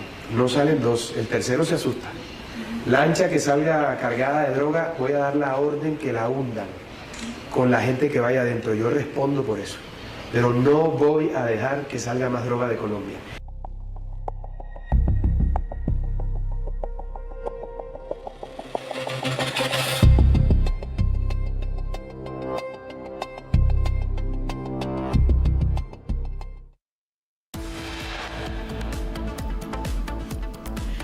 And taking a short break, coming up next after a very short break. After Delhi fire, a massive fire reported again in Bihar Hospital's intensive care unit where 4 lives have been lost in the incident.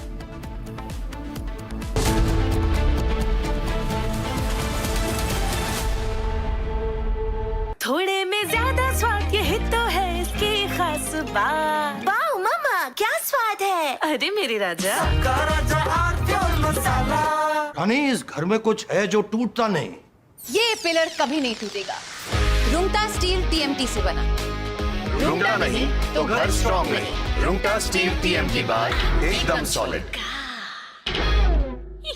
चमकी चाट से क्या बना है? Sandwich लस्सी और छाछ हर घूंट में चमकी चाट। ड्राई फ्रूट और दही बड़े। चमकी चाट से स्वाद बढ़े। असली स्वाद सिर्फ चमकी चाट।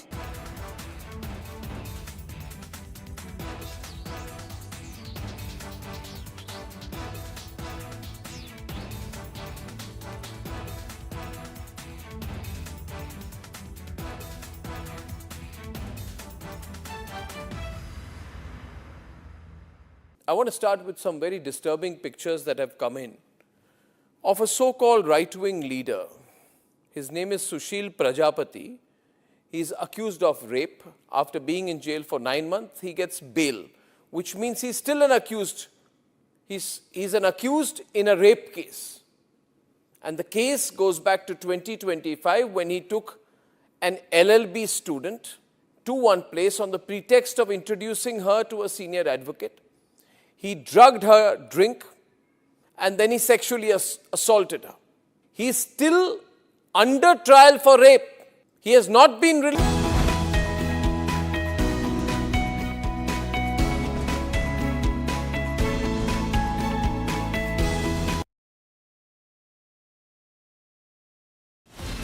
From Asia's largest news headquarters, setting the agenda for Bharat.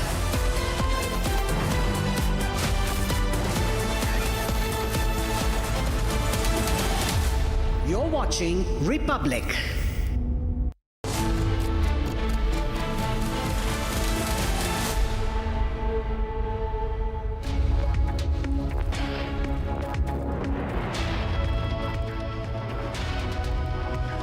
Hello and very warm welcome. You're watching Live and Breaking on Republic TV with me, Ishita Mitra. Now viewers, after 21 people have lost their lives, heads are now rolling and the system is now moving after MCD Mayor now orders a high-level inquiry into what unfolded at Malviya Nagar. Getting all the updates on that, but first up a quick check at the top headlines.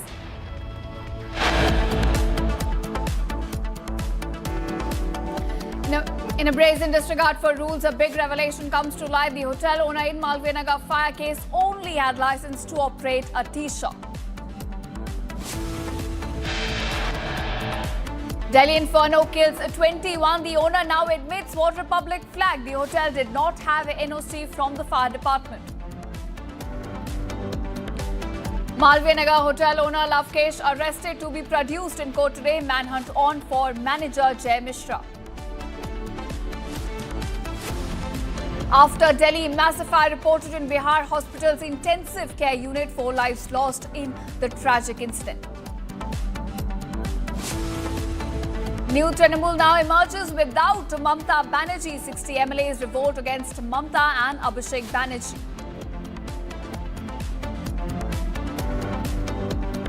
Split in Trinamool Congress, expelled MLA Ritubrata Banerjee now becomes the leader of opposition in Bengal Assembly. Venezuela's acting President Delcy Rodriguez arrives in New Delhi, set to meet Prime Minister Modi today.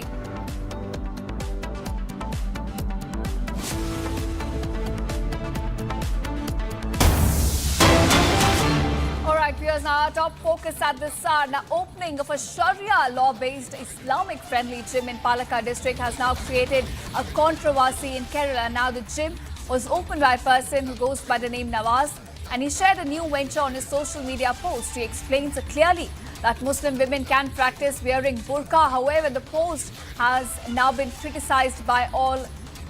In fact, he's been compelled now to remove the post, and later Nawaz states that the new gym does not restrict any religion from practicing in it. But of course, the kind of post that he came out with, calling it a Sharia gym, it has now sparked a major controversy in Kerala. In fact, so much criticism came to light that he has now been forced to remove his post. He said that it is burqa-friendly, women can come in this gym and no music will be allowed. It has essentially sparked a major debate on social media regarding what is exactly a Sharia-based gym. Now, this has forced him to remove his post, but the controversy continues to brew in the state over what exactly is a Islamic-friendly Sharia law-based gym.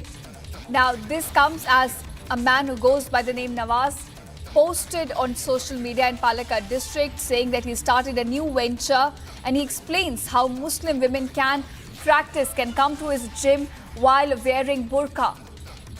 Now on this, it was much criticized on social media, so much so that he was compelled to remove his post. In fact, we also have a reaction from the gym owner Nawaz. Let's take a listen into that.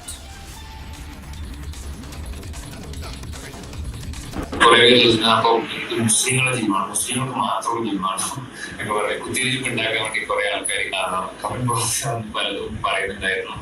സംഭവം മുസ്ലിങ്ങൾക്ക് മാത്രമുള്ള ജിമ്മായിട്ടൊന്നും ഞാൻ എവിടെയും പറഞ്ഞിട്ടില്ല. മുസ്ലിം ജിമ്മെന്ന് ഞാൻ എവിടെയും mention ചെയ്തിട്ടില്ല.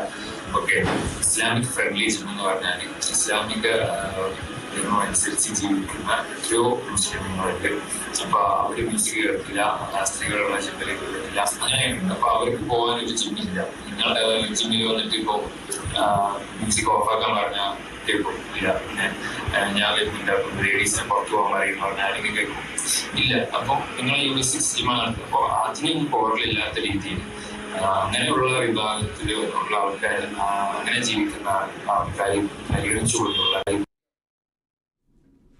All right, my colleague Shankar also now joins me in more details on this. Shankar, take us through what exactly happened in this Sharia law-based gym controversy and what is the outrage all about in this case?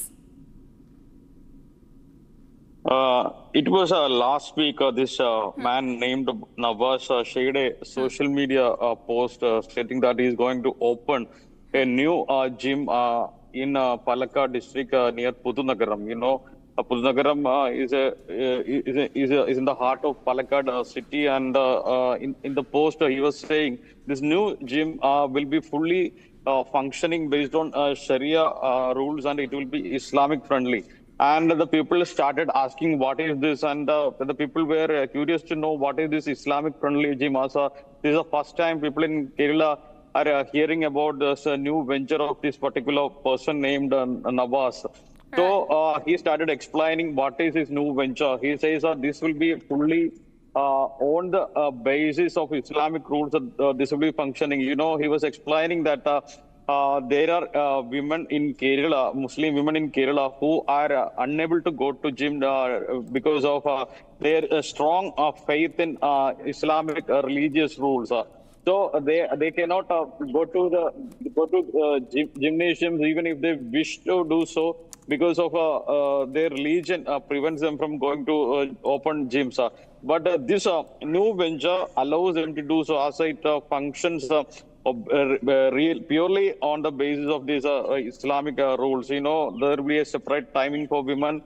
Women will be allowed to wear burqa during the practice. And there are other sorts of, some kinds of foods are served or provided in the gymnasium. So all these foods will be halal based, and also by stating all these things, he shared the post. But it created a huge criticism on social media. People started commenting and disliking the post and started criticizing Nawaz for opening such a gym that would create communal issues in the state. But very soon this person had to delete this post and came up with an explanatory post. You know, in the explanation he was telling that this gym is not against any religion, as all people, including women from other religions too, can participate and come to the gym. There is no restriction to any people from any religion, but his intention was to bring Muslim women to reach the gym by through this new venture. and his posts were shared to the special branch and the intelligence teams as well. So the special branch team and the other intelligence agencies in Kerala All right. have started Thanks, Shankar, for examining joining us. And it does seem that, it is outrageous, the fact that religion-based divisions are being created in the name of a gym being opened in Kerala. Thank you so much for joining us. And viewers, now we're moving on to what's happening in Delhi. Major revelations regarding licenses and approvals in Malviya Nagar have now come to light in a brazen case of public apathy where safety norms have been flouted at multiple levels. Now, the owner of the Flourish Stay Hotel had allegedly applied for a license only to operate a tea shop under Tatkal or instant license category, but he was given permission to operate just about 6 rooms, and in the disguise of that, he was operating about 26 rooms. In fact, a restaurant was also being run on the first floor of the hotel illegally, while a kitchen was being operated in the basement. Following the incident, a blame game regarding the accountability has now erupted among the police, the MCD, the tourism department and other government agencies as well. The MCD claims that the building fell outside its jurisdiction as it's situated within the Lal Dora area, while according to officials, the B&B license was in fact issued in 2024 and remains valid until 2027. So whether it's fire department, whether it's government officials, all of them seems to be passing the buck at this moment. My colleague Satak also joins me with more details on this. Satak, take us through. Now, massive revelations have come to light today saying that the operator only had license for a tea shop, but he was operating this inn which had about 26 rooms when he only had permission to about operate 6 rooms at max.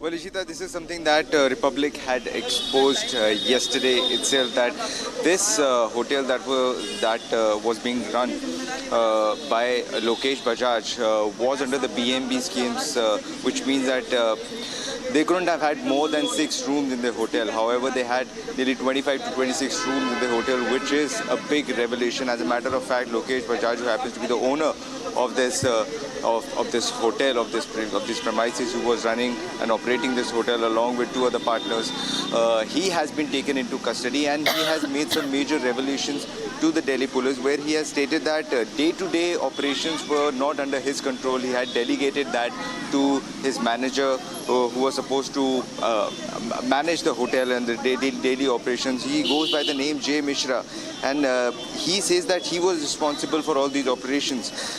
Further, it has been also brought to light by the Delhi police that they did not have a proper fire NOC, which is something that Republic had time and again mentioned, that they did not have a proper fire NOC, and now the Delhi police has also confirmed that. Further, he says that J. Mishra was the one who was responsible for the daily operations. He says that room sizes were increased, there was some modification made to the original structure. So now it is likely that the police will examine the original structure and compare it to all the changes that have been made after that. So there are several angles to it. There is a Lal Dora angle as well, which says that this property was located in the Lal Dora area, but it has to be mentioned that it does not give any sort of exemption if this property is located in that Lal Dora area. So there is a blame game going on.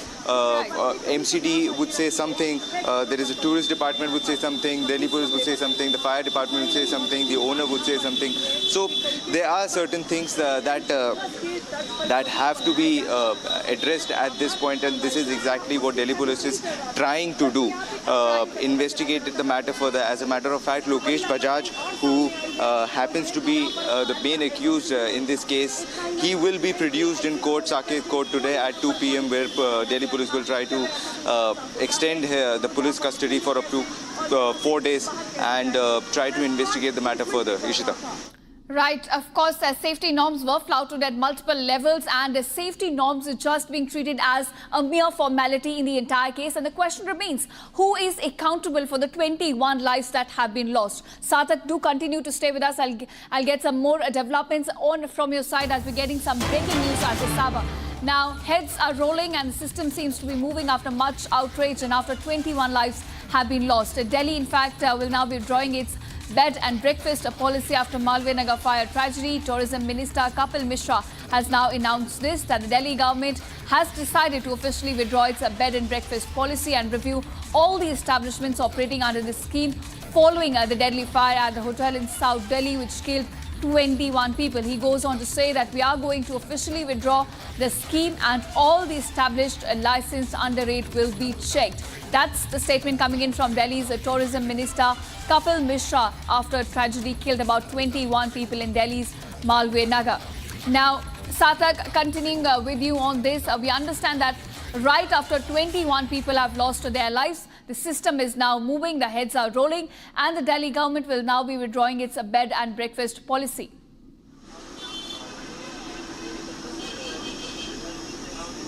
Well, absolutely, Ishita. As a matter of fact, the bed and breakfast policy was established just to support the MSMEs, just to support small businesses where they can get license and run these small businesses, run these small guest houses and hotels. But certainly these hotel owners, these business owners have found a loophole in the entire system. They have very heavily relied on the corruption that is so deeply rooted in our system.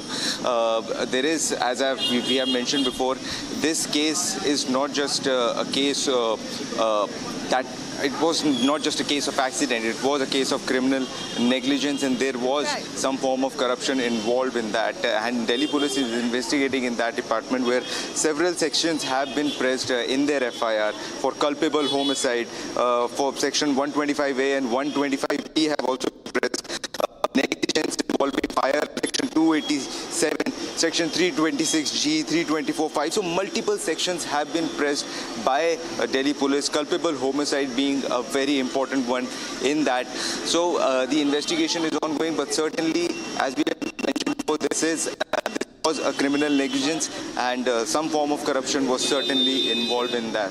Ishita.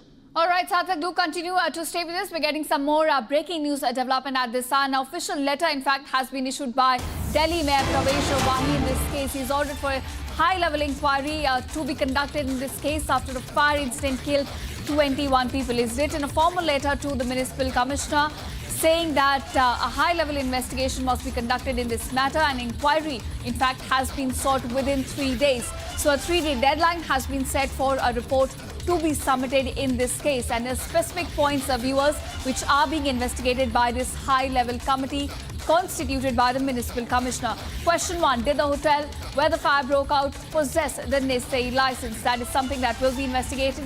Question 2, which municipal officials are responsible for this criminal negligence in this case? Question 3, which officials from the relevant departments are potentially liable? And question 4, why were periodic inspections or surveys not conducted?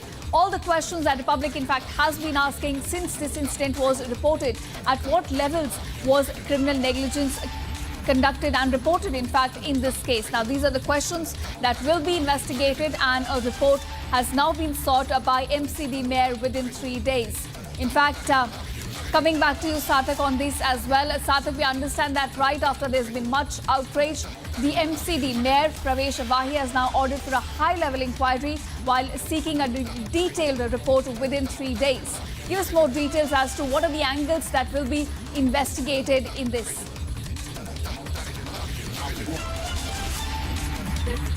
Well, Ishita, yesterday itself, a statement came from the MCD officials where an inquiry will be made, and now the MCD mayor has confirmed that an inquiry will certainly be made, and a report has to be filed within 3 days. This is the latest that we are getting for our viewers. There are multiple inspections going on. Delhi police is doing its own investigation. Now MCD will get on with their own inquiry. Multiple angles will be investigated in this case, where how were the licenses issued to these these hotels? If they had a B&B license, how were they running as conventional hotels? If they had permission to have 6 rooms in the hotel, how were they having 25 rooms in the hotel? Why wasn't the safety norms taken into consideration? Why was there single entry and exit point? And why, after all of this, why not? There was no periodic inspection being done. Had they done all these periodic inspection from time to time, this entire incident could have been avoided and 25 lives could have been saved. But this was the major issue. Were any officials who were directly involved in signing these licenses, were they in some of the other way involved in the entire case? Was there some form of corruption involved? And also the latest that we are getting Right, Sathak. In fact, we're getting some more breaking news development in this entire case at the moment, that following the arrest of the hotel owner Lavkesh Bajaj just yesterday, the Delhi police are now conducting raids across various locations in search of the hotel manager Jai Mishra. Now, we have seen the owner, in fact, trying to deflect the blame on the manager Jai Mishra, and the owner, as he's already been arrested, the manhunt is on for the hotel manager Jai Mishra, who was apparently managing the day-to-day operations of the inn. So, Sathak, do we have any details about Jai Mishra? Now, we understand the search for him is still underway, but about his role in the entire case, what do we know about that?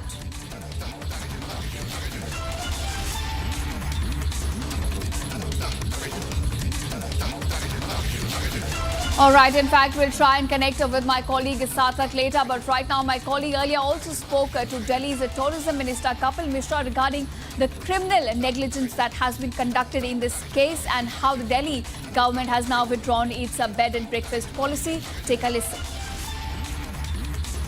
I should not be naming a particular department, but we all know all those officers who have the responsibility of checking regularly what's going on locally. They need to be held accountable, and their bosses also need to be held accountable. Yeah.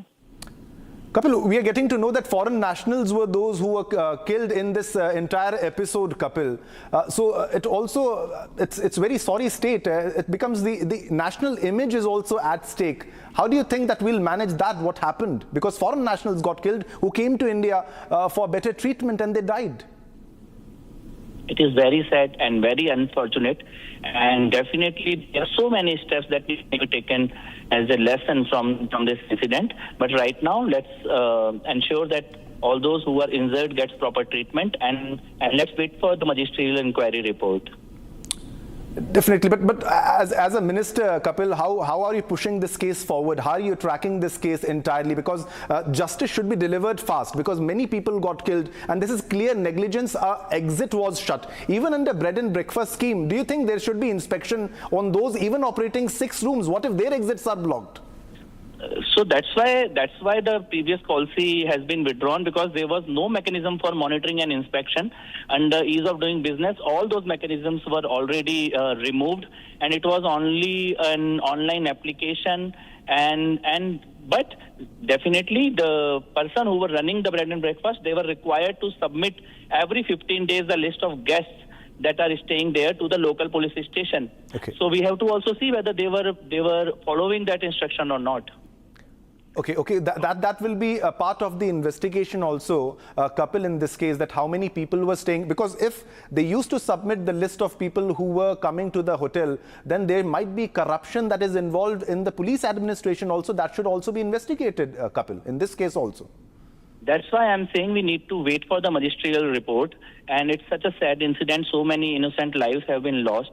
So time for all of us to also learn our lesson, also ensure proper treatment, also ensure that all other such activities which are taking place across the city, if there are more such establishments are there, we need to lock them down and seal them. And that's why Honorable CM has instructed everyone to find out. All the departments are doing their survey today. Power Minister Ashish Sudji has also given the instruction to seal down all such activities, and so government is also taking the precautionary steps right now. But precautionary steps, Kapil, after the incident happened, after more than 20 people died, can we also break the development? You just spoke that the bread and breakfast scheme has been scrapped. Can we break that news, sir?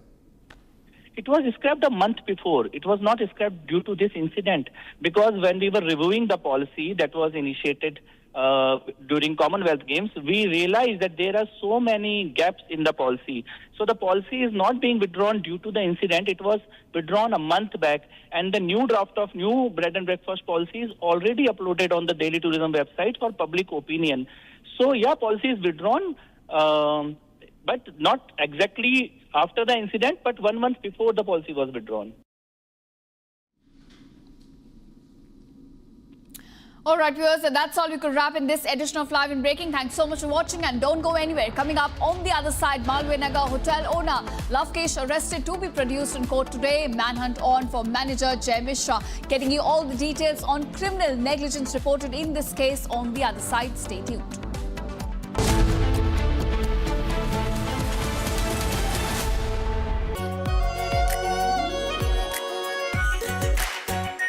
Are pure shahi paneer masala, delicious, healthy everyday. AU savings account में मिलते हैं amazing benefits, paperless banking and higher interest, वो भी हर महीने। Money money money money every month. सोच बदलो और बैंक भी। प्यास बुझाए, ठंडक लाए, सबको भाए जीरा सिम। MDH का जलजीरा जीरा सिम। जीरा सिर्फ असली रिफ्रेशिंग, असली स्वाद, असली मजा। In fact, very often I believe the only way to get justice in India is a media trial. So there's no reason for the media, if it's doing a good job of a media trial, to be on the back foot. In fact, the courts should stop making these overarching remarks about media trial and contemplate about one very basic thing. With the greatest of respect to the courts, when the other institutions fail, when people get let down by the system, when even the judiciary does not seem to be listening or raising a noise about issues, like in the case of Twisha Sharma. Who does the public look to for justice, for raising their voice, for bringing something that's utterly false, illegal or wrong to public attention? It is only and only the media. And today, therefore, we are doing a media trial in this specific case, ladies and gentlemen, of Twisha Sharma, the 33-year-old daughter-in-law of an ex-judge, in a case where the ex-judge and the ex-judge's advocate son appear to be more than involved. Ladies and gentlemen, 15 questions tonight. And if they think it's a media trial, so be it. So be it. Why did the ex-judge in the case of Twisha Sharma, neither she nor her son call a police or an ambulance? What took them 57 minutes to bring the body down? Where are the 3 men who are seen in the video dragging Twisha's body, destroying evidence? What was the police doing? Did they question the house staff? Did they question the judge? Was Twisha carrying headphones in her bag, in her hand, or a rope? Where is it now? Where is that so-called belt that cops claim was used by her to commit suicide? Why was it hidden? The mother-in-law, the ex-judge, walks up calmly while the body is being dragged down and evidence is being destroyed before the judge's eyes. Is that normal? Why don't the judges raise a hue and cry about it? Why don't the appellate courts take up this case suo moto? So people don't start believing that when an ex-judge is concerned, the victim will never get justice. Ladies and gentlemen, what was the ex-judge carrying in her hand when she went down? Where is all the CCTV footage? Did the police collect it? Why did the ex-judge's son Samarth Singh escape after bringing the body of his wife to AIIMS?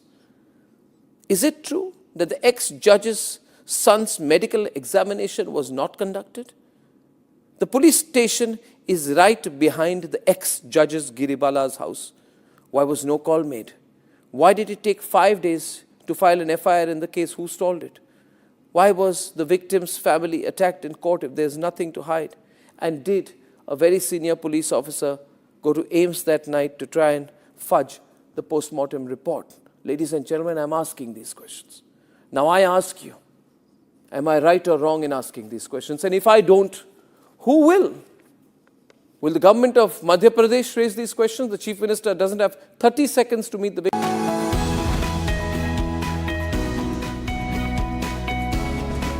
Are pure सूजी pasta उबालो मिलाओ और खाओ 8 minute में तैयार। क्या taste है सबका राजा आर प्योर मसाला। केसरिया से मन जोगी हुआ रे, दिल झूमे देखो मतवारा हुआ रे। केसरिया से मन जोगी हर पल मनाओ केसरी त्योहार। विमल, बोलो जुबान केसरी। चमकी चाट से क्या बना है? आलू चाट या फ्रूट चाट, स्वाद बढ़ाए चमकी चाट। क्या बात है? स्वादिष्ट पकोड़े और बरसात, अरे चमकी चाट है इसकी जान। असली स्वाद सिर्फ चंकी चाट।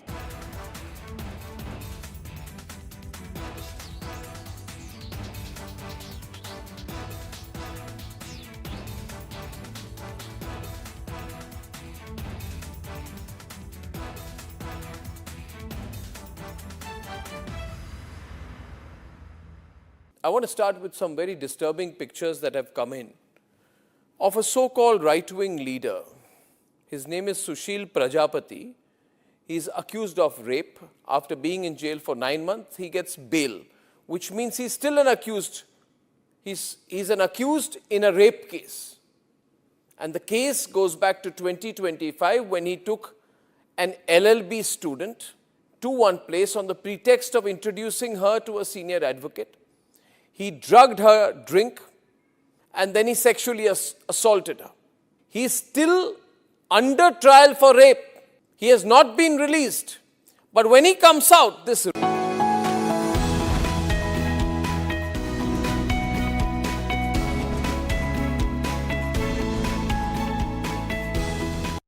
थोड़े में ज्यादा स्वाद, यही तो है इसकी खास बात। वाओ मम्मा, क्या स्वाद है? अरे मेरी राजा,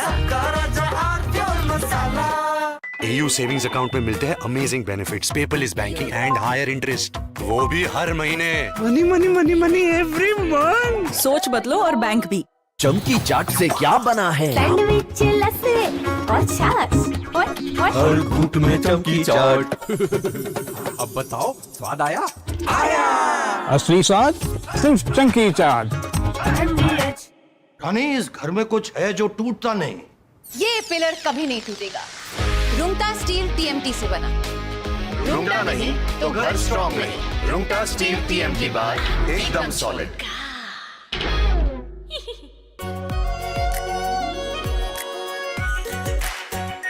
R pure shahi paneer masala, delicious, healthy, everyday. In fact, very often I believe the only way to get justice in India is a media trial. So there's no reason for the media, if it's doing a good job of a media trial, to be on the back foot. In fact, the courts should stop making these overarching remarks about media trial and contemplate about one very basic thing. With the greatest of respect to the courts, when the other institutions fail, when people get let down by the system, when even the judiciary does not seem to be listening or raising a noise about issues, like in the case of Twisha Sharma. Who does?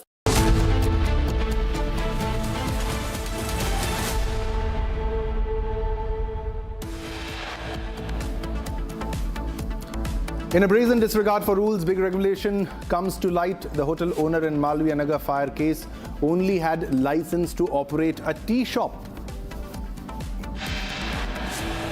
Delhi fire inferno kills 21. The owner admits what Republic flagged. The hotel did not have an OC from the fire department.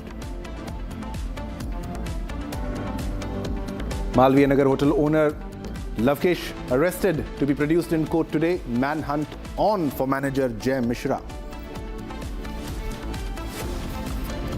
After Delhi, massive fire reported in Bihar. Hospital's intensive care unit, that is the ICU, 4 lives lost in the incident.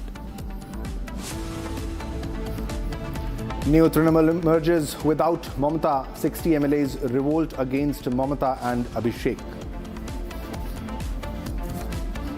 Split in Trinamool, expelled MLA Rita Prataap Banerjee becomes leader of opposition in Bengal Assembly. Venezuela's acting president Delcy Rodriguez arrives in New Delhi, set to meet PM Modi today.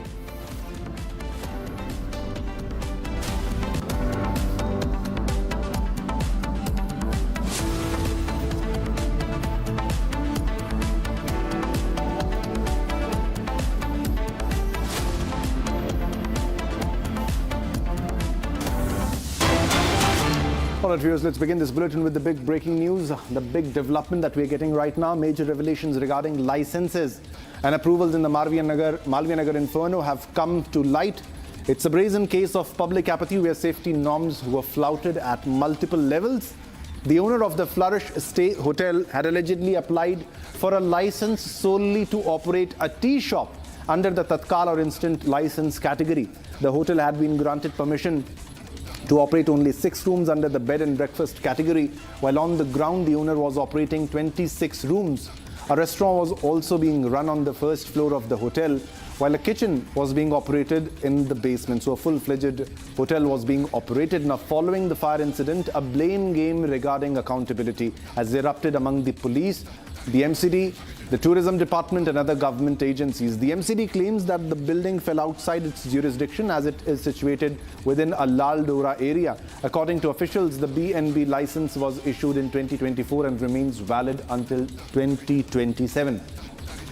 So there was a license only for tea shop and he was running a full-fledged hotel in this case, and the license was only for a tea shop and he was operating 26 rooms. And also the permission is also was also given only for 6 rooms under the bed and breakfast rule, and a restaurant was also being run on first floor illegally. All right, viewers, we have another big breaking news development that we are getting right now at this moment, and this is the claim by the eyewitness where he says that the fire tenders have reached 1 hour late. Witness claims one fire truck had to return as it did not have enough water, and a fire broke out at around 8:10 a.m. and one fire tender reached at 8:30 and the fire tender returned, that is the fire engine returned. Now this is exclusive on your screen, big development here, another big revelation in the entire case, and this amounts to another negligence and how the fire tender which reached did not have enough water to douse the flames in this case. And a local resident and eyewitness, or as per him, the fire tenders reached 1 hour late. Witness claims one fire truck had to return as did not have enough water, and fire broke out at 8:10 a.m. One fire tender reached at 8:30 and returned. So 20 minutes is the time, more than 20 minutes time it was taking. It reached 1 hour late in this case. And big development here. He claims that fire tenders reaching 1 hour late, and that is exactly the reason.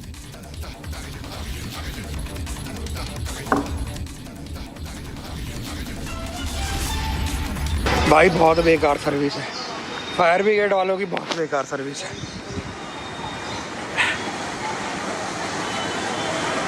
हम खुद रस्सियां फेंक के बंदों को बचा रहे हैं, लेकिन कोई नहीं आया। अब सोच लो, हम सामने वाली बिल्डिंग में रह के हम पर रुका नहीं जा रहा था ऊपर आते में, तो अंदर बेचारे कैसे रुक रहे हैं। भाई बहुत बेकार सर्विस है, फायर ब्रिगेड वालों की बहुत बेकार सर्विस है। हम खुद रस्सियां फेंक के बंदों को बचा रहे हैं, लेकिन कोई नहीं आया। अब सोच लो, हम सामने वाली बिल्डिंग में रह के हम पर रुका नहीं जा रहा था ऊपर आते में, तो अंदर बेचारे कैसे रुक रहे हैं। भाई बहुत बेकार सर्विस है, फायर भी। So this was the claim by, this was the eyewitness who was in the nearby building, and as he spoke that we are on the building that's nearby the building that was on fire, that is the hotel, the restaurant, and they are unable to stay there because of the suffocation, because of the smoke inhalation after the fire. Huge plumes of smoke were coming out, massive fire, and also he highlights the delay in the fire truck's arrival. And he also claimed that one fire truck had no water, it had to go back because it did not have water, and fire at 8:10 a.m. and fire tenders reached around 8:30 a.m. and one fire tender, it returned, and then the fire tenders arrived after 1 hour. He's claiming that the fire tenders reached 1 hour late after the fire, and you can understand how much devastation was caused because of the delay.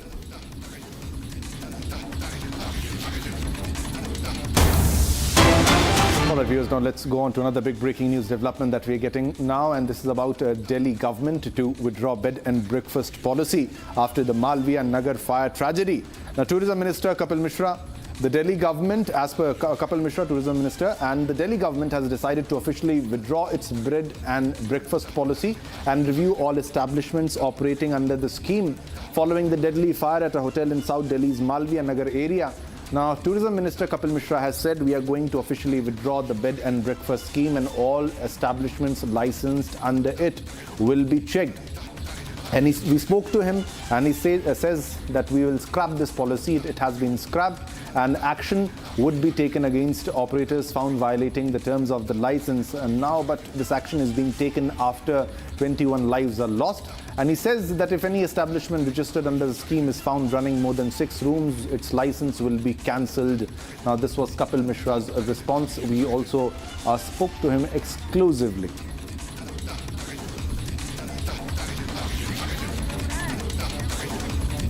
All right, let's go to Sarthak, who's reporting from the ground zero. Sarthak, what's the latest that you are fetching? We are getting to know that action is being taken by the authorities very late after the incident, after 21 lives have been lost. But many hotels are shutting their shop because they fear that action will be taken against them. Their shutters are down, their boards have been removed, but they're still running, Sarthak. Well, that's absolutely right, Shivam. After the incident, absolutely right, Shivam. After the incident took place, the entire area seems like has gone on a shutdown, where most of the shops are closed. Most of the shops are not operating. They were neither operating yesterday. They're not operating today because certainly. They will also come under scrutiny because this has brought to the light of the authorities that most of these shops do not have proper licenses with them, and yet they are operating at full force after the tragic incident that took place early morning yesterday. These shops have been closed. And also we got to speak to one of the bystanders yesterday. Even I personally got to speak one of the bystanders yesterday, where we were told that the incident took place early in the morning at around 8:05, 8:10, and the first fire tender came at around 8:25, 8:30 something, and very soon it went back, and then an hour later more fire tenders came in. But by that time, in an hour, the entire building got burned. 21 people lost their life. The locals tried saving those people. So there was one. The incident took place. This was a tragic incident. But following that, what all action should have been taken by the authorities? That is something that was not actually on point. That was not appropriate. They should have rushed to the spot immediately. And now the latest that we are getting, the BMB scheme has been exploited by most of the hotels, most of the guest houses in the area. After which Kapil Mishra, the tourism minister, has declared that they would withdraw the BNB scheme. The BNB scheme, the whole idea of establishing the BNB scheme was to support these medium and small enterprises to run their businesses. Because if they cannot run a bigger business, at least they can run a smaller guest house with 6 rooms. 3 rooms on the first floor, 3 rooms on the second floor. That's it. That's pretty much it. But these hotels were running 25, 26 rooms. There were PGs, there were rooms in the basement, there were rooms on the top floor, one single entry and exit point, no windows, no ventilation facilities, no fire license. So many issues with this entire situation, and now authorities are waking up and trying to investigate further and making claims that they would inspect and they would withdraw all the licenses and all. And this is happening only after 21 people lost their lives. This is very tragic and very saddening, Shivam. But what about the investigation, Sarthak? If you can also put that into perspective, because the owner has been arrested, and we were the first to break the news that he did not possess an NOC, a fire NOC, and he also has admitted that. But the hotel manager is also on the run. If you can put into perspective the entire investigation that is happening, the developments on that too, Sarthak.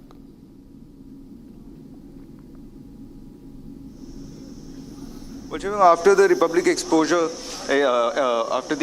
we exposed all the restaurants and hotels in the area. For example, there is a hotel nearby which goes by the name Green Residency.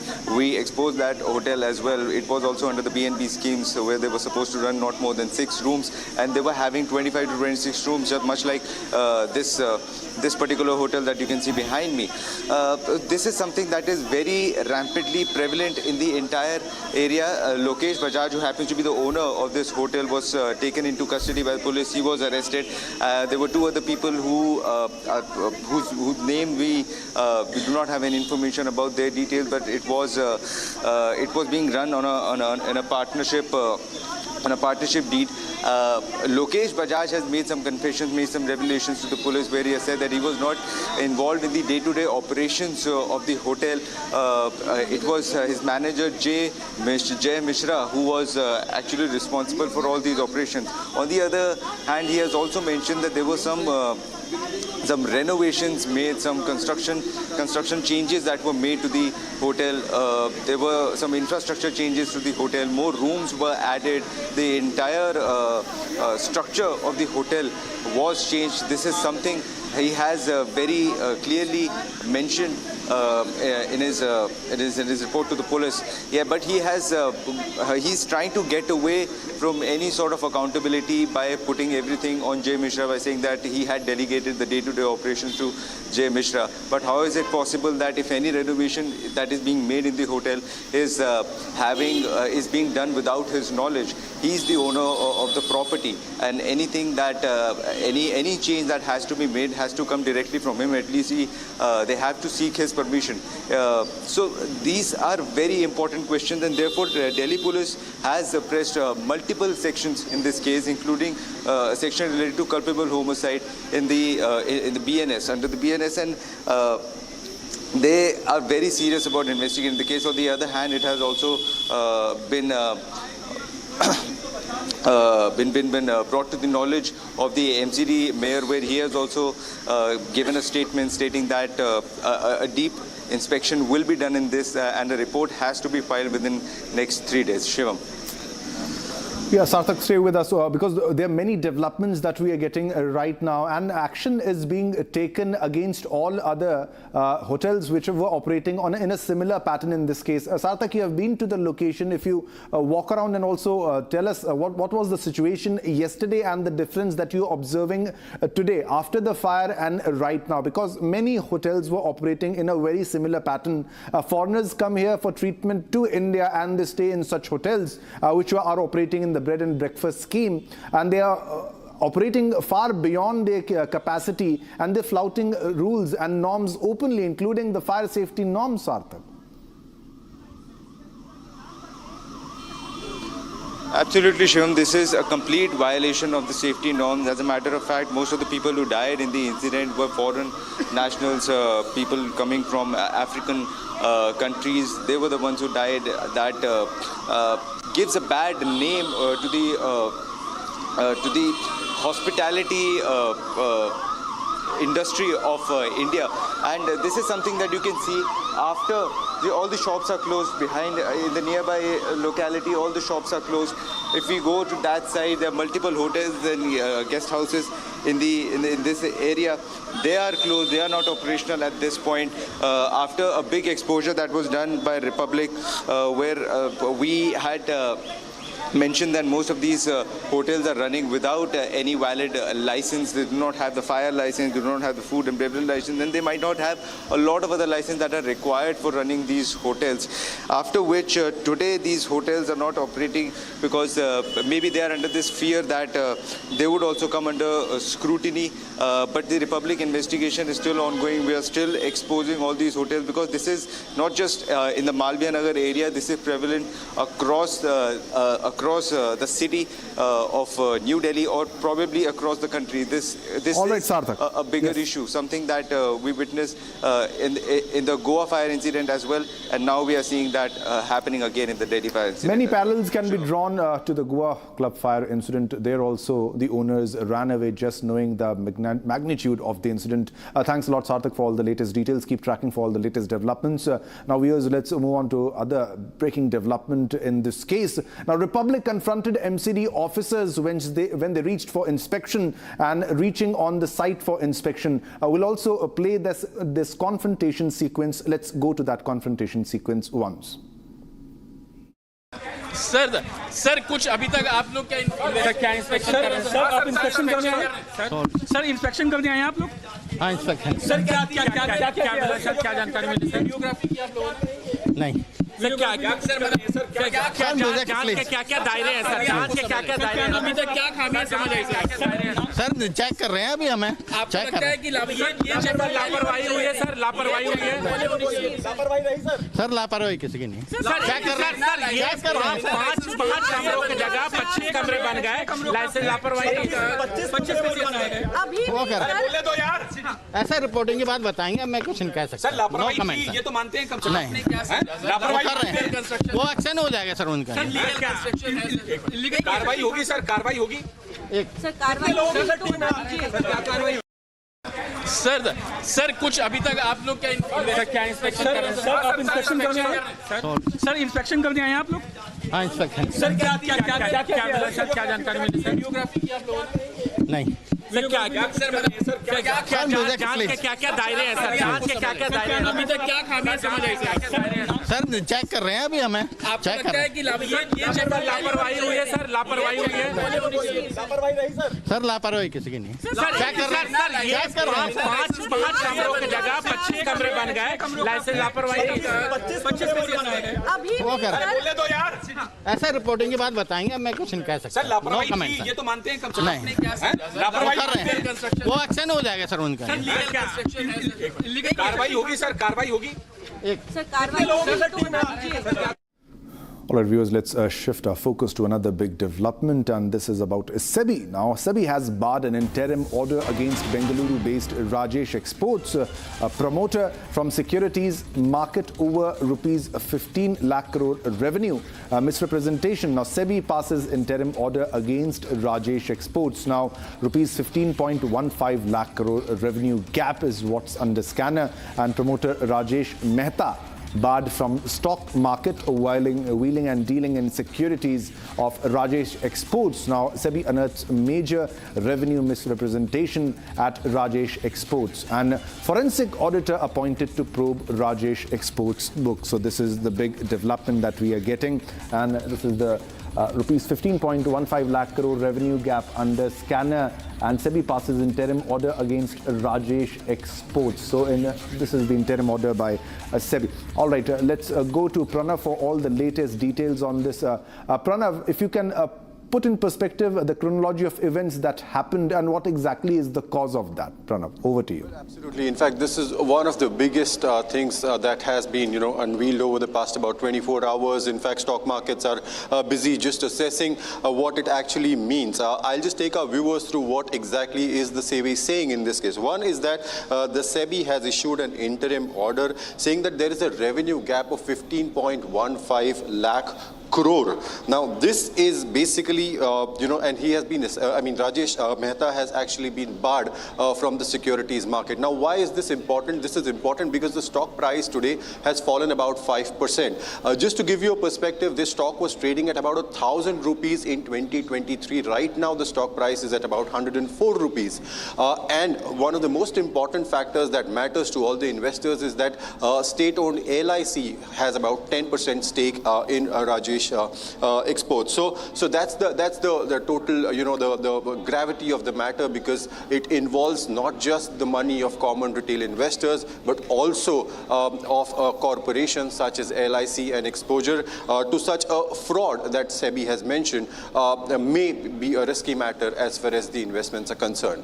Yeah, when exactly, Pranav, was this unearthed, and also about the amount of money that is involved, 15.15 lakh crores. It's a lot.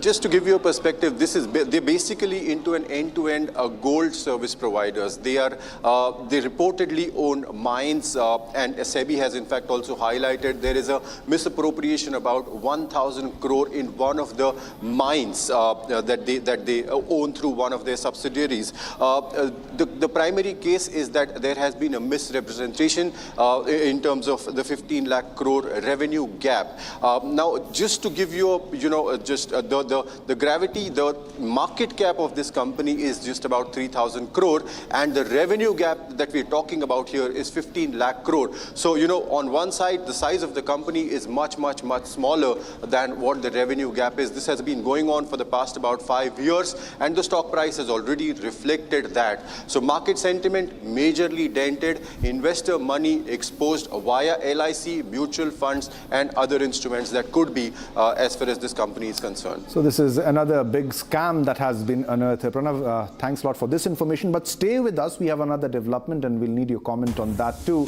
And this is about oil.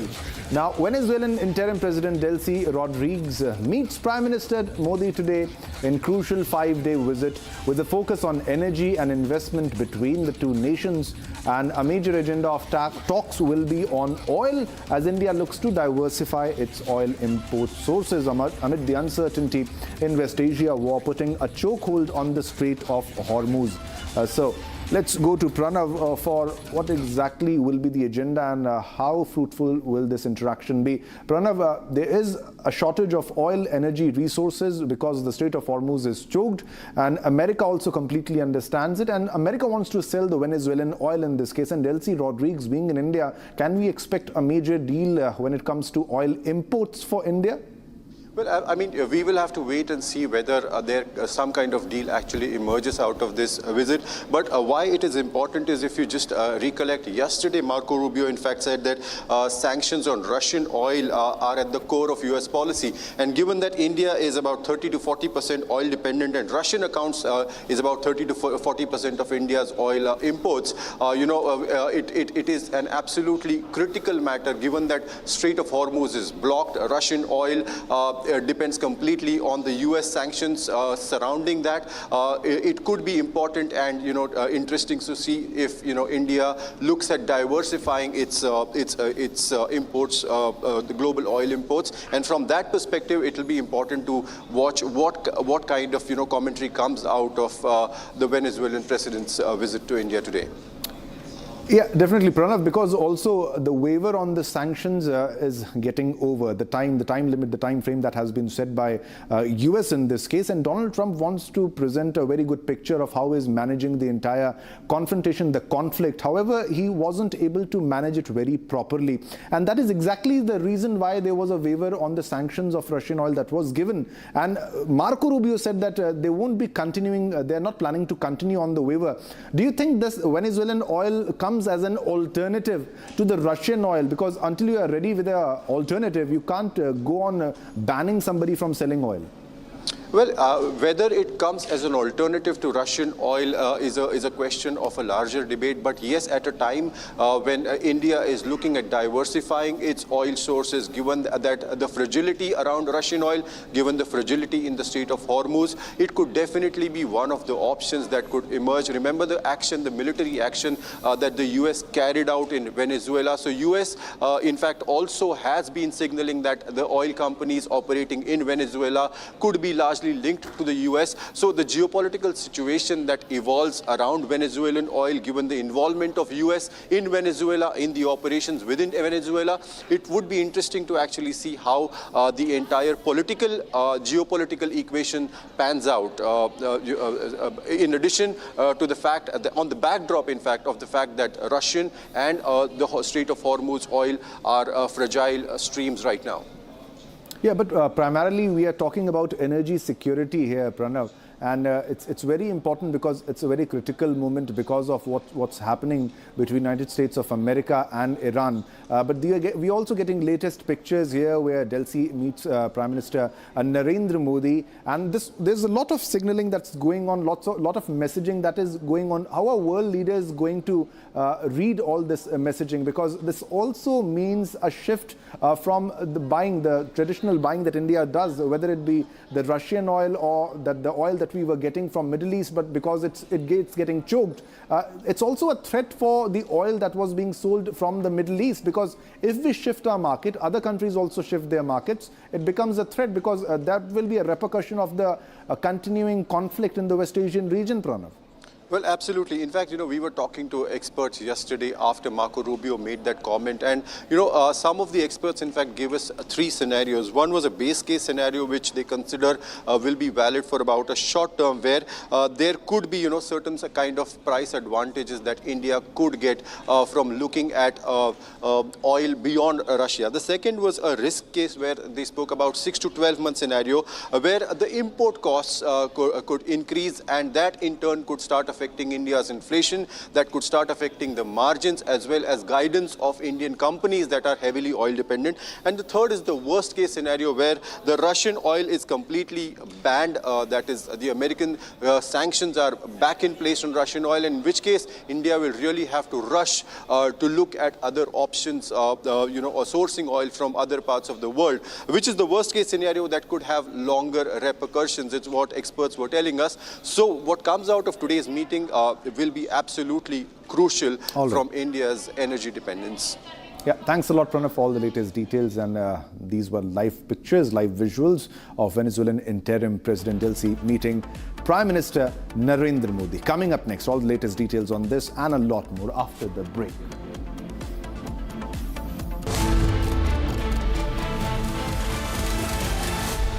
चमकी चाट से क्या बना है? Sandwich लस्सी और छाछ और हर घूंट में चमकी चाट, ड्राई फ्रूट और दही बड़े। चमकी चाट से स्वाद बढ़े। असली स्वाद सिर्फ चमकी चाट। केसरिया से मन जोगी हुआ रे, दिल झूमे देखो मतवारा हुआ रे। केसरिया से मन जोगी हर पल मनाओ केसरी त्योहार। विमल, बोलो जुबान केसरी। आर प्योर सूजी पास्ता, उबालो मिलाओ और खाओ, 8 मिनट में तैयार। क्या टेस्ट है सबका राजा, आर प्योर मसाला।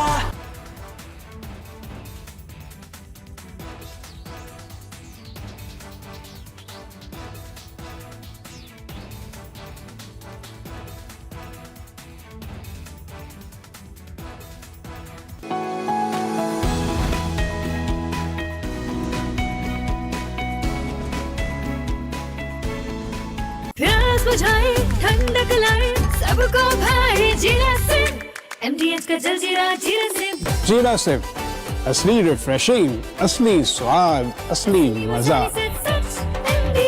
MDH AU सेविंग्स अकाउंट में मिलते हैं amazing benefits, paperless banking and higher interest, वो भी हर महीने। Money money money money every month. सोच बदलो और बैंक भी। थोड़े में ज्यादा स्वाद, यही तो है इसकी खास बात। वाओ मामा, क्या स्वाद है। अरे मेरे राजा।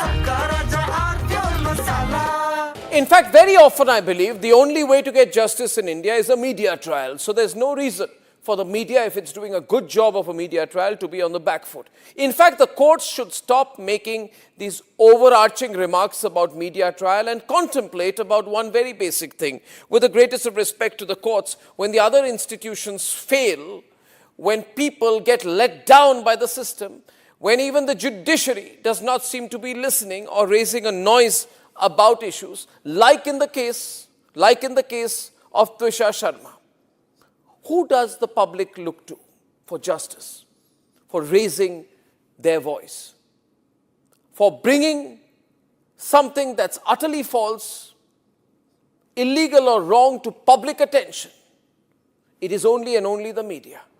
And today, therefore, we are doing a media trial in this specific case, ladies and gentlemen, of Twisha Sharma, the 33-year-old daughter-in-law of an ex-judge, in a case where the ex-judge and the ex-judge's advocate's son appear to be more than involved. Ladies and gentlemen, 15 questions tonight. And if they think it's a media trial, so be it. So be it. Why did the ex-judge in the case of Twisha Sharma, neither she nor her son call a police or an ambulance? What took them 57 minutes to bring the body down? Where are the 3 men who are seen in the video dragging Twisha's body, destroying evidence? What was the police doing? Did they question the house staff? Did they question the judge? Was Twisha carrying headphones in her bag, in her hand, or a rope? From Asia's largest news headquarters, setting the agenda for Bharat.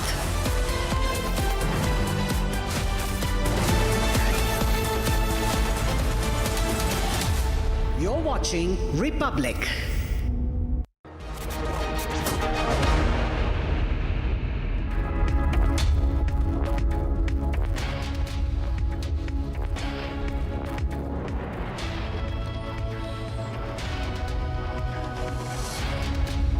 Thank you for joining us here on Republic TV. You're watching the live report. We have breaking news updates on the Delhi fire. The criminal negligence that led to the Delhi fire where 21 lives were lost. Republic has done an investigation and we have more details trickling in of what went wrong in Malvinagar. Here are the headlines.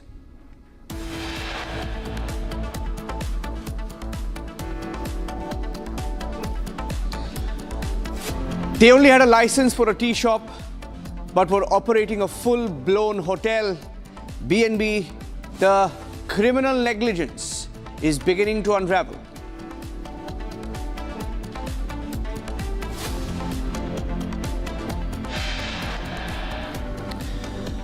They admit that there was no fire NOC. It's a problem across the national capital. Almost 90% of the outlets don't have a fire NOC, a tragedy waiting to happen.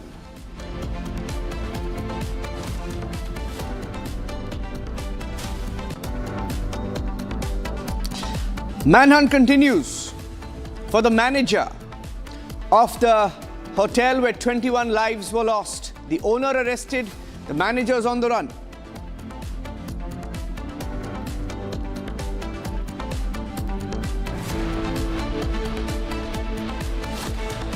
Mamata Banerjee loses Trinamool, getting in details that more and more MLAs and MPs are in touch with the BJP.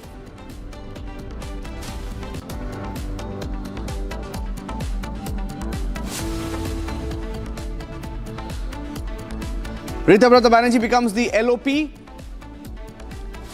Will take over today. There are reports that 20 MPs are in touch with the BJP. We have details coming in.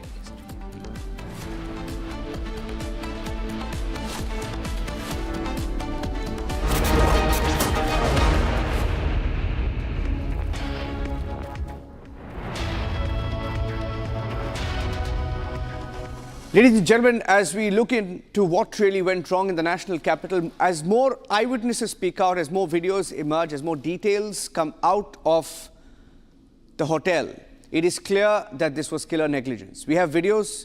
I want to start with the videos that show how even the fire brigade came at least an hour late after the damage was done. This is a witness video accessed by Republic.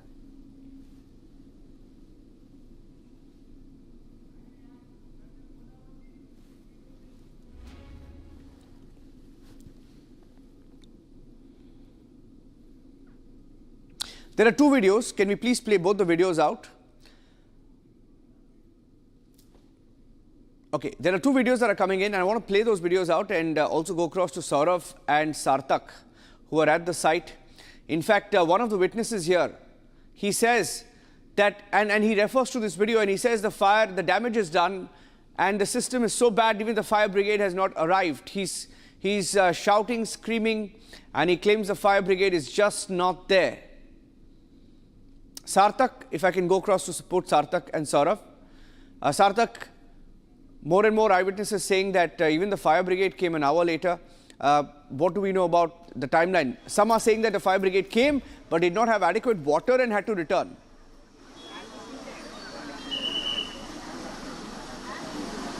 Well, that is exactly what we are getting, Niranjan. The information that we have received that the fire took place around 8:10 in the morning, early morning at around 8:10, and that is when information got received by the Delhi Fire Services. A fire tender reached at the spot in 20 minutes. However, they did not have adequate water to sustain the fire. So therefore, it went back, and then more fire tenders came after an hour later, nearly around 9:45, 47 more, 10 more fire tenders reached at the spot. But it took them an hour to reach there. By that time, the locals tried saving the people who were stuck inside the building. We also have the visuals of people jumping from the building. 3 of them died because of that. Some of them suffered multiple injuries. There were spinal injuries, there were bone injuries that they suffered because of suffocation. They did not have any other choice but to jump from the building. There was no other entry-exit point, as we have mentioned time and again. There was just one single entry-exit point. The fire took place on the ground floor, which was the kitchen area, and there were rooms on the upper floors, which makes it even more impossible for all the customers inside the hotel to come out of the hotel, because there's just one entry-exit point, and that's exactly where the fire was caught. So it took them, the fire brigade took 1 hour to reach the spot and try saving the people over there, but by the time that it was already too late, because of which 21 people have lost their lives. This is also something that needs to be investigated. This is something that has to be answered by the Delhi Fire Services, because this is not the first time it has happened. Much like that, it happened in the sector, Noida sector 150 case as well, where it took a long time for the fire department to deploy their fire tenders at the spot and just begin with rescuing people. This is also something that needs to be addressed. But apart from that, the owner has been taken into custody by the police. He is being investigated. He'll be produced before the Saket court, where they will be seeking 4 days of police remand to investigate the matter further. He is throwing blames at his manager, saying that he was the one who was responsible for day-to-day operations. The manager goes by the name J. Mishra. He's Lokesh Bajaj, who is the owner of this property, says that he had delegated the daily operations to J.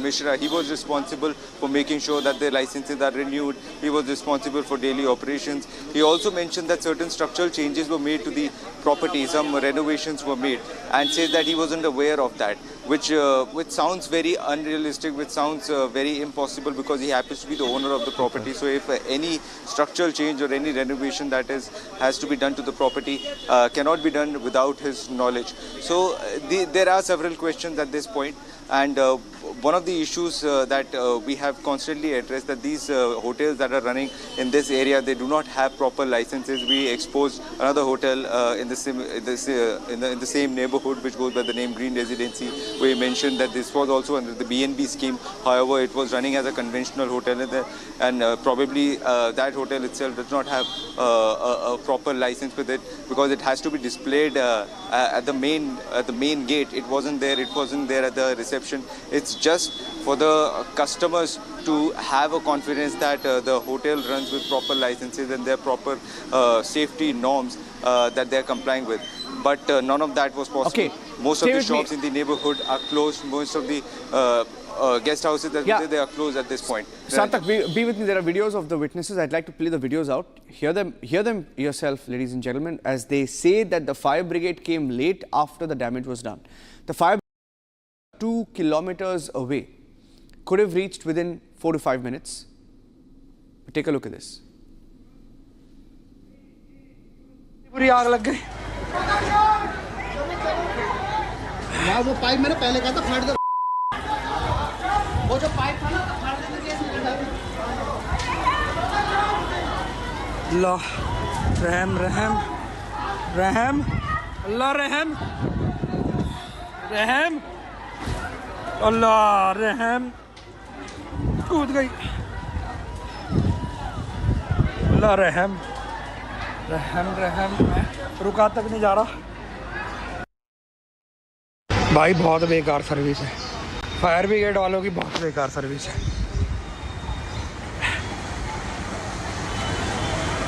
हम खुद रस्सियां फेंक के बंदों को बचा रहे हैं, लेकिन कोई नहीं आया।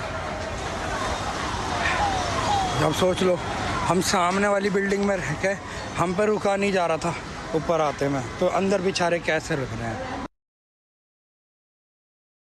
भाई। बहुत बेकार सर्विस है, फायर ब्रिगेड वालों की बहुत बेकार सर्विस है।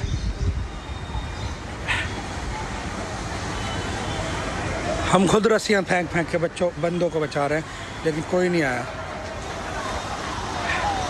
जब सोच लो हम सामने वाली बिल्डिंग में रह के हम पर रुका नहीं जा रहा था ऊपर आते में, तो अंदर बेचारे कैसे रह रहे हैं भाई। इतनी बुरी आग लग गई। यार वो पाइप मैंने पहले कहा था फाड़ दो, वो जो पाइप था ना फाड़ देने के।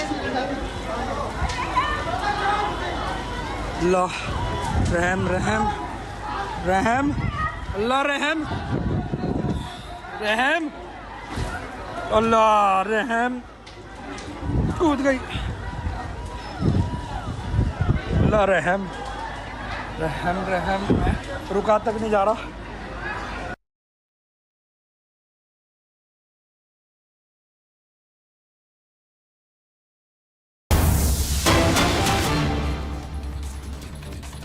Getting breaking news now that the PNB policy has been scrapped. Of course, the damage is done. They are scrapping the policy after the loopholes were exposed.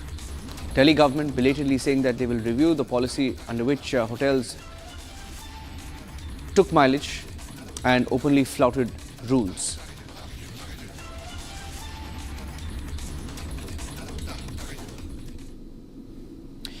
The Delhi government is going to withdraw the BNB policy as confirmed by Kapil Mishra, the tourism minister, and this is after the Delhi fire.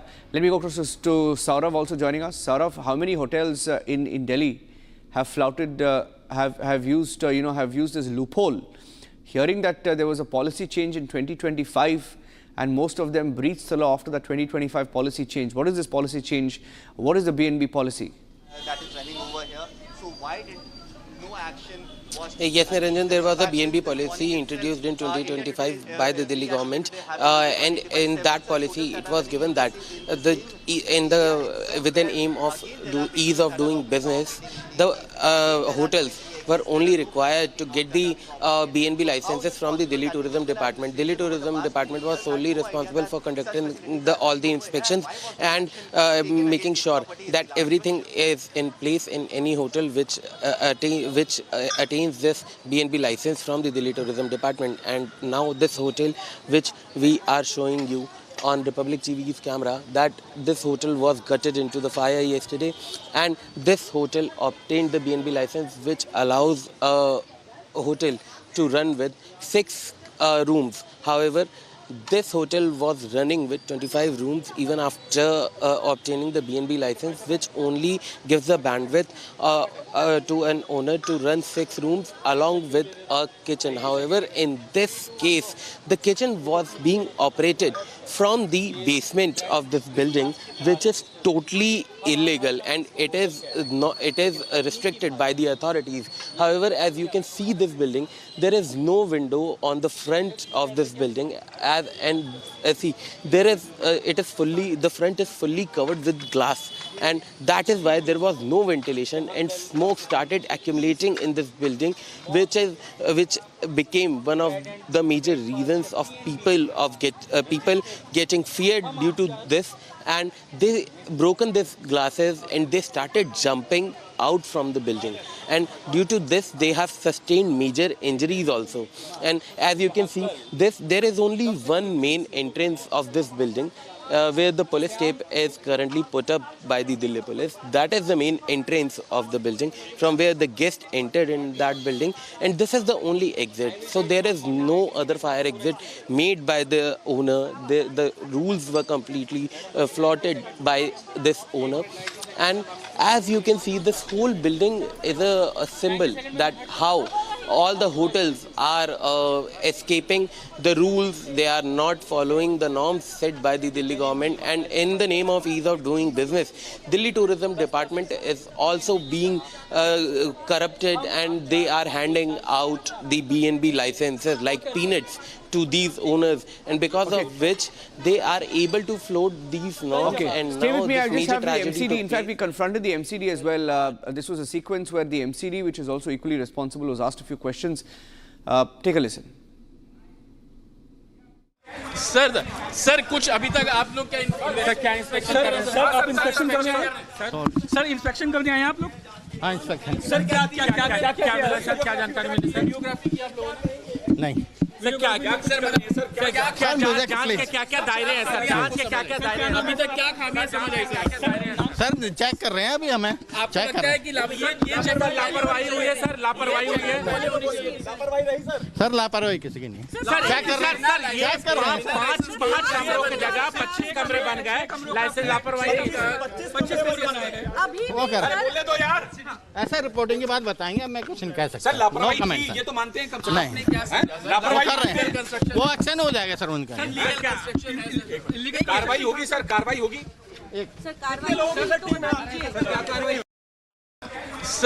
Sir कुछ अभी तक आप लोग क्या inspection कर रहे हैं? Sir आप इंस्पेक्शन करने आए? सर इंस्पेक्शन करने आए आप लोग? हाँ इंस्पेक्शन। सर क्या जानकारी मिली सर? वीडियोग्राफी की आप लोगों ने? नहीं sir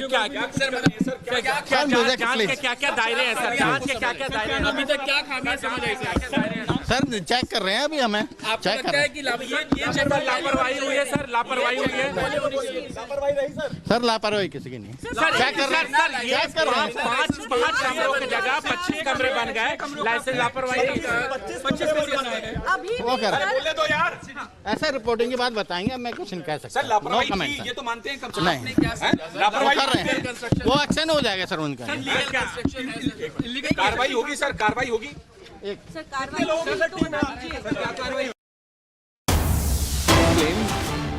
An eyewitness claims that they dialed the hotel owner and the hotel owner came to the site but returned in a few minutes and essentially escaped. The hotel owner came, saw the fire, realized he couldn't do anything.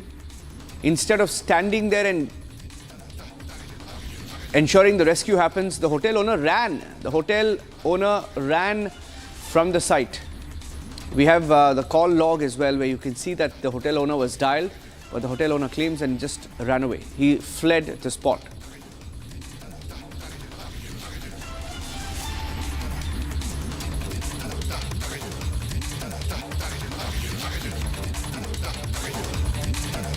भाई इतनी बुरी आग लग गई। यार वो pipe मैंने पहले कहा था फाड़ दो। वो जो पाइप था ना फाड़ देते। अल्लाह रहम रहम रहम, अल्लाह रहम रहम, अल्लाह रहम। कूद गई। अल्लाह रहम रहम रहम। रुका तक नहीं जा रहा। भाई इतनी बुरी आग लग गई। यार वो पाइप मैंने पहले कहा था फाड़ दो। वो जो पाइप था ना फाड़ देते। अल्लाह रहम रहम रहम, अल्लाह रहम रहम, अल्लाह रहम। कूद गई। अल्लाह रहम रहम रहम। रुका तक नहीं जा रहा।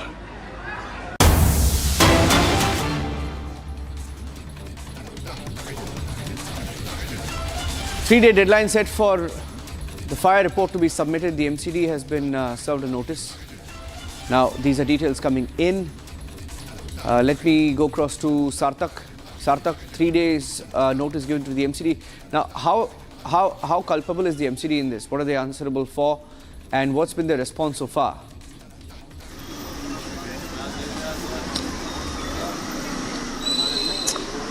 Well, Ranjan, MCD is completely accountable in this because MCD has to monitor the licenses that are issued to these hotels. They have to make sure that periodic inspections are conducted. While starting such businesses, it's become very important that you have all the licenses in place and you have to present a file before the MCD officials and before they grant a permission to run these businesses. And after that, once that is done, once you have a valid order from the MCD commissioner that you can run such a business under the BNB scheme, which was established by the Delhi government to support small businesses. periodic inspection is very important, and this is something that is very randomly done by MCD officials. They would just barge into these premises and they would inspect that everything is in place. They would check the licenses if they continue having the valid licenses or not. But in this particular situation, in this particular case, it seems like none of that was done. No periodic inspections were done, or even if they were done, maybe those officials were bribed, maybe there was some form of corruption involved where they allowed these businesses to just get away doing whatever they were doing, having a B&B license where they were supposed to run not more than 6 rooms, and they were having 26 rooms in the hotel. They were having rooms in the basement, no proper entry and exit point, no contingency plan, no emergency exit, no windows and no ventilation facilities, and they were just making profits out of it. There were most of the people who were living inside the hotel, they were foreign nationals. The 21 people who have died, most of them were foreign nationals. That gives a wrong impression of the hospitality industry of India across the world. So these are several issues that have to come in light, and authorities have to answer that. MCD has to answer that. Therefore, the MCD mayor has passed an order stating that a detailed inspection shall be conducted in this case, and a report has to be filed within 3 days by the MCD commissioner. This is the latest that we are getting, and this comes along the other investigation that is being conducted by Delhi Police, where several sections of BNS have been applied by the Delhi Police on the owner, Lokesh Bajaj. Niranjan. Okay, thank you for joining us with those inputs. We'll take a short break now, and when we come back, we'll get you the other details. In fact, there are different reports that show that they knew this was going to happen. They knew that most of the hotels and eateries did not have NOCs. Even the court had flagged this issue, especially after the Goa club fire where 26 lives were lost. There was a wake-up call given in Delhi, and yet they did nothing for almost 6 months. Taking a break, we continue to get more details on the story. Stay tuned.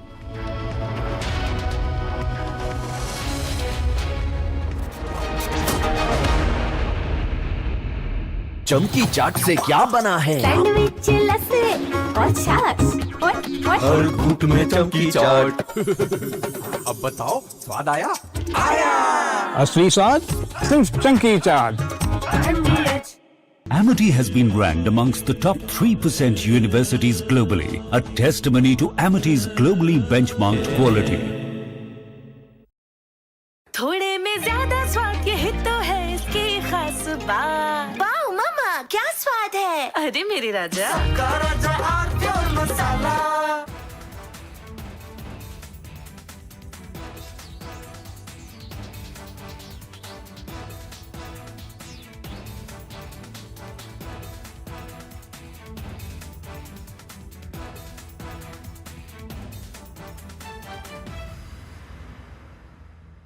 I want to start with some very disturbing pictures that have come in of a so-called right-wing leader.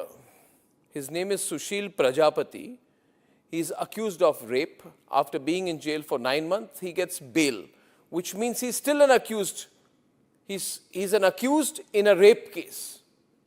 And the case goes back to 2025 when he took an LLB student to one place on the pretext of introducing her to a senior advocate. He drugged her drink and then he sexually assaulted her. He is still under trial for rape. He has not been released. But when he comes out, this rape accused, garlands are put on him as if he's some kind of a hero, as if he's achieved something great. Is a rapist to be celebrated, ladies and gentlemen? I ask you that question. And more than anyone else, I ask the right wing of this country.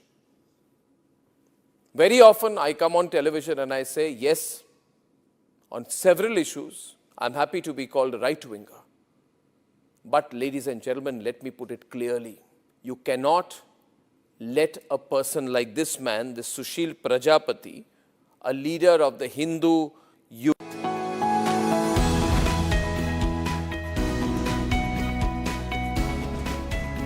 चमकी चाट से क्या बना है? Sandwich लस्सी और छाछ और हर घूंट में चमकी चाट।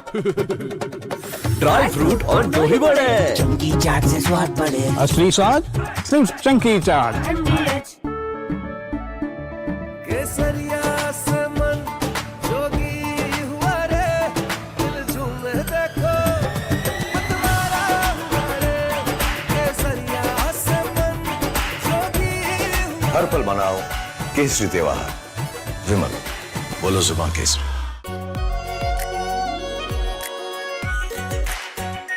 Are pure shahi paneer masala, delicious, healthy every day. In fact, very often I believe the only way to get justice in India is a media trial. So there's no reason for the media, if it's doing a good job of a media trial, to be on the back foot. In fact, the courts should stop making these overarching remarks about media trial and contemplate about one very basic thing. With the greatest of respect to the courts, when the other institutions fail, when people get let down by the system, when even the judiciary does not seem to be listening or raising a noise about issues, like in the case of Twisha Sharma, who does the public look to for justice, for raising their voice, for bringing something that's utterly false, illegal or wrong to public attention? It is only and only the media. And today, therefore, we are doing a media trial in this specific case, ladies and gentlemen, of Twisha Sharma, the 33-year-old daughter-in-law of an ex-judge, in a case where the ex-judge and the ex-judge's advocate's son appear to be more than involved.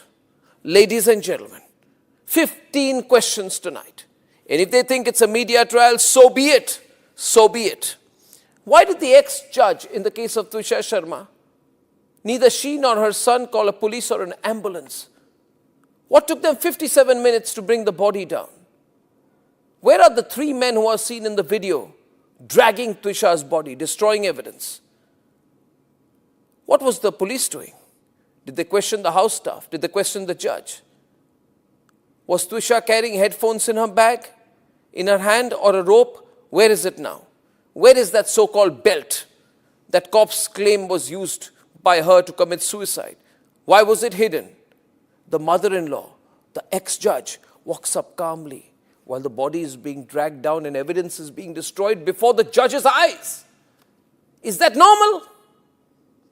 Why don't the judges raise a hue and cry about it? Why don't the appellate courts take up this case suo motu? So people don't start believing that when an ex-judge is concerned, the victim will never get justice. Ladies and gentlemen, what was the ex-judge carrying in her hand when she went down? Where is all the CCTV footage? Did the police collect it? Why did the ex-judge's son Samarth Singh escape after bringing the body of his wife to AIIMS? Is it true that the ex-judge's son's medical examination was not conducted?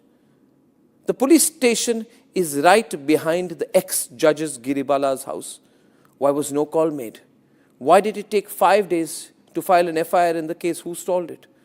Why was the victim's family attacked in court if there's nothing to hide? And did a very senior police officer go to AIIMS that night to try and fudge the post-mortem report?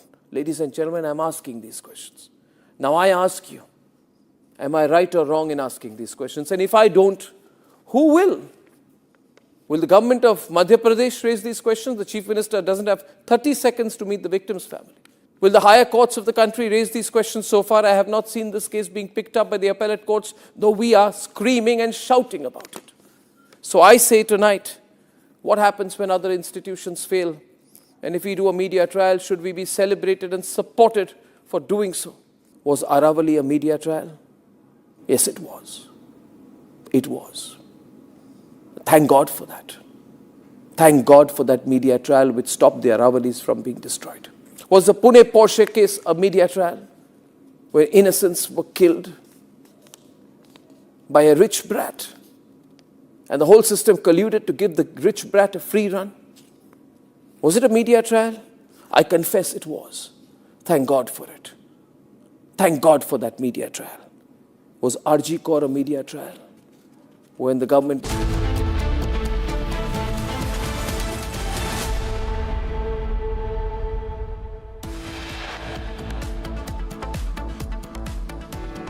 The top headlines today: in a brazen disregard for rules, a big revelation comes to light. The hotel owner in Malviya Nagar fire case only had a license to operate a tea shop.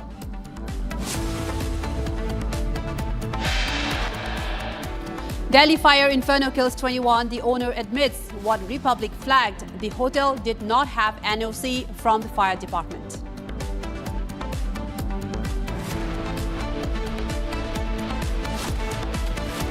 Malviya Nagar hotel owner Lavkesh arrested to be produced in court today. Manhunt on for manager Jay Mishra. Delhi government withdraws policy on bed and breakfast establishments after major fire. All bed and breakfast establishments to be reviewed.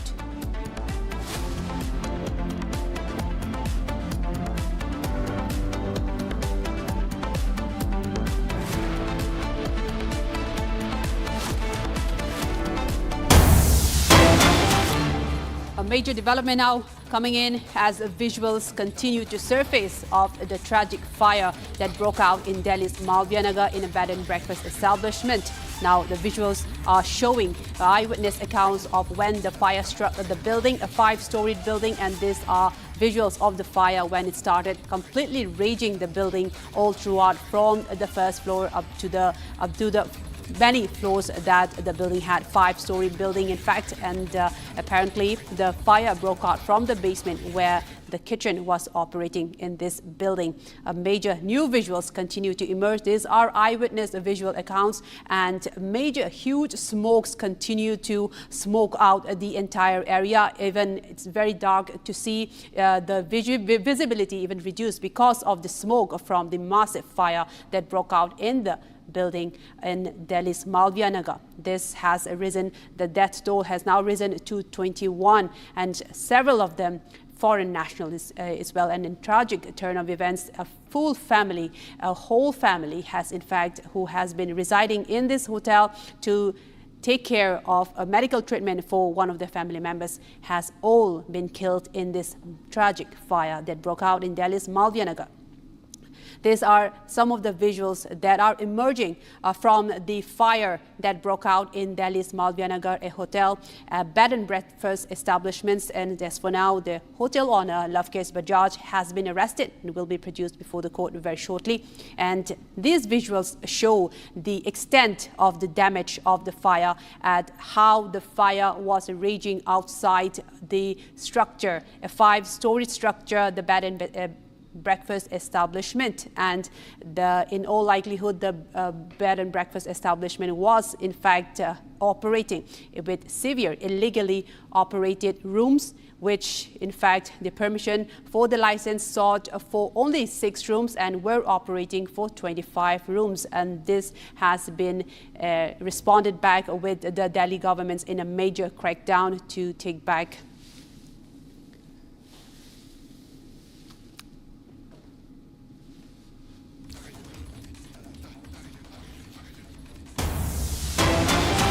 Right in the Delhi fire incident, major breaking news coming in. Now, Delhi government is set to withdraw the bed and breakfast policy after Malviya Nagar fire tragedy. Now, the Tourism Minister Kapil Mishra, the Delhi government has decided to officially withdraw its bed and breakfast policy and review all the establishments operating under the scheme following the deadly fire at a hotel in South Delhi's Malviya Nagar area. The Tourism Minister, Kapil Mishra, has confirmed this, and I quote, "We are going to officially withdraw the bed and breakfast scheme, and all establishments licensed under it will be checked." The Tourism Minister also spoke about it further, saying that action would be taken against operators found violating the terms of the license, and if any establishments registered under the scheme is found running more than 6 rooms, its license will be cancelled. A major crackdown from the Delhi government regarding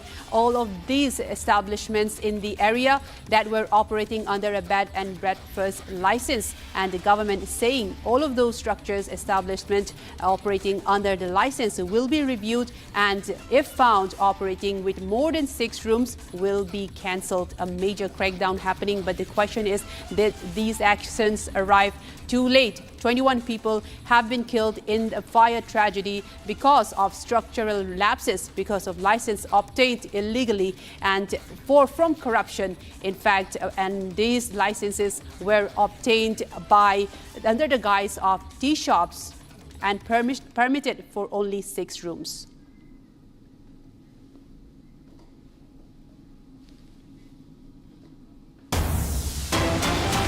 Another now breaking news coming in, this one from the Twisha Sharma death case, and Samarth and Giribala are receiving VIP treatment after having been sent to jail.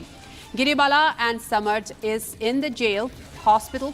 Giribala has been kept in the jail hospital after the custody expired and citing security concerns as well, while Samarth remains there on grounds of injury. And the reports are saying that both the accused, the mother-son duo, are receiving VIP treatment and raises questions about how inmates are supposed to be treated, those under trial inmates. In fact, both the mother and son are under trial for the death case of Twisha Sharma. And after the custody expired, they have been sent to jail. Now receiving VIP treatment, and Giribala, in fact, is in a hospital citing medical conditions. Now I'm joined by my colleague Satya Vijay, who has more information in the story. Satya Vijay, we are getting reports that both the accused, the mother-son duo, Samarth and Giribala Singh, are receiving VIP treatment after being sent to jail. What could be the reason behind that, and why are they being treated differently?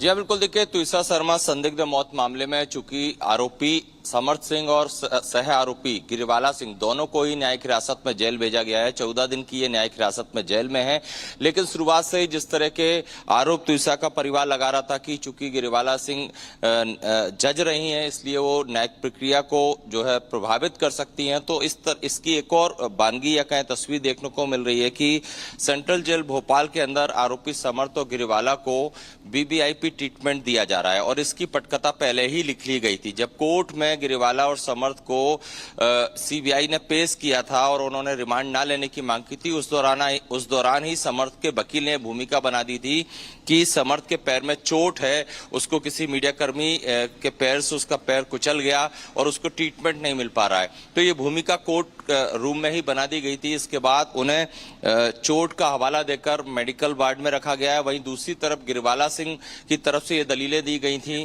कि उन्होंने कई ऐसे फैसले सुनाए हैं जिसके आरोपी Bhopal central jail में ही मौजूद हैं, जो सजा काट रहे हैं। तो ऐसे में उनकी सुरक्षा का जो है, उनकी जान को खतरा है, इसलिए उन्हें ऐसी जगह रखा जाए जिससे कि वो सुरक्षित रह सकें। तो गिरिबाला सिंह को सुरक्षा और समर्थ को चोट का हवाला देते हुए जेल जाते ही वीवीआईपी ट्रीटमेंट दिया जा रहा है। दोनों को जेल के अंदर जो इमरजेंसी मेडिकल वार्ड बने होते हैं वहां पर रखा गया है। And Satya Vijay, we are also getting reports that Giribala has been kept in the jail hospital, citing security concerns, even though Samarth, her son, still remains there on the grounds of injury. And what security reasons could be her concern? She is in the jail now.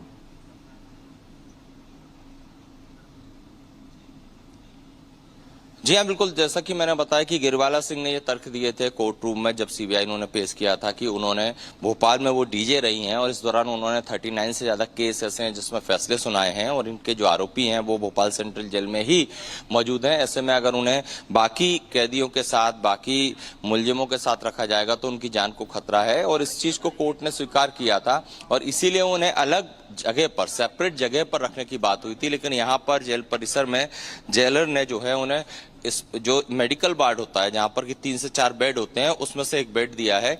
दूसरी तरफ समर सिंह के पैर में चोट का हवाला दिया तो उन्हें भी मेडिकल वार्ड में, खंडवा के मेडिकल वार्ड में रखा गया है। तो इस पर सवाल खड़े हो रहे हैं कि आखिर एक आम जो व्यक्ति होता है जिस पर आरोप लगते हैं उसे इस तरह का वीवीआईपी ट्रीटमेंट नहीं दिया जाता। लेकिन यहाँ पर चूंकि गिरिबाला सिंह का काफी बड़ा रसूख है और प्रभावशाली लेडी है तो क्या इसलिए उन्हें इस तरह का वीआईपी ट्रीटमेंट दिया जा रहा है। लेकिन उनकी दलीलें, अगर गिरिबाला और समर्थ की दलीलें उनके जो वकीलों ने कोर्ट में रखी, उसके मुताबिक कारण इसके पीछे सुरक्षा और इलाज, 2 कारण बताए गए हैं। And And Satya Vijay, we would also like to know what injury did Samarth exactly suffer, because he is also there on the grounds of an injury, and was there a particular injury that was flagged regarding Samarth? देखिए, court में समर्थ सिंह को जब पेश किया जा रहा था या मेडिकल के लिए जब समर्थ सिंह को ले जाया जाता था, तो उस दौरान उसका ये कहना है, समर्थ सिंह के वकील का कोर्ट में ये कहना था कि एक बाइट, जिस तरह से मीडिया के जो पर्सन्स होते हैं रिएक्शंस लेना चाहते हैं, उस दौरान भगदड़ हुई और उसमें एक मीडिया कर्मी का पैर उसके पैर पर रखा गया, जिससे उसके पैर में चोट है। और उन्होंने ये भी आरोप लगाए थे कि पुलिस जो है उनका ट्रीटमेंट नहीं करवा रही है, मेडिकल जरूर कराया गया लेकिन पैर के लिए जो स्प्रे होता है वो तक नहीं दिया गया, जिसकी वजह से अब उनको एक्सरे करवाना है। और ये हवाला देते हुए उन्होंने समर्थ सिंह को अलग रखने की बात की थी, मांग की थी, जिसे कि कोर्ट ने स्वीकार कर लिया था। और कहीं ना कहीं लेकिन जिस तरह से जेल में उनको वीआईपी ट्रीटमेंट मिल रहा है कि अलग वार्ड में रखना एक अलग चीज होती है, लेकिन हॉस्पिटल में, चूंकि हॉस्पिटल में सुविधाएं और बेहतर होती हैं, वार्ड से ज्यादा बेहतर होती हैं, तो इसीलिए सवाल खड़े हो रहे हैं कि आखिर इन दोनों को इस तरह का ट्रीटमेंट क्यों दिया जा रहा है। And also both the mother and the son, Samarth and Giribala, have they met any visitors? And we want to know, why would an ex-judge who has been sent to jail be received a special treatment and be treated differently than other inmates who are also under trial? Because this sets a very wrong precedent in India's justice system.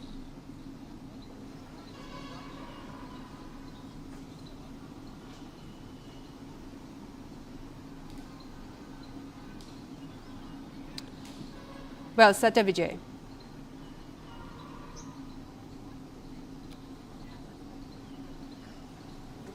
Well, we seem to have lost the connection from our reporter who is tracking all of these details on the ground. But this is the latest that we're tracking. Samarth Singh and Giribala Singh, who have been sent to jail after the custody expired in connection with the Tushar Sharma death case, are now receiving VIP treatment in the jail. And Giribala and Samarth was in the jail hospital, and Giribala has been kept in the jail hospital, citing security concerns, and Samarth also remains there in the jail hospital itself, citing injury. And they are being segregated from the other under trial who are there in the jail and are apparently now receiving VIP treatment, an ex-judge. And this raises a very serious question and also a wrong precedent for all the people.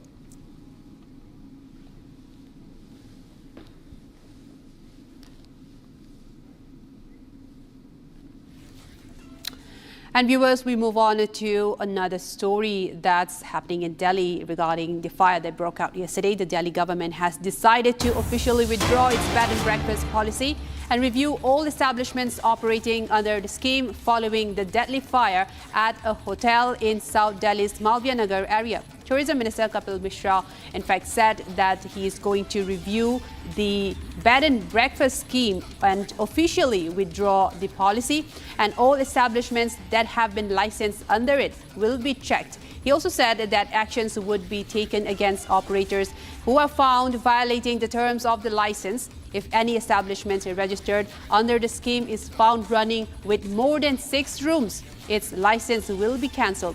This is a big step that has been taken by the Delhi government, and the Delhi government seeks to withdraw the bed and breakfast policy after the tragic Malviya Nagar fire tragedy that killed 21 people, and most of them foreign nationals, as the bed and breakfast policy was found to be operating with many illegal rooms despite being permitted for just 6 rooms. And now the Delhi Tourism Minister has said that all those establishments that are found violating exceeding the room limit of 6 numbers and will be under review, and their licenses will be cancelled.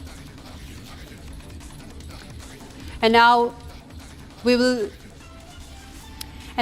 go to some visuals that are emerging during the incident when the fire broke out. Eyewitness accounts, and these are reflecting eyewitness bites and reflecting of what went down when the fire broke out in Malviya Nagar. Take a look. भाई बहुत बेकार service है, fire brigade वालों की बहुत बेकार service है।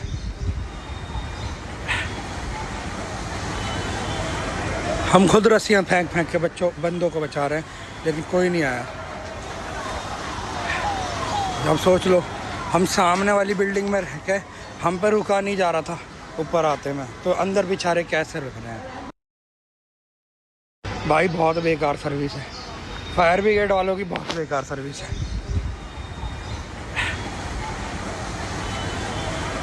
हम खुद रस्सियां फेंक फेंक के बंदों को बचा रहे हैं, लेकिन कोई नहीं आया। अब सोच लो, हम सामने वाली बिल्डिंग में रह के हम पर रुका नहीं जा रहा था ऊपर आते में, तो अंदर बेचारे कैसे रख रहे हैं।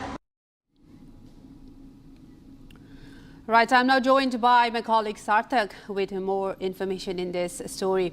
Sarthak, these are eyewitness accounts. These are visuals that have been recorded by the people, and they're saying there were no help, there were no rescue. They were trying to rescue by themselves by throwing down ropes and climbing on ladders. So help arrived much late.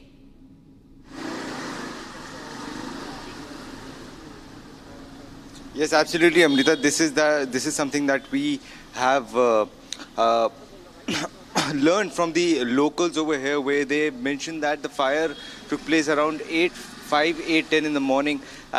Within 20 minutes, there was the first fire tender that reached at the spot when they received the information. When the Delhi Fire Service received the information, the first fire tender reached at the spot in 20 minutes. However, there was there wasn't enough water with them. There wasn't adequate water with them, due to which they had to return. And then it took them 1 hour. For other fire tenders, there were nearly 10 fire tenders who reached at the spot after an hour, and that is a long time. During that time, the locals over here trying rescuing the people who were stuck inside the hotel. We have the exclusive visuals of that, where we can see they have placed these mattresses on the floor, and people are jumping from the hotel. They are trying to rescue them by throwing ropes.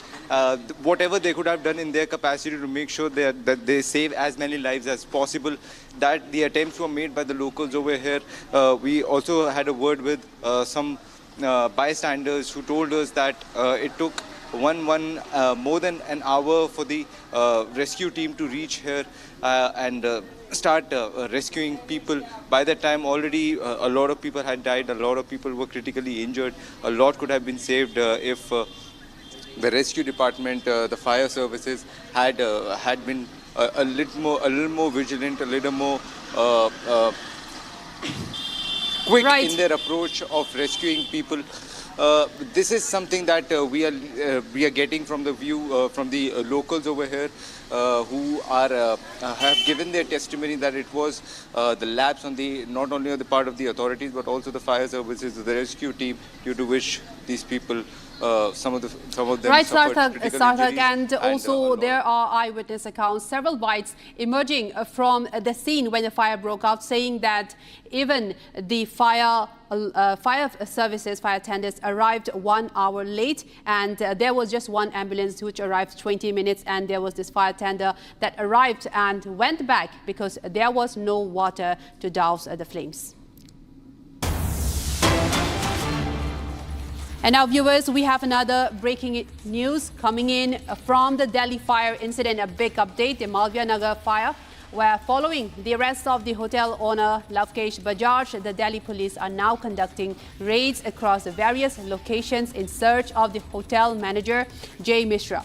And in the interrogation, Lavkesh Bajaj had said that he in fact deferred the management operations to Jay Mishra, and the hotel manager Jay Mishra is now absconding, and a manhunt is on to search for the missing manager, the hotel manager, who is in fact the police are searching for him, and again named as a major accused, in fact sort of accused in the fire tragedy, as the owner has now been arrested.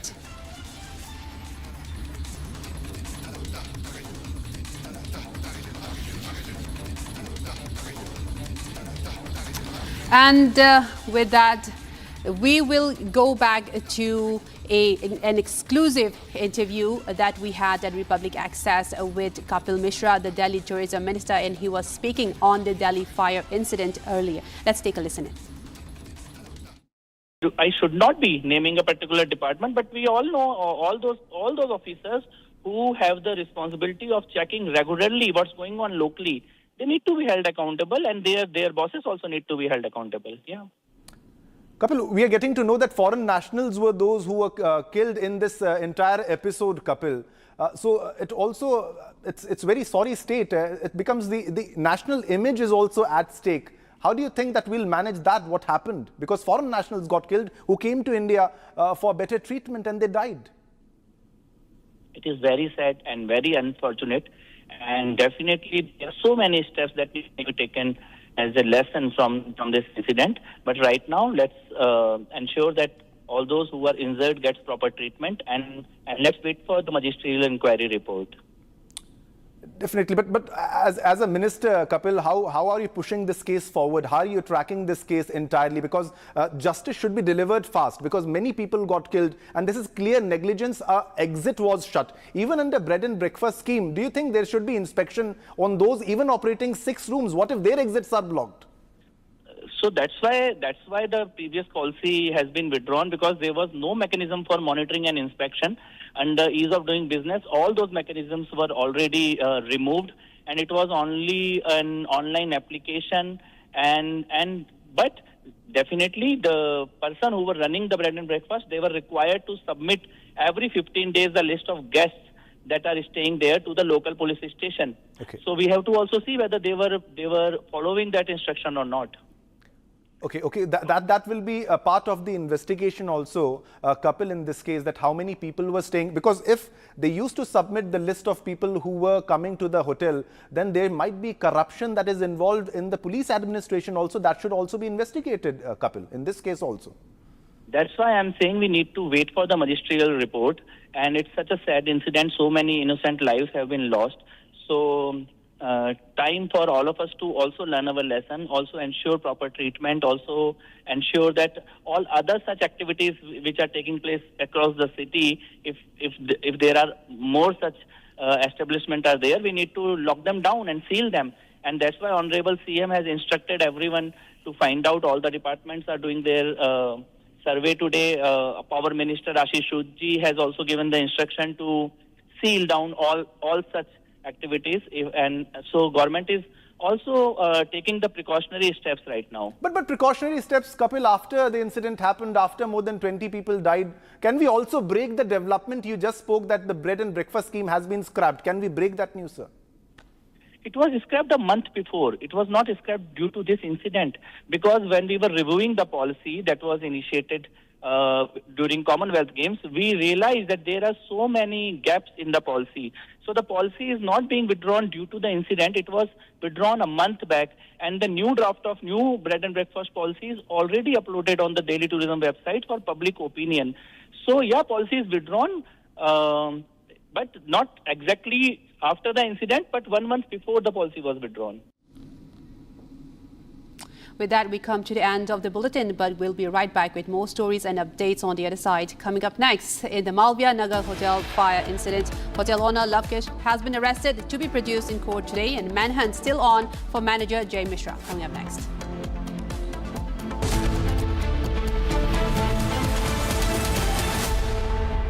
प्यास बुझाए ठंडक लाए सबको भाई जीरा से MDH का जलजीरा जीरा से जीरा से असली रिफ्रेशिंग, असली स्वाद, असली मजा। Amity has been ranked amongst the top 3% universities globally, a testimony to Amity's globally benchmarked quality. Pure सूजी पास्ता उबालो मिलाओ और खाओ 8 मिनट में तैयार। क्या टेस्ट है सबका राजा आर्नब मसाला।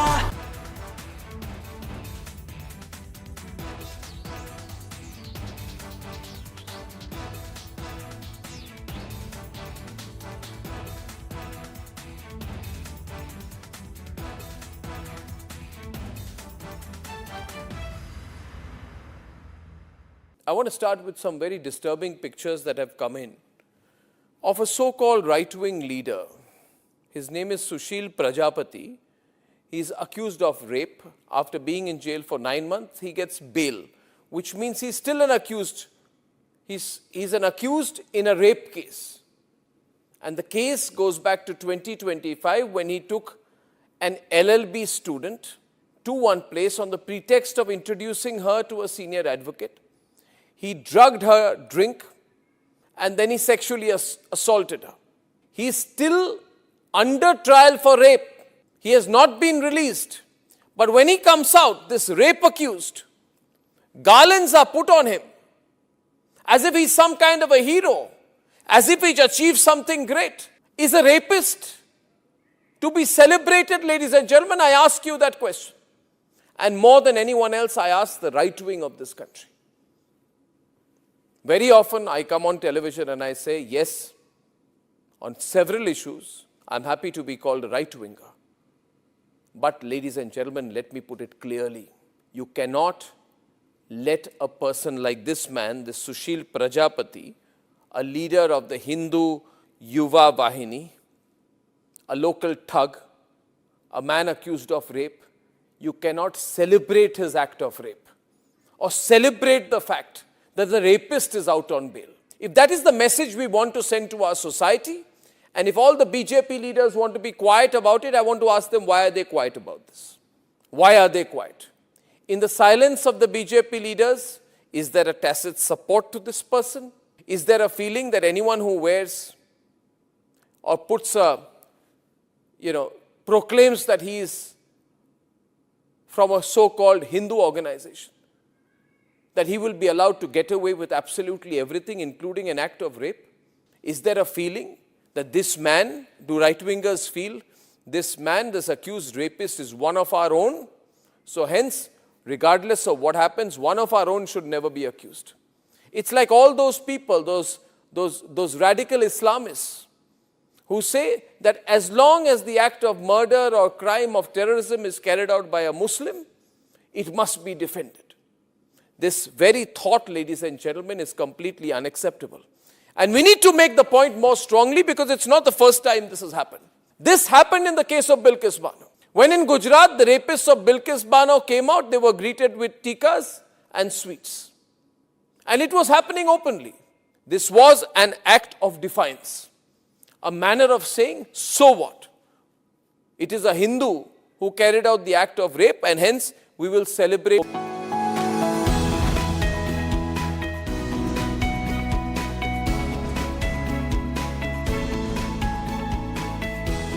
चमकी चाट से क्या बना है? आलू चाट या फ्रूट चाट, स्वाद बढ़ाए चमकी चाट।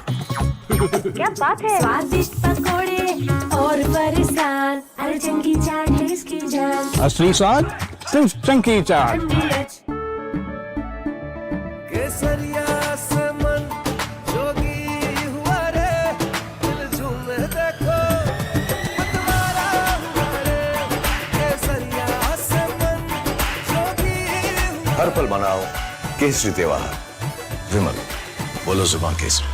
थोड़े में ज्यादा स्वाद, यही तो है इसकी खास बात। वाओ मामा, क्या स्वाद है? अरे मेरे राजा।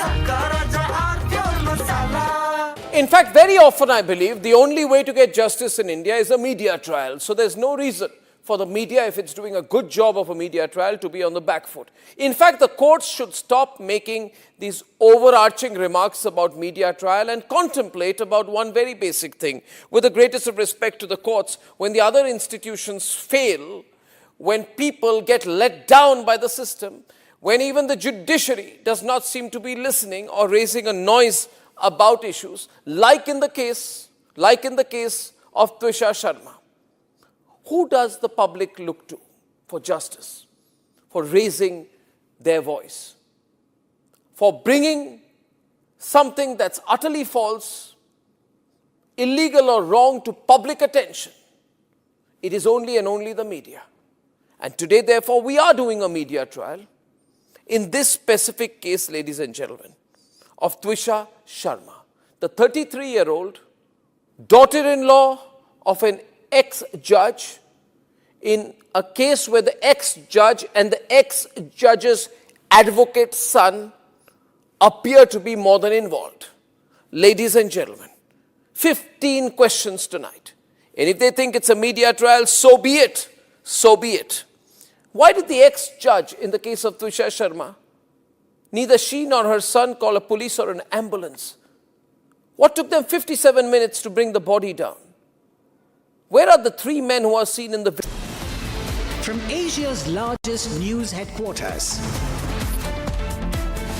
setting the agenda for Bharat.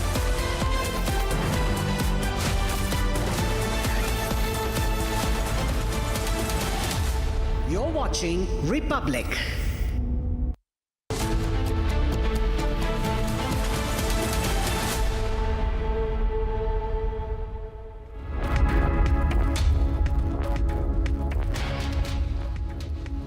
A very good afternoon, viewers. You're watching Live and Breaking on Republic. I'm Tongkam Amrita. In the fire tragedy in Delhi that killed 21 people and most of them foreign nationals, the Delhi government has launched a major crackdown, now saying that the bed and breakfast policy will be rolled back and all of those establishments that have been registered under this policy will be under review, and with even cancellation of licenses if found in violation of the norms. We'll get all the details, but first take a look at the headlines. In a brazen disregard for rules, big revelation comes to light. The hotel owner in Malviya Nagar fire case only had license to operate a tea shop.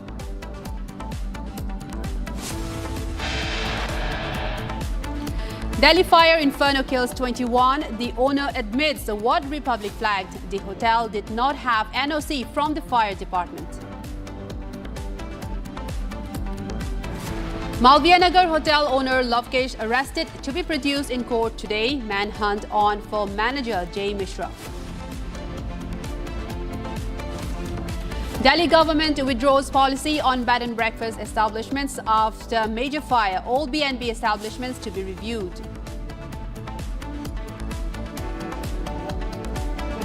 New Trinamool emerges without Mamata. 60 MLAs revolt against Mamata and Abhishek Banerjee.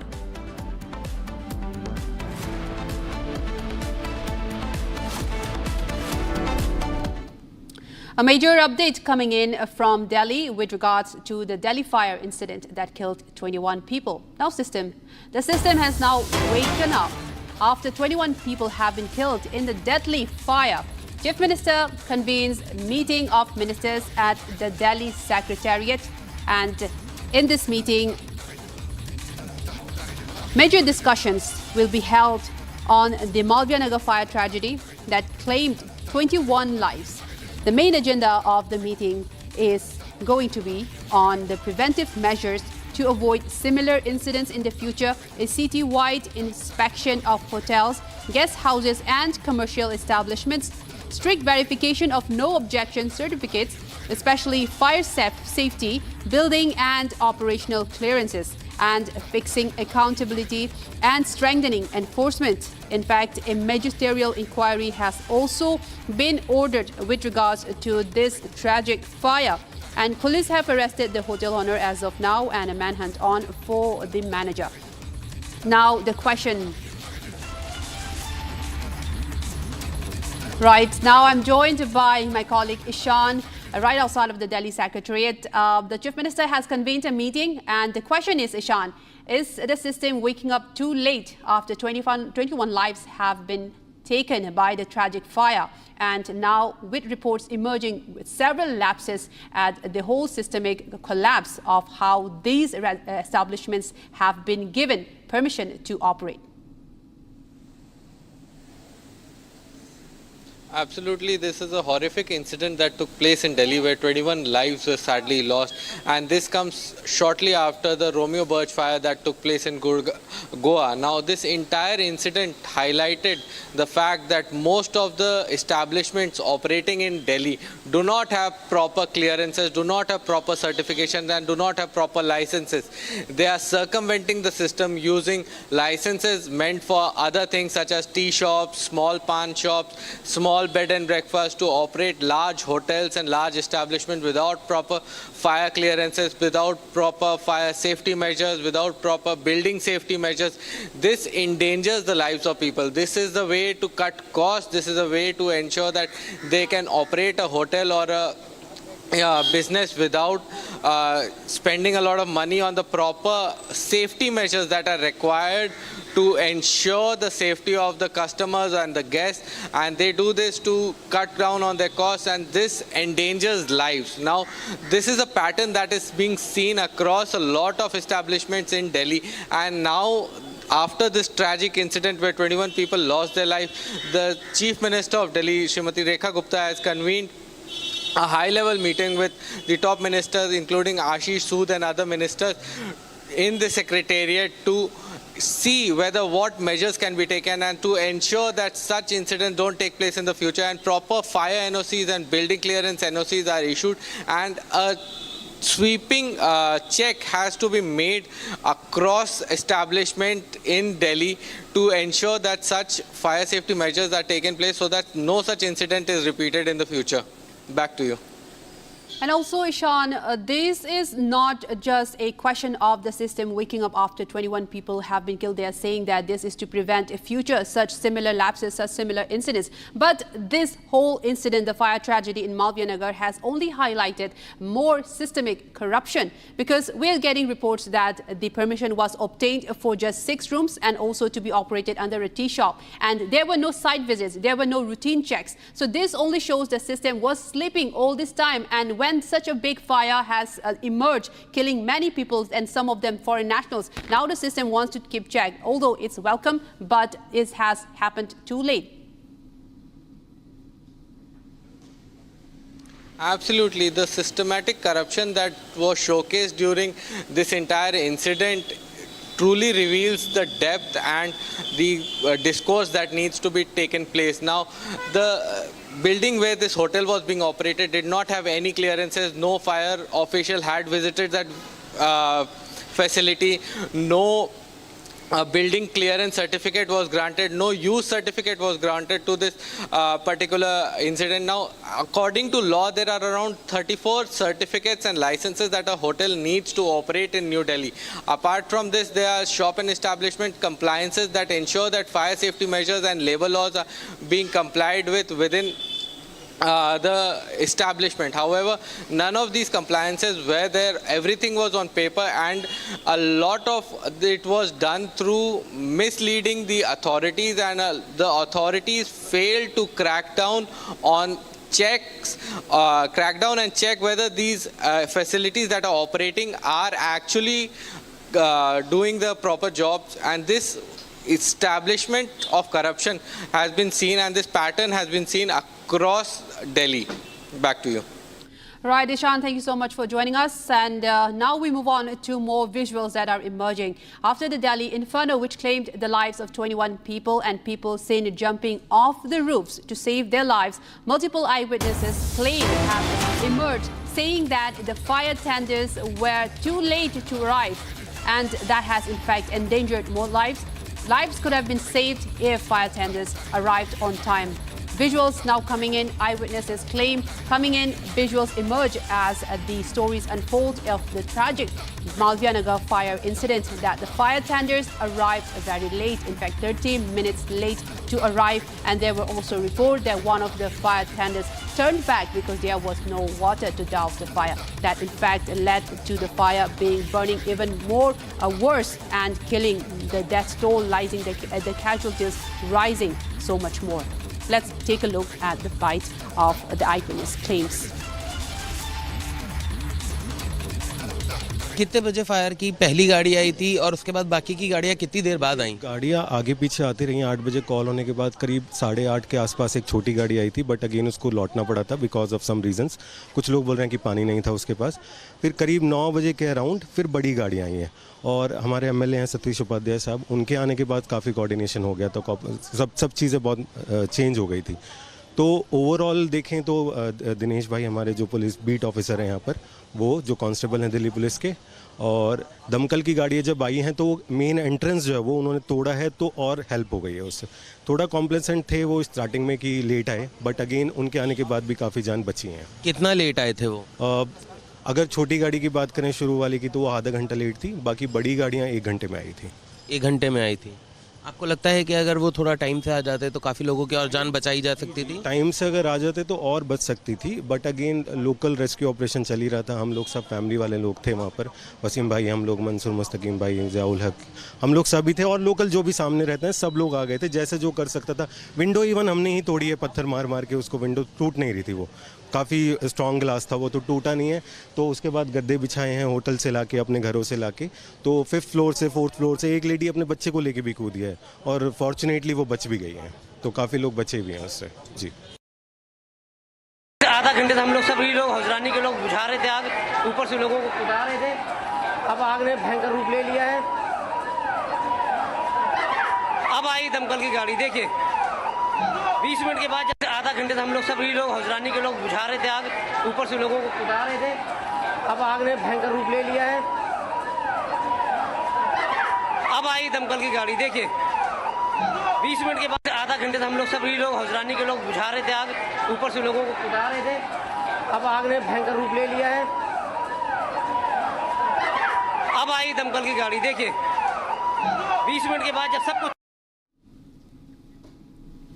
And now, viewers, from that we move on to another major story in the death case of Trisha Sharma. The mother-in-law and son, Giribala and Samarth, are now in jail and apparently receiving VIP treatment in jail.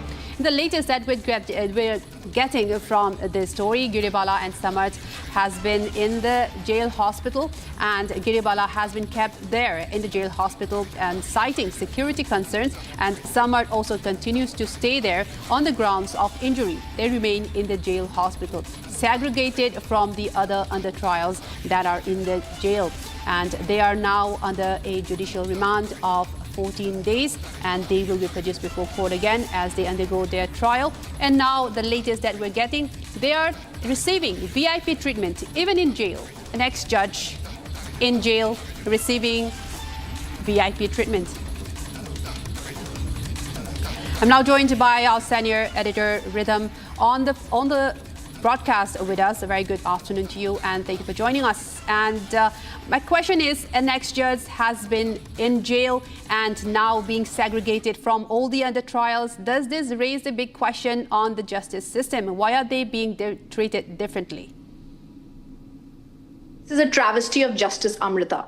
They needed to understand that this is not the way the law in the country can be manipulated. It is shocking that Giribala Singh did it earlier. She's doing it again. It is shocking. The accused in this case, I would say the absconding husband who was caught by these people, by the police authorities, finally after the media campaign and impact of Republic TV's campaign and coverage, that they are now using the law, the very law, to try and once again get VIP treatment. What happens when a person is taken into judicial custody, like both of them are in, is that they are said that you are going to be in judicial custody. But I do know that she was supposed to be, Giribala Singh was supposed to be prisoner number 71 in the jail, Bhopal jail. She was to be kept away from the others. But she has yet again manipulated the system, used her old age to claim that she is not well, and she's now sitting in the posh luxury of the hospital.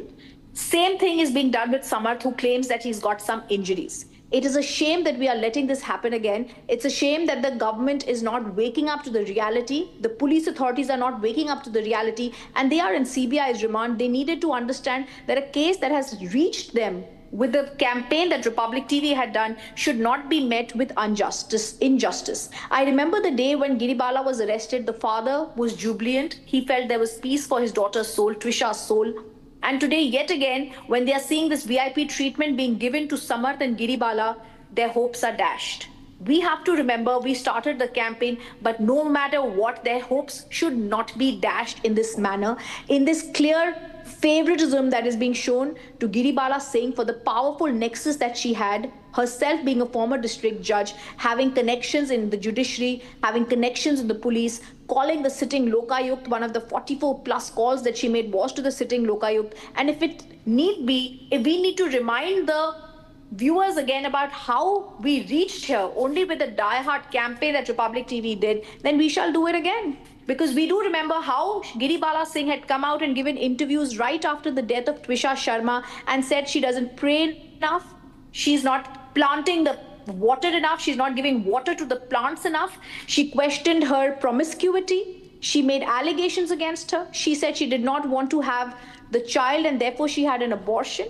She said that Twisha had changed after marriage, and absconding Samarth Singh was only caught after Republic TV's coverage. He went in the jail, but before that he was absconding. Even in the Jabalpur High Court, Jabalpur District Court, where he chose to appear and submit his surrender, he was then taken to the Bhopal District Court. The way the family was threatened in the Bhopal District Court on the 16th of May, this incident happened on 16th, how they were threatened by Giribala's alleged friends, how they said that people in the court came up to them and told them to take back this case when their daughter had passed away. This is not just another case or not just another VIP treatment being given to a casual accused. This is a very powerful system at work. It's a very powerful lady. The CBI is conducting their investigation. They've not asked for police remand, but judicial custody. And even in that, if we are seeing the VIP treatment being given to them, clearly, we don't even know what's happening behind doors. How many doors will Republic TV have to knock for the family? How many times before we tell the father yet again that there is VIP treatment being given in custody to Giribala and Samarth, that they are being kept in the hospital? So many questions. This is negligence once again, and the investigation needs to reach a proper turn. Right. Thank you so much for joining us on this broadcast rhythm, and we'll get back to you shortly for more updates. And now we move on to our colleague in Bhopal who has been tracking the story. Satya Vijay has more on this. Satya Vijay, what's the latest update? Because other than receiving the VIP treatment, which is in fact a big mockery in India's justice system, this also raises doubts over if justice can truly be delivered, because sending an ex-judge to jail is not enough, because seeing that justice is truly meted out is what is more important.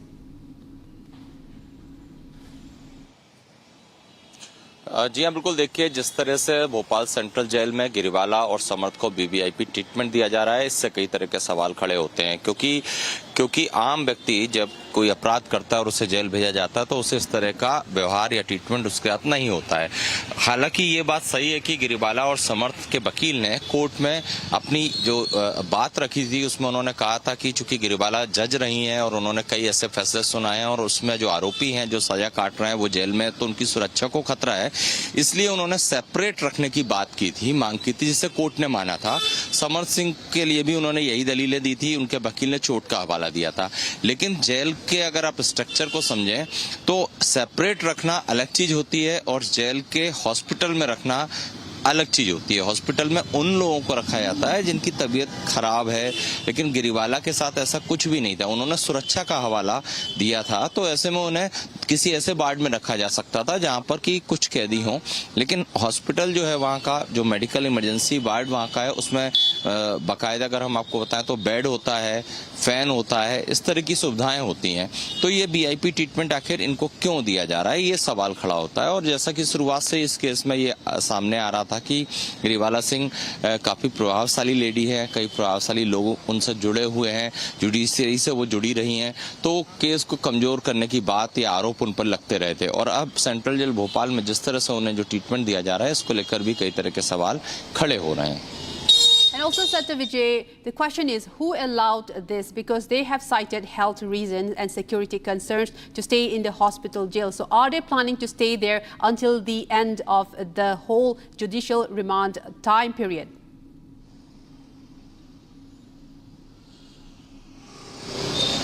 हाँ जी हाँ, देखिए 14 दिन की न्यायिक हिरासत में गिरिवाला और समर्थ सिंह हैं और इस न्यायिक हिरासत के दौरान उन्हें जेल में ही रहना है और जेल में जो व्यवस्थाएं होती हैं उसका पूरा प्रभार जो है जेल अधीक्षक के पास होता है।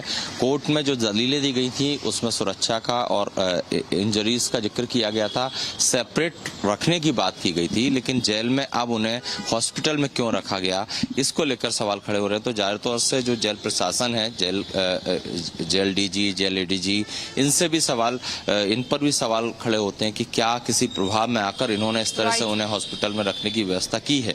Right. Thank you so much for joining us, Satya Vijay. We'll get back to you shortly for more updates. And now, viewers, we move on to another story. A big update now, viewers, coming in from West Bengal. Now, the BJP have protested against expelled TMC leader Sandipan Saha posters have also been raised that reads "Chor Cut Money." A big protest now coming in from West Bengal against TMC expelled leader Sandipan Saha. Poster campaign also being carried out in Bengal, and this is regarding the cut money that even Republic accessed and was exposed of the cut money that took place many years ago.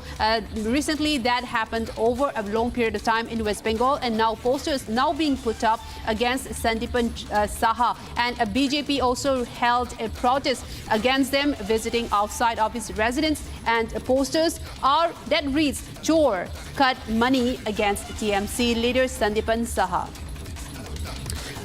I'm now joined on the phone line by my colleague Kishle from Kolkata. Kishle, why would the BJP protest outside of a TMC expelled leader regarding the cut money?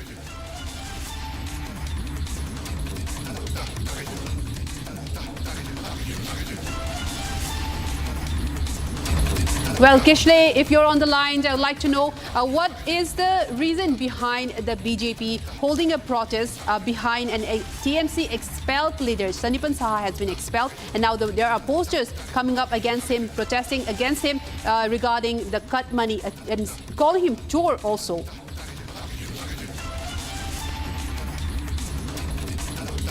We seem to have lost my colleague. We will try to get patched very shortly.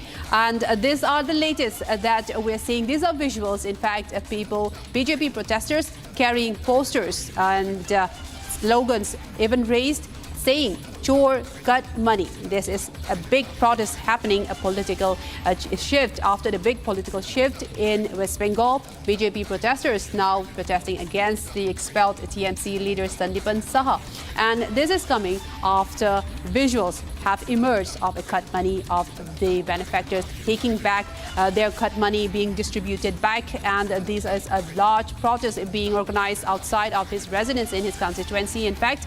And Sandipan Saha, the expelled TMC leader, this is coming amidst a big turmoil within the TMC itself, as a big faction has even broken ranks from the TMC away from Mamata Banerjee and Abhishek Banerjee. And now a new leader of opposition being in place in the West Bengal Assembly, and a big protest now being held, even animals used for this, with posters of Sandipan Saha and calling him chor on the cut money issue.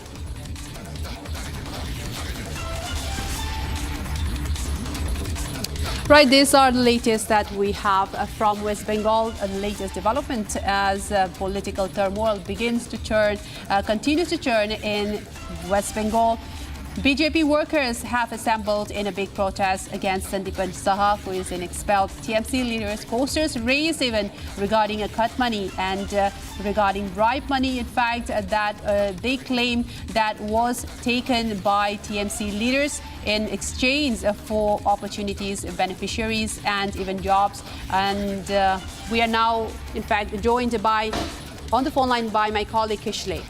Kishle, I would like to know, why is this protest taking place right now?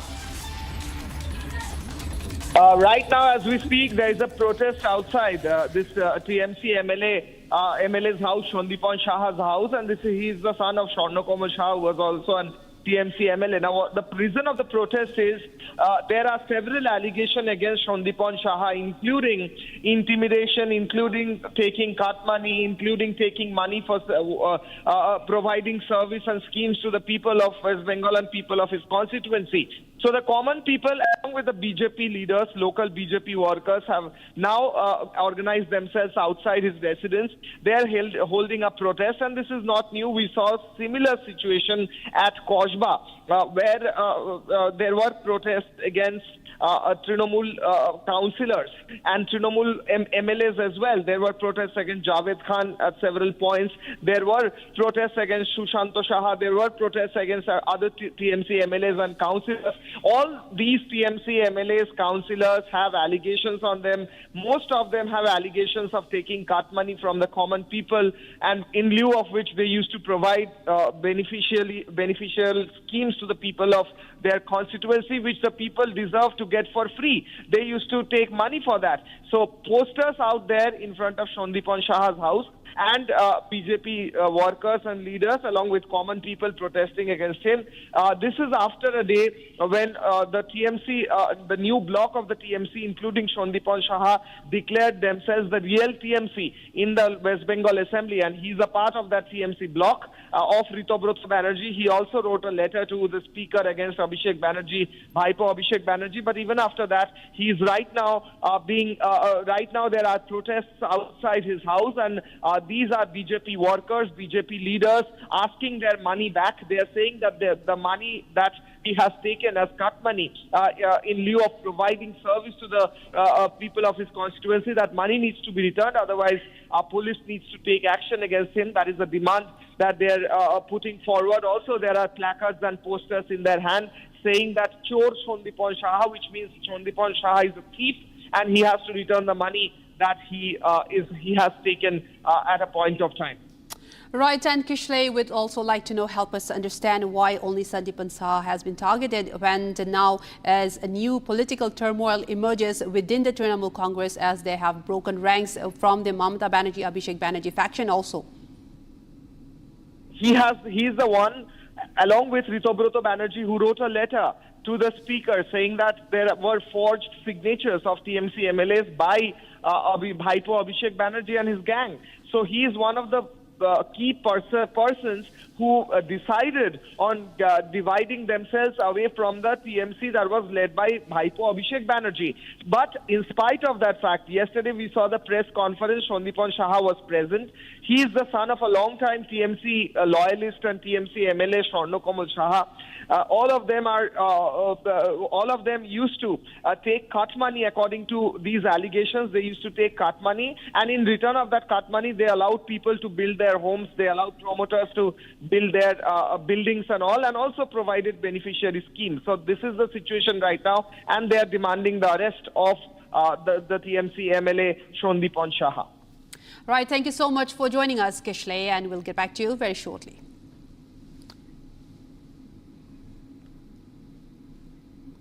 And with that, we come to the wrap and end of this bulletin. We will be back with more stories lined up on the other side. Coming up next, new Trinamool emerges without Mamata Banerjee. 60 MLAs revolt against Mamata and Abhishek Banerjee.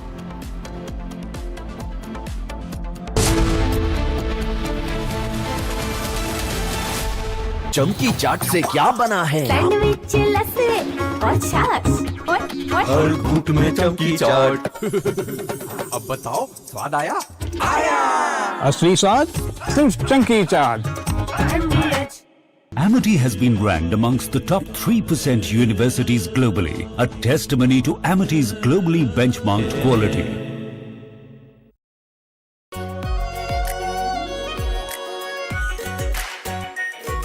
Pure Shahi Paneer Masala. Delicious, healthy, every day.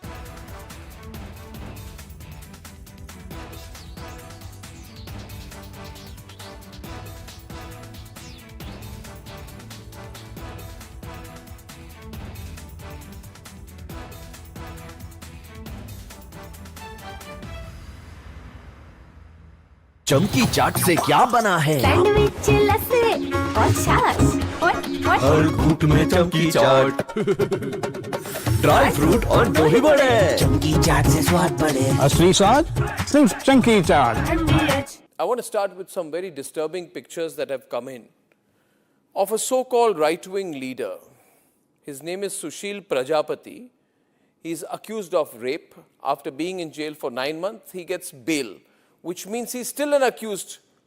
He's an accused in a rape case. And the case goes back to 2025 when he took an LLB student to one place on the pretext of introducing her to a senior advocate. He drugged her drink and then he sexually assaulted her. He is still under trial for rape. He has not been released. But when he comes out, this rape accused, garlands are put on him as if he's some kind of a hero, as if he's achieved something great. Is a rapist to be celebrated, ladies and gentlemen?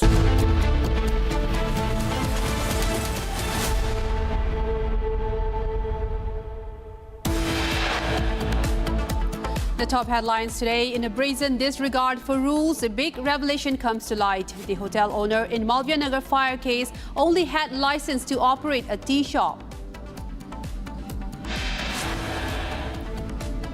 Delhi fire inferno kills 21. The owner admits what Republic flagged. The hotel did not have NOC from the fire department.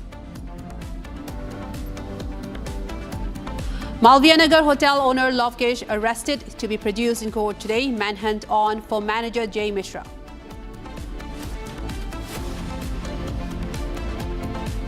Delhi government withdraws policy on BNB establishments after major fire. All BNB establishments to be reviewed. New Trinamool emerges without Mamata. 60 MLAs revolt against Mamata and Abhishek Banerjee.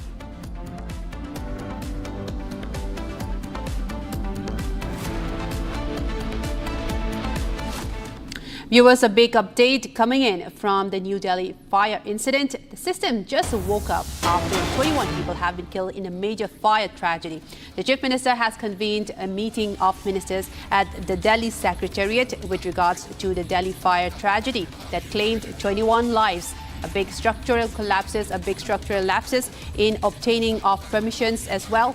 The latest that we're getting, where the Chief Minister Rekha Gupta has in fact convened a meeting of ministers at the Delhi Secretariat to look into the Malviya Nagar fire tragedy that claimed 21 lives. The latest that we are getting from the government side, as a big action has been taken up regarding a crackdown of the BAB establishments as well. This is after that order. Now the Chief Minister has convened a high-level meeting there at the Delhi Secretariat to be presided by the Chief Minister.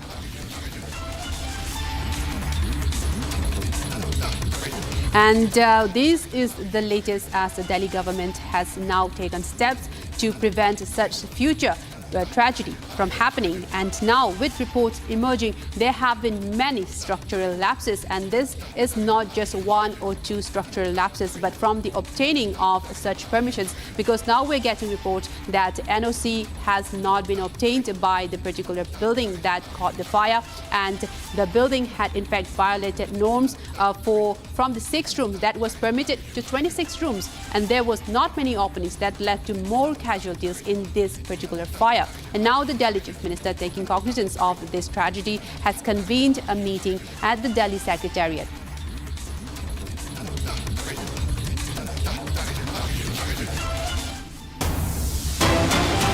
And now, viewers, the latest that we're getting: Republic confronts MCD officers reaching on site of the fire for inspection. MCD officials visited the site of the fire today. Republic confronted the officials, and there was a big questions that was asked, and they deflected and gave no response. Let's take a listen in to the confrontation with our Republic reporter.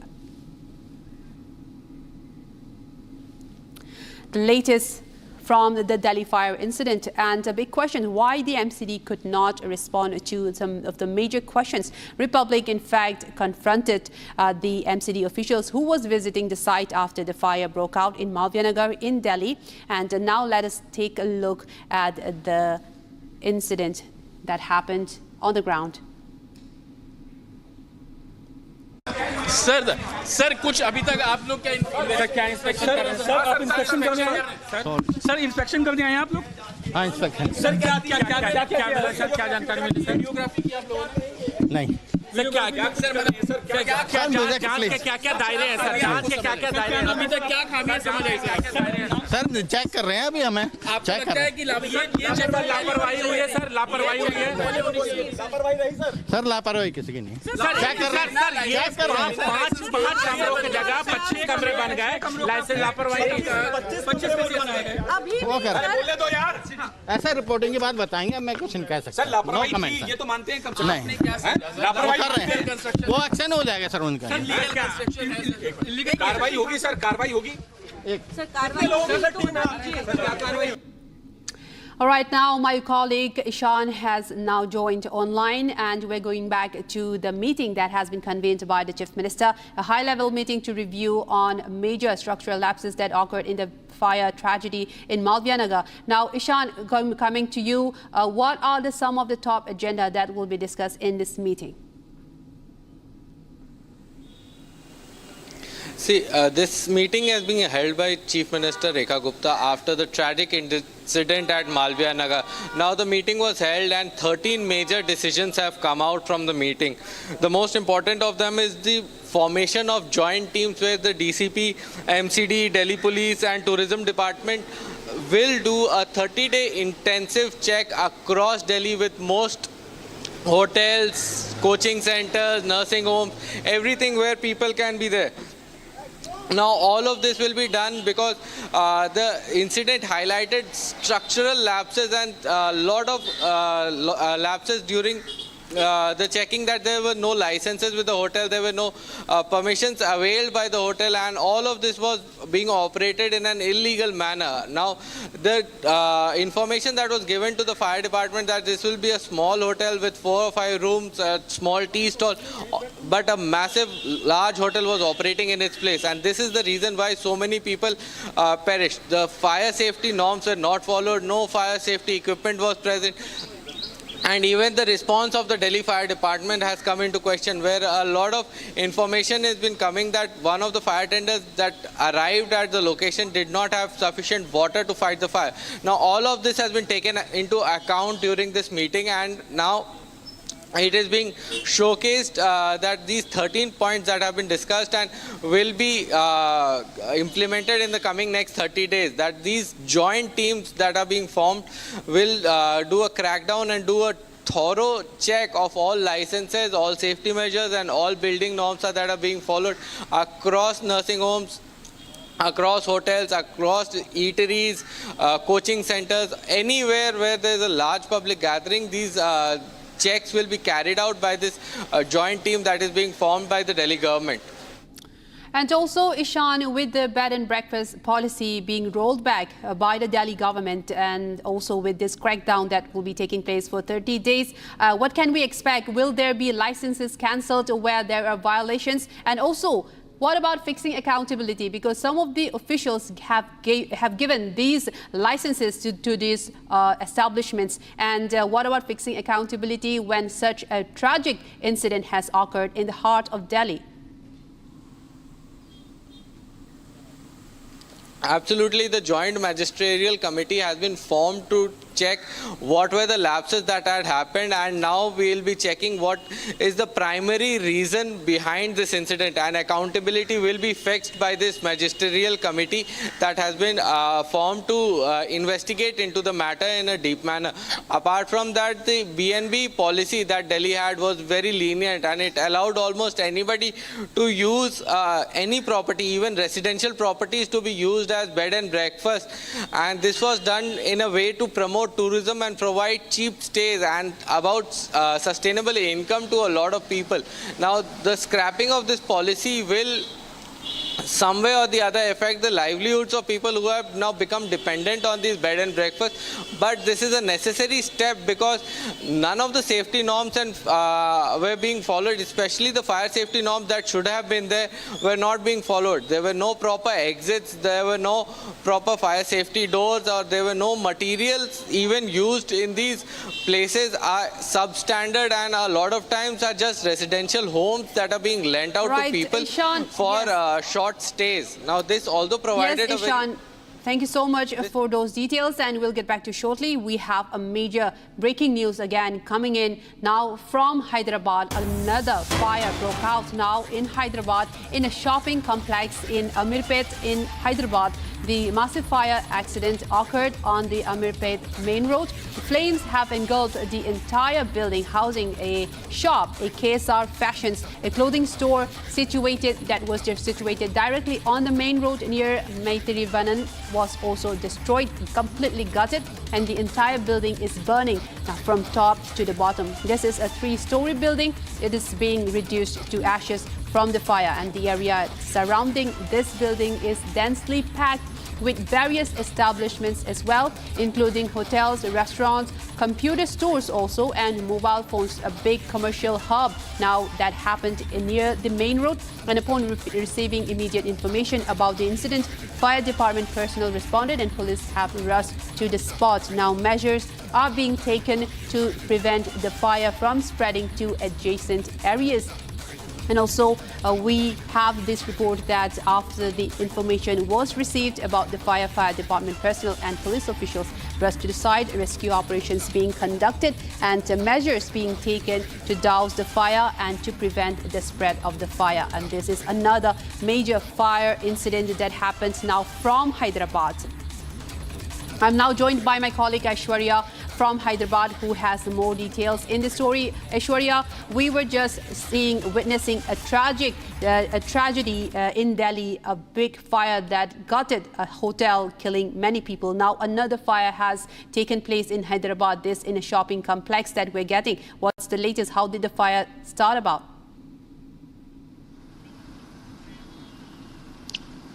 Well, a major fire accident also is being reported just a few minutes ago in Hyderabad as well, in a major shopping complex that is the KSR Fashions and Amirpet, in the heart of the city in Amirpet, where all the shops, all the hotels, all the restaurants are situated in a largely closed quarters, and now the police is trying to reduce the fires so that it will not spread across to the adjacent shops, which will cause even more damage. So the major thing the police are here to determine is the cause of the fire, the casualties, and also they are and the precaution that they are taking so that the fire does not move to the adjacent shops, and only the building where the fire has been caught, that is a shopping complex, and the fire should be stopped and curtailed inside the 3-story building only. That they are trying to determine what is the cause of the fire, and they have said that once the fire has been doused off, that only then they will know what is the cause behind the sudden fire, the sudden massive fire that has been broken in this particular shopping complex. One of the major reasons they are also saying is the massive heat. Because as you know, IMD had declared a heat wave in Telangana, and this is one of the minor causes that is being put forth because of this fire. But does the shopping complex have proper fire exit? Does it have a fire management? And even the fire control equipment inside the shopping complex is something that will also be investigated from the police hand. But now we are yet to see the cause of the fire, the casualties, as well as the precaution taken by the police, so that the fire that has been broken out on one shopping complex will not move to the adjacent shops in Amirpet. And also, Aishwarya, could you tell us a bit more on the casualties? Were there any reports of any casualties that have been hurt or injured severely, has been medicated or at the hospital? Any casualties in this fire incident? As of now, there's no casualties reported from this fire accident, is what we are also learning. But since they are still dousing the fire, we are yet to determine how much of how casualties or even the number of injuries number of people who are injured, who are under critical condition, or maybe even dead. These are the casualties is yet to be determined by the police. All right, thank you so much for all of those details, Aishwarya, and we'll get back to you when there are more updates, and we'll track the story as it happens.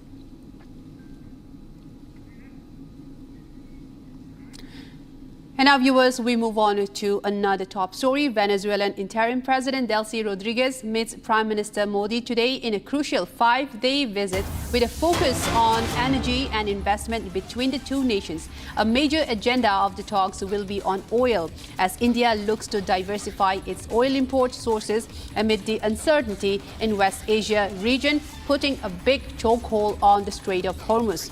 The interim President Delcy Rodriguez from Venezuela is on a 5-day visit to India, is meeting with Prime Minister Narendra Modi. There will be many talks on the agenda today regarding investment, energy, renewable energy, especially focusing on oil, as India seeks to buy oil from Venezuela as the Strait of Hormuz continues to be blocked amid the uncertainty in the West Asian region. Delcy Rodriguez now meeting with the Prime Minister, and talks will be held. This is a big energy diplomacy also for India, securing India's oil, India's energy, India's fuel, and India is also looking to diversify the sources of oil now after the West Asian region has put a very strong chokehold in the Strait of Hormuz. The region continues to remain blocked, and India continues to diversify its imports, as India imports in fact 90% of its oil from other countries, and with many measures being taken up to sustain and absorb the shocks falling out from the region in the war in West Asia, India continues to seek such diplomacy and secure India's energy.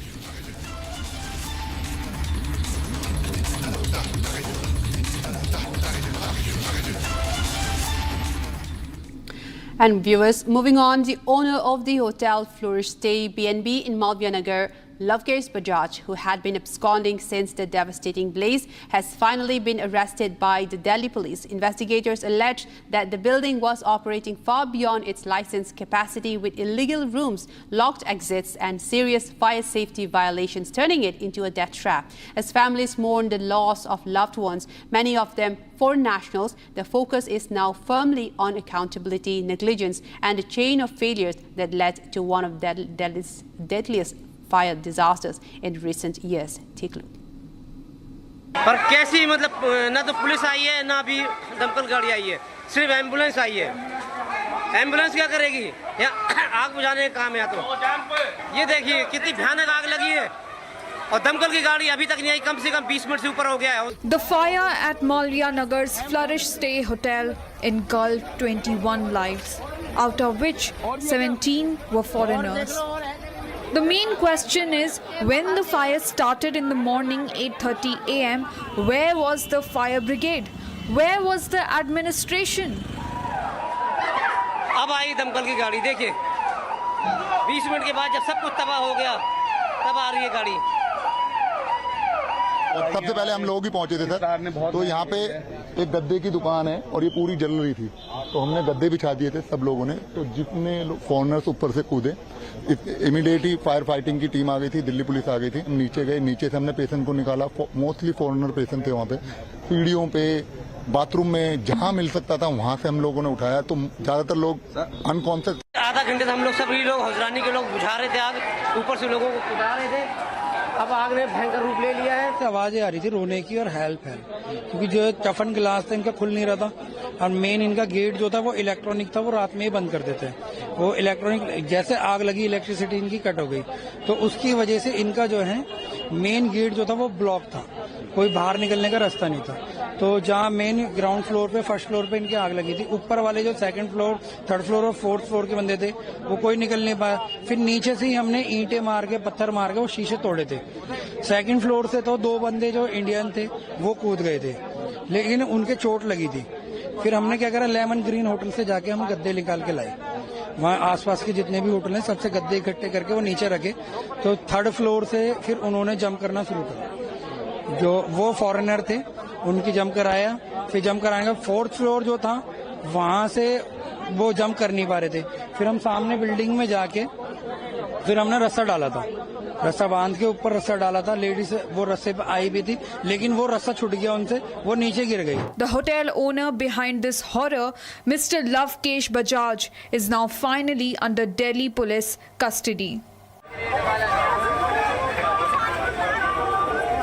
गाड़ी अभी तक नहीं आई दमकल की। गद्दे उठाओ, इसको उठाओ। ये देखो लोग कूद रहे ऊपर से, मगर अभी तक कितना ढीला काम है कि अभी तक दमकल की गाड़ी नहीं आई है। राधा रानी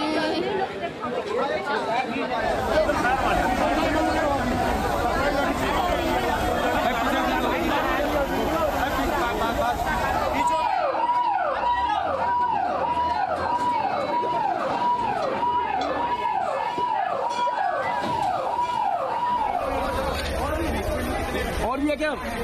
और देख लो, और है।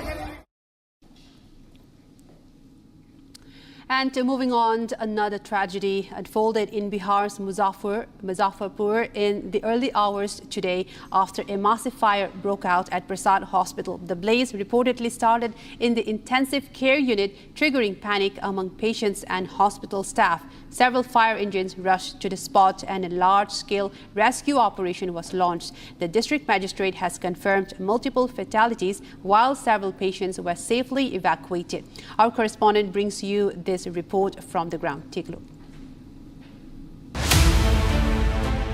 A massive fire broke out at Prasad Hospital on Juran Chhapra Road No. 3 in Muzaffarpur, Bihar around 3 a.m. on Thursday, sending panic through the healthcare facility.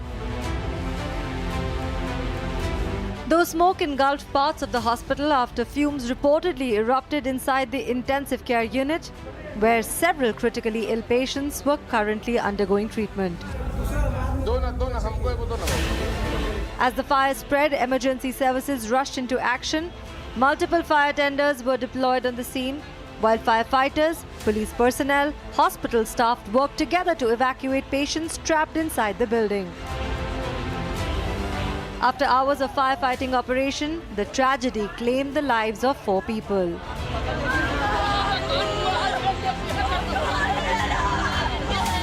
Reacting to the tragedy, Bihar Chief Minister Samrat Chaudhary expressed deep sorrow over the loss of lives and extended condolences to the bereaved families. The Chief Minister also announced an ex gratia compensation of 4 lakh rupees each to the next of those who died in the fire. The state government has assured all possible assistance to the affected families. Preliminary reports suggest that a short circuit may have triggered the blaze, although the officials have not yet confirmed the exact cause. Authorities have promised strict action if negligence or violation of safety norms are found during the probe.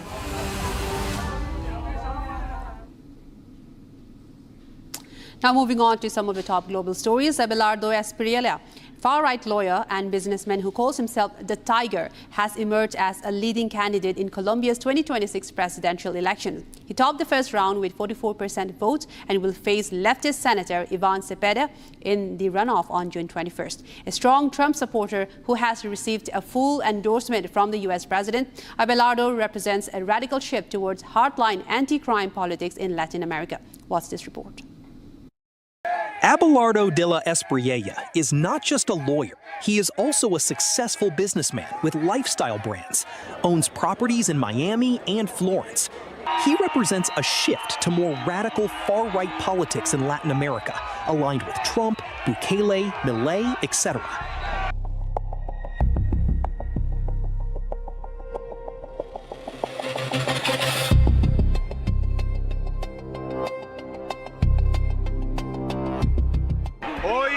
Estamos defendiendo la democracia y la libertad de Colombia. Es la batalla más importante en la historia republicana y vamos a ganar en primera vuelta para derrotar a la tiranía y derrotar a los de siempre.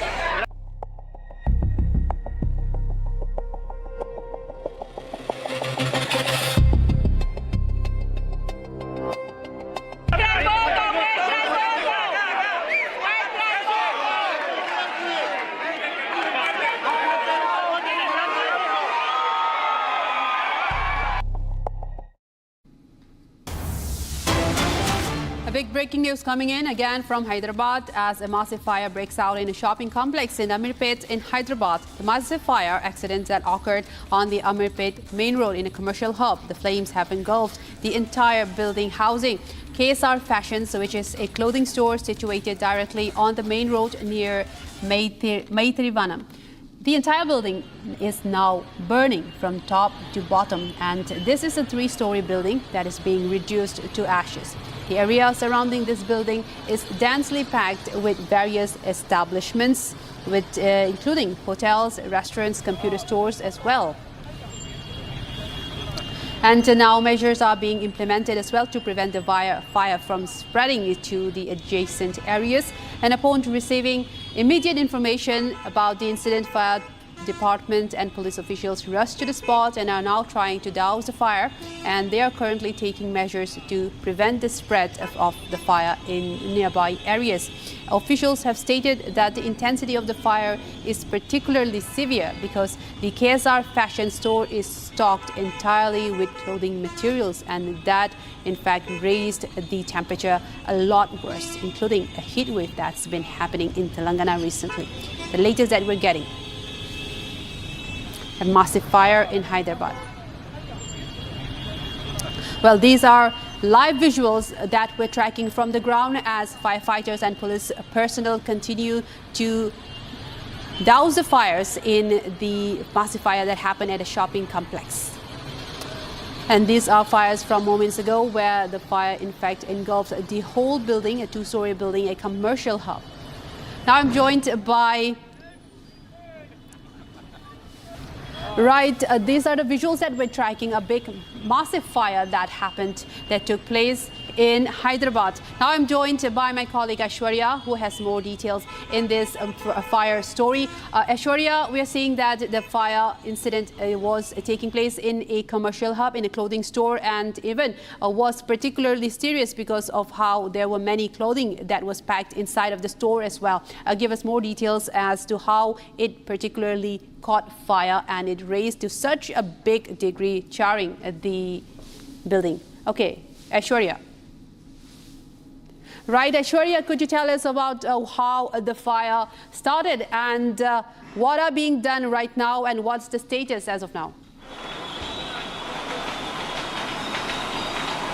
Well, you can see right behind me, they are still trying to douse the fire. Though the entire fire has been doused to an extent, there are still the smoke that is still prevalent here, and that is what the fire extinguishers are trying to douse. The fire first started at one of the helmet store where you can see the imported helmets, Helmet Bazaar. That is the shop where the fire initially began, and it spread across the entire building, which is the 3-4-story building. That is a KLM fashion complex, shopping complex, where all kinds of shops, including the clothing shops, are present in this entire complex. And if you can see, only this one particular building has completely been gutted, because this is where the clothes were kept, and that is the reason the entire shop, particular clothes shop was gutted. And it initially started from the Helmet Bazaar, one of the helmet shops, and it spread across to the entire 3-story building. Is what the police have here confirmed. Luckily, there are no casualties reported until now, because when a small stroke of fire started at the Helmet Bazaar, all the shopkeepers and all the staff inside the complex came running out and alerted the police, and that is the reason no casualties or no injuries have been reported until now. And the police and the traffic, the disaster management and the police, everybody is present here trying to even mediate between because this is a very busy street, so they are trying to manage between the traffic and to douse the fire, because an entire area of almost 1 kilometer is spread with smoke, and we can feel smoke in the air as well. So if the fire was very huge, is what the police have also said, and burning an entire shopping complex housing several shops. So they have tried to combat the fire not spreading to other buildings, which is also having several other shops, housing several other shops, and they have stopped it in this particular building only. And you can see that there are almost 3 to 4 fire extinguisher vehicles that are here, fire vehicles that are here, and they are trying to douse the fire. For now, there are no casualties reported, because when the fire initially began, it was very small in an Helmet Bazaar, and that was at that time all the shopkeepers and the staff and even the customers ran out of the shop, and that is the reason there was no casualties reported, is what the police have told clearly. But they are yet to determine why where and when the fire began. What was the reason behind it? Is it a short circuit? Right, or is it something else? Is something? Right, thank you so much for those details, Aishwarya, and we will be getting in touch very shortly as there are updates. But now we are going to slip into a very short break, and we will track more on the story live from Hyderabad as a massive fire engulfed in a shopping complex, a densely populated shop complex in Hyderabad, and police personnel and fire tenders now trying to douse the fire. Coming up next.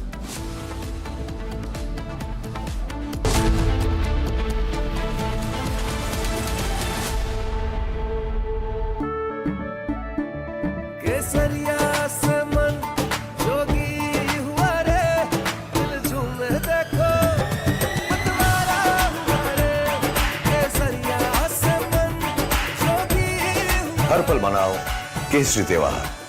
विमल, बोलो जुबान केसरी। R pure सूजी pasta उबालो मिलाओ और खाओ 8 minute में तैयार। क्या टेस्ट है सबका राजा R pure masala.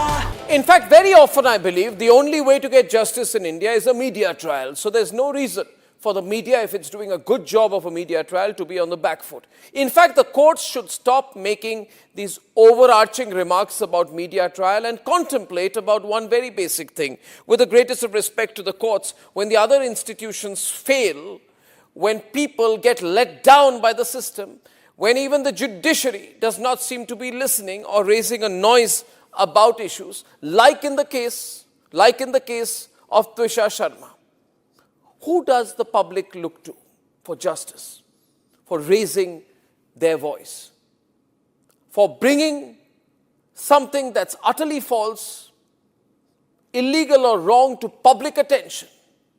It is only and only the media. And from Asia's largest news headquarters, setting the agenda for Bharat.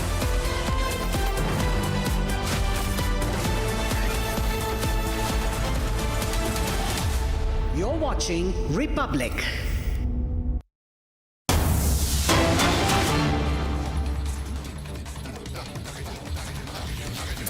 Hello and welcome viewers. We've got some breaking news coming in right now from Hyderabad. Massive fire, in fact, has broken out in a shopping complex in Ameerpet. A massive fire accident has occurred on the main road. In fact, the flames have engulfed the entire building housing KSR Fashions. A clothing store is situated directly on the main road near Methi Vietnam area. Now, the entire building is burning, in fact, from top to bottom. It's a 3-story building which has caught fire.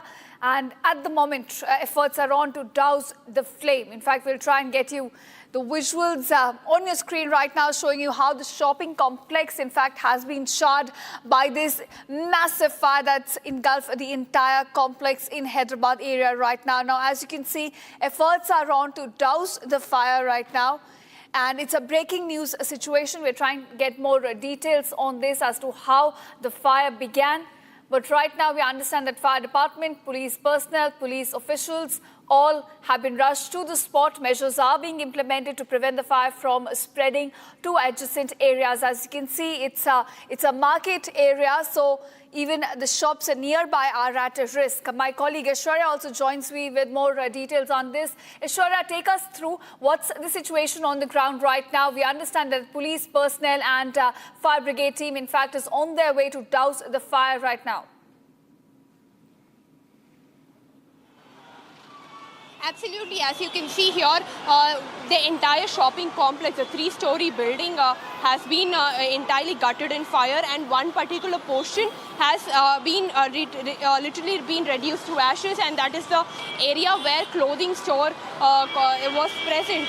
This particular shopping complex, a 3-story building, housed several shops, several small shops together, and in one particular shop which sells helmets is where the fire had begun, leaving that which actually spread across and became huge in less than 20-25 minutes is what the fire personnel here have said, and they are trying to douse the fire entirely. And you can see the fire has almost been reduced and taken into control, and there is only now smoke coming out of the building. But as you can see, the building has been entirely gutted into fire and been reduced to ashes as well, and because they were in one particular 2 to 3 shops where the clothing shops, and because of those clothes which quickly catch fire and are combustible material, so that is the reason the fire had become even more massive than expected, is what the police personnel have also said here, and that is the reason they have been trying to douse the fire. And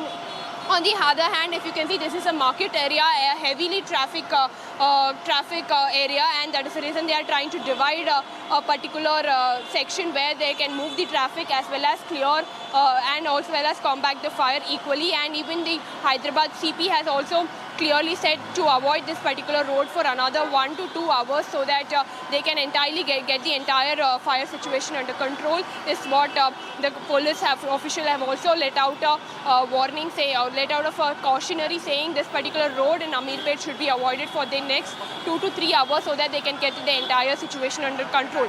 But the fortunate part in this entire incident is that there are no casualties reported, because the fire started in a very small way in one particular small shop in Helmet, and when the fire began, the entire complex, the entire staff and the shopkeepers ran outside and alerted the fire department, and that is the reason no casualties have been reported, is what the police have also said.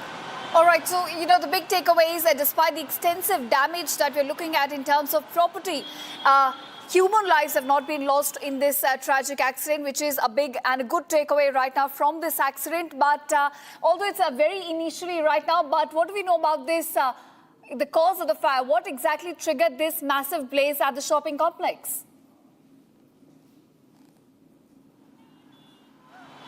Well, the cause of the fire is something the police are also yet to ascertain, because as you see, their main focus here is to first reduce the fire and take situation under control, be it the traffic problem, be it the crowd management, or be it the shopping complex, to douse the entire smoke as well.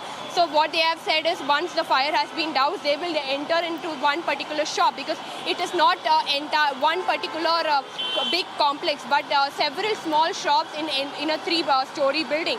So they have to go into this particular one small shop that sells helmets and determine what had led to this particular fire. So for that, they said that they will require more time, and when the entire fire has been doused, they will go inside and check what had created this particular spark that led to an entire building reduced to ashes.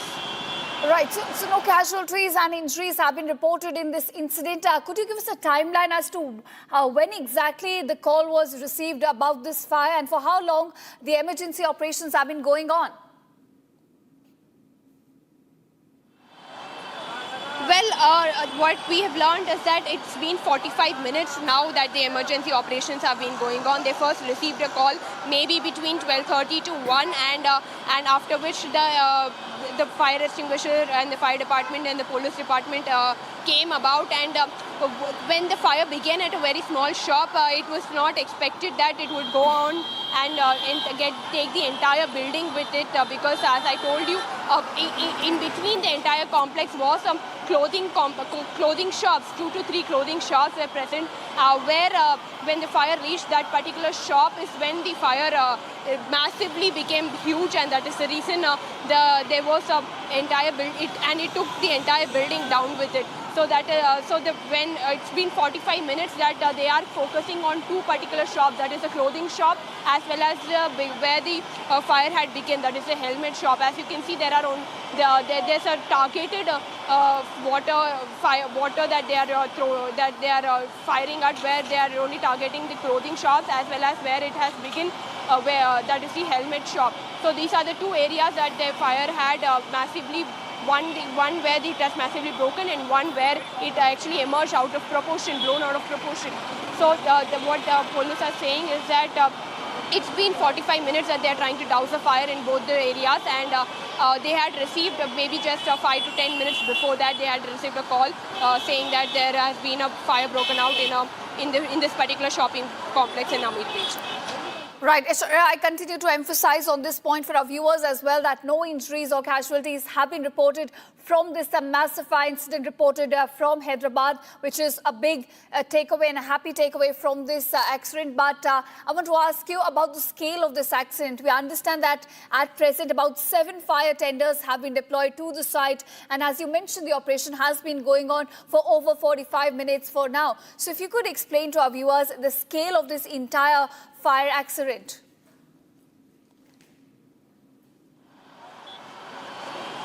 Well, the scale is really huge because you can see almost 7 fire tenders have been deployed and even more are being called for because of the massive fire that it has emerged. And if you could see the visuals as well, the fire was very huge and very and if you could see the entire 3-story building is just reduced to ashes. That is the impact of this fire.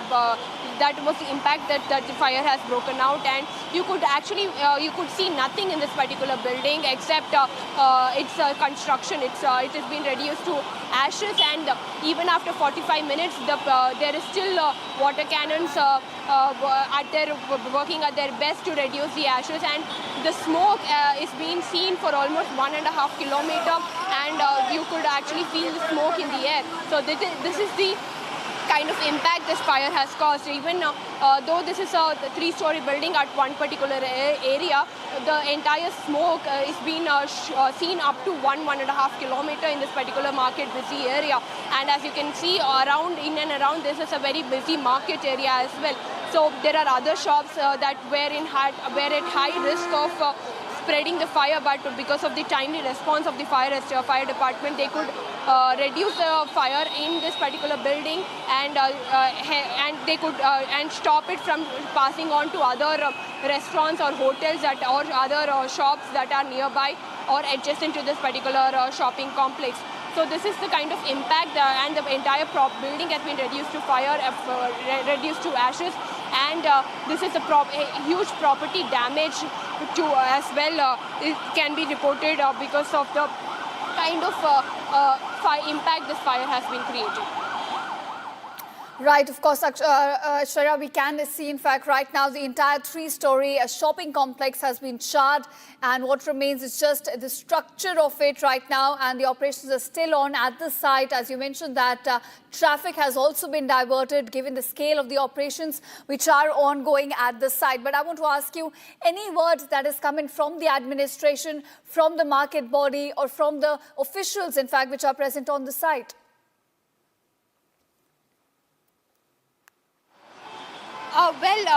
The police officials as well as the market have yet to be officially give a statement, because everybody right now are determined to douse the fire and make sure that the entire smoke, the traffic and has been cleared, the smoke can be gutted, and to make sure that no other items what are the items that are being gutted in fire, what is the remaining property in this particular shopping complex, because I have already mentioned this entire shopping complex houses several small shops. It's not one big shopping complex. So the market is yet to determine the kind of property loss and damages and how many shops are entirely burnt in the fire, and which can be brought back, which are partially burnt or can be renovated, So these are something that the market should be determining, and that is the reason after the entire fire has been gutted, and when their permission is given to actually analyze what kind of damage, property damage has been is from the inside of the building, is what the market people and the person responsible for this particular building is also waiting for this. And after which the entire fire will be gutted.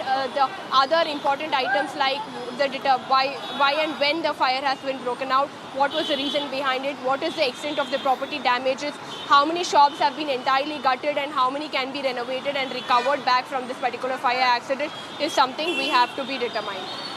Right, Ashara. Of course, as you mentioned that it's not just one shopping complex. There are several smaller shops also which have been gutted in this massive fire which has in fact engulfed the entire complex in Hyderabad right now. Ashara, I want to ask you, although it is very early to ascertain the cause of the fire, but any word regarding negligence? Were there lapses which caused the fire? Was there a pattern of negligence? Because we have seen, as we continue to report on several fire incidents, something happened in Bihar, in Delhi, of course, we have seen criminal negligence. So were there any signs of that are coming out in this one?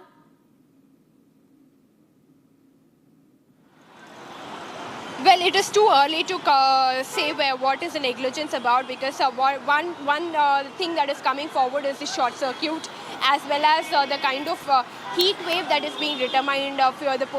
There's been cause of heat wave as well. So when there's a massive heat wave alert that has been announced by the IMDB in Telangana, what we are here learning is that whether this complex have the required fire equipment, does it follow the norms of the to protect itself from the in case of any fire, and if it's a short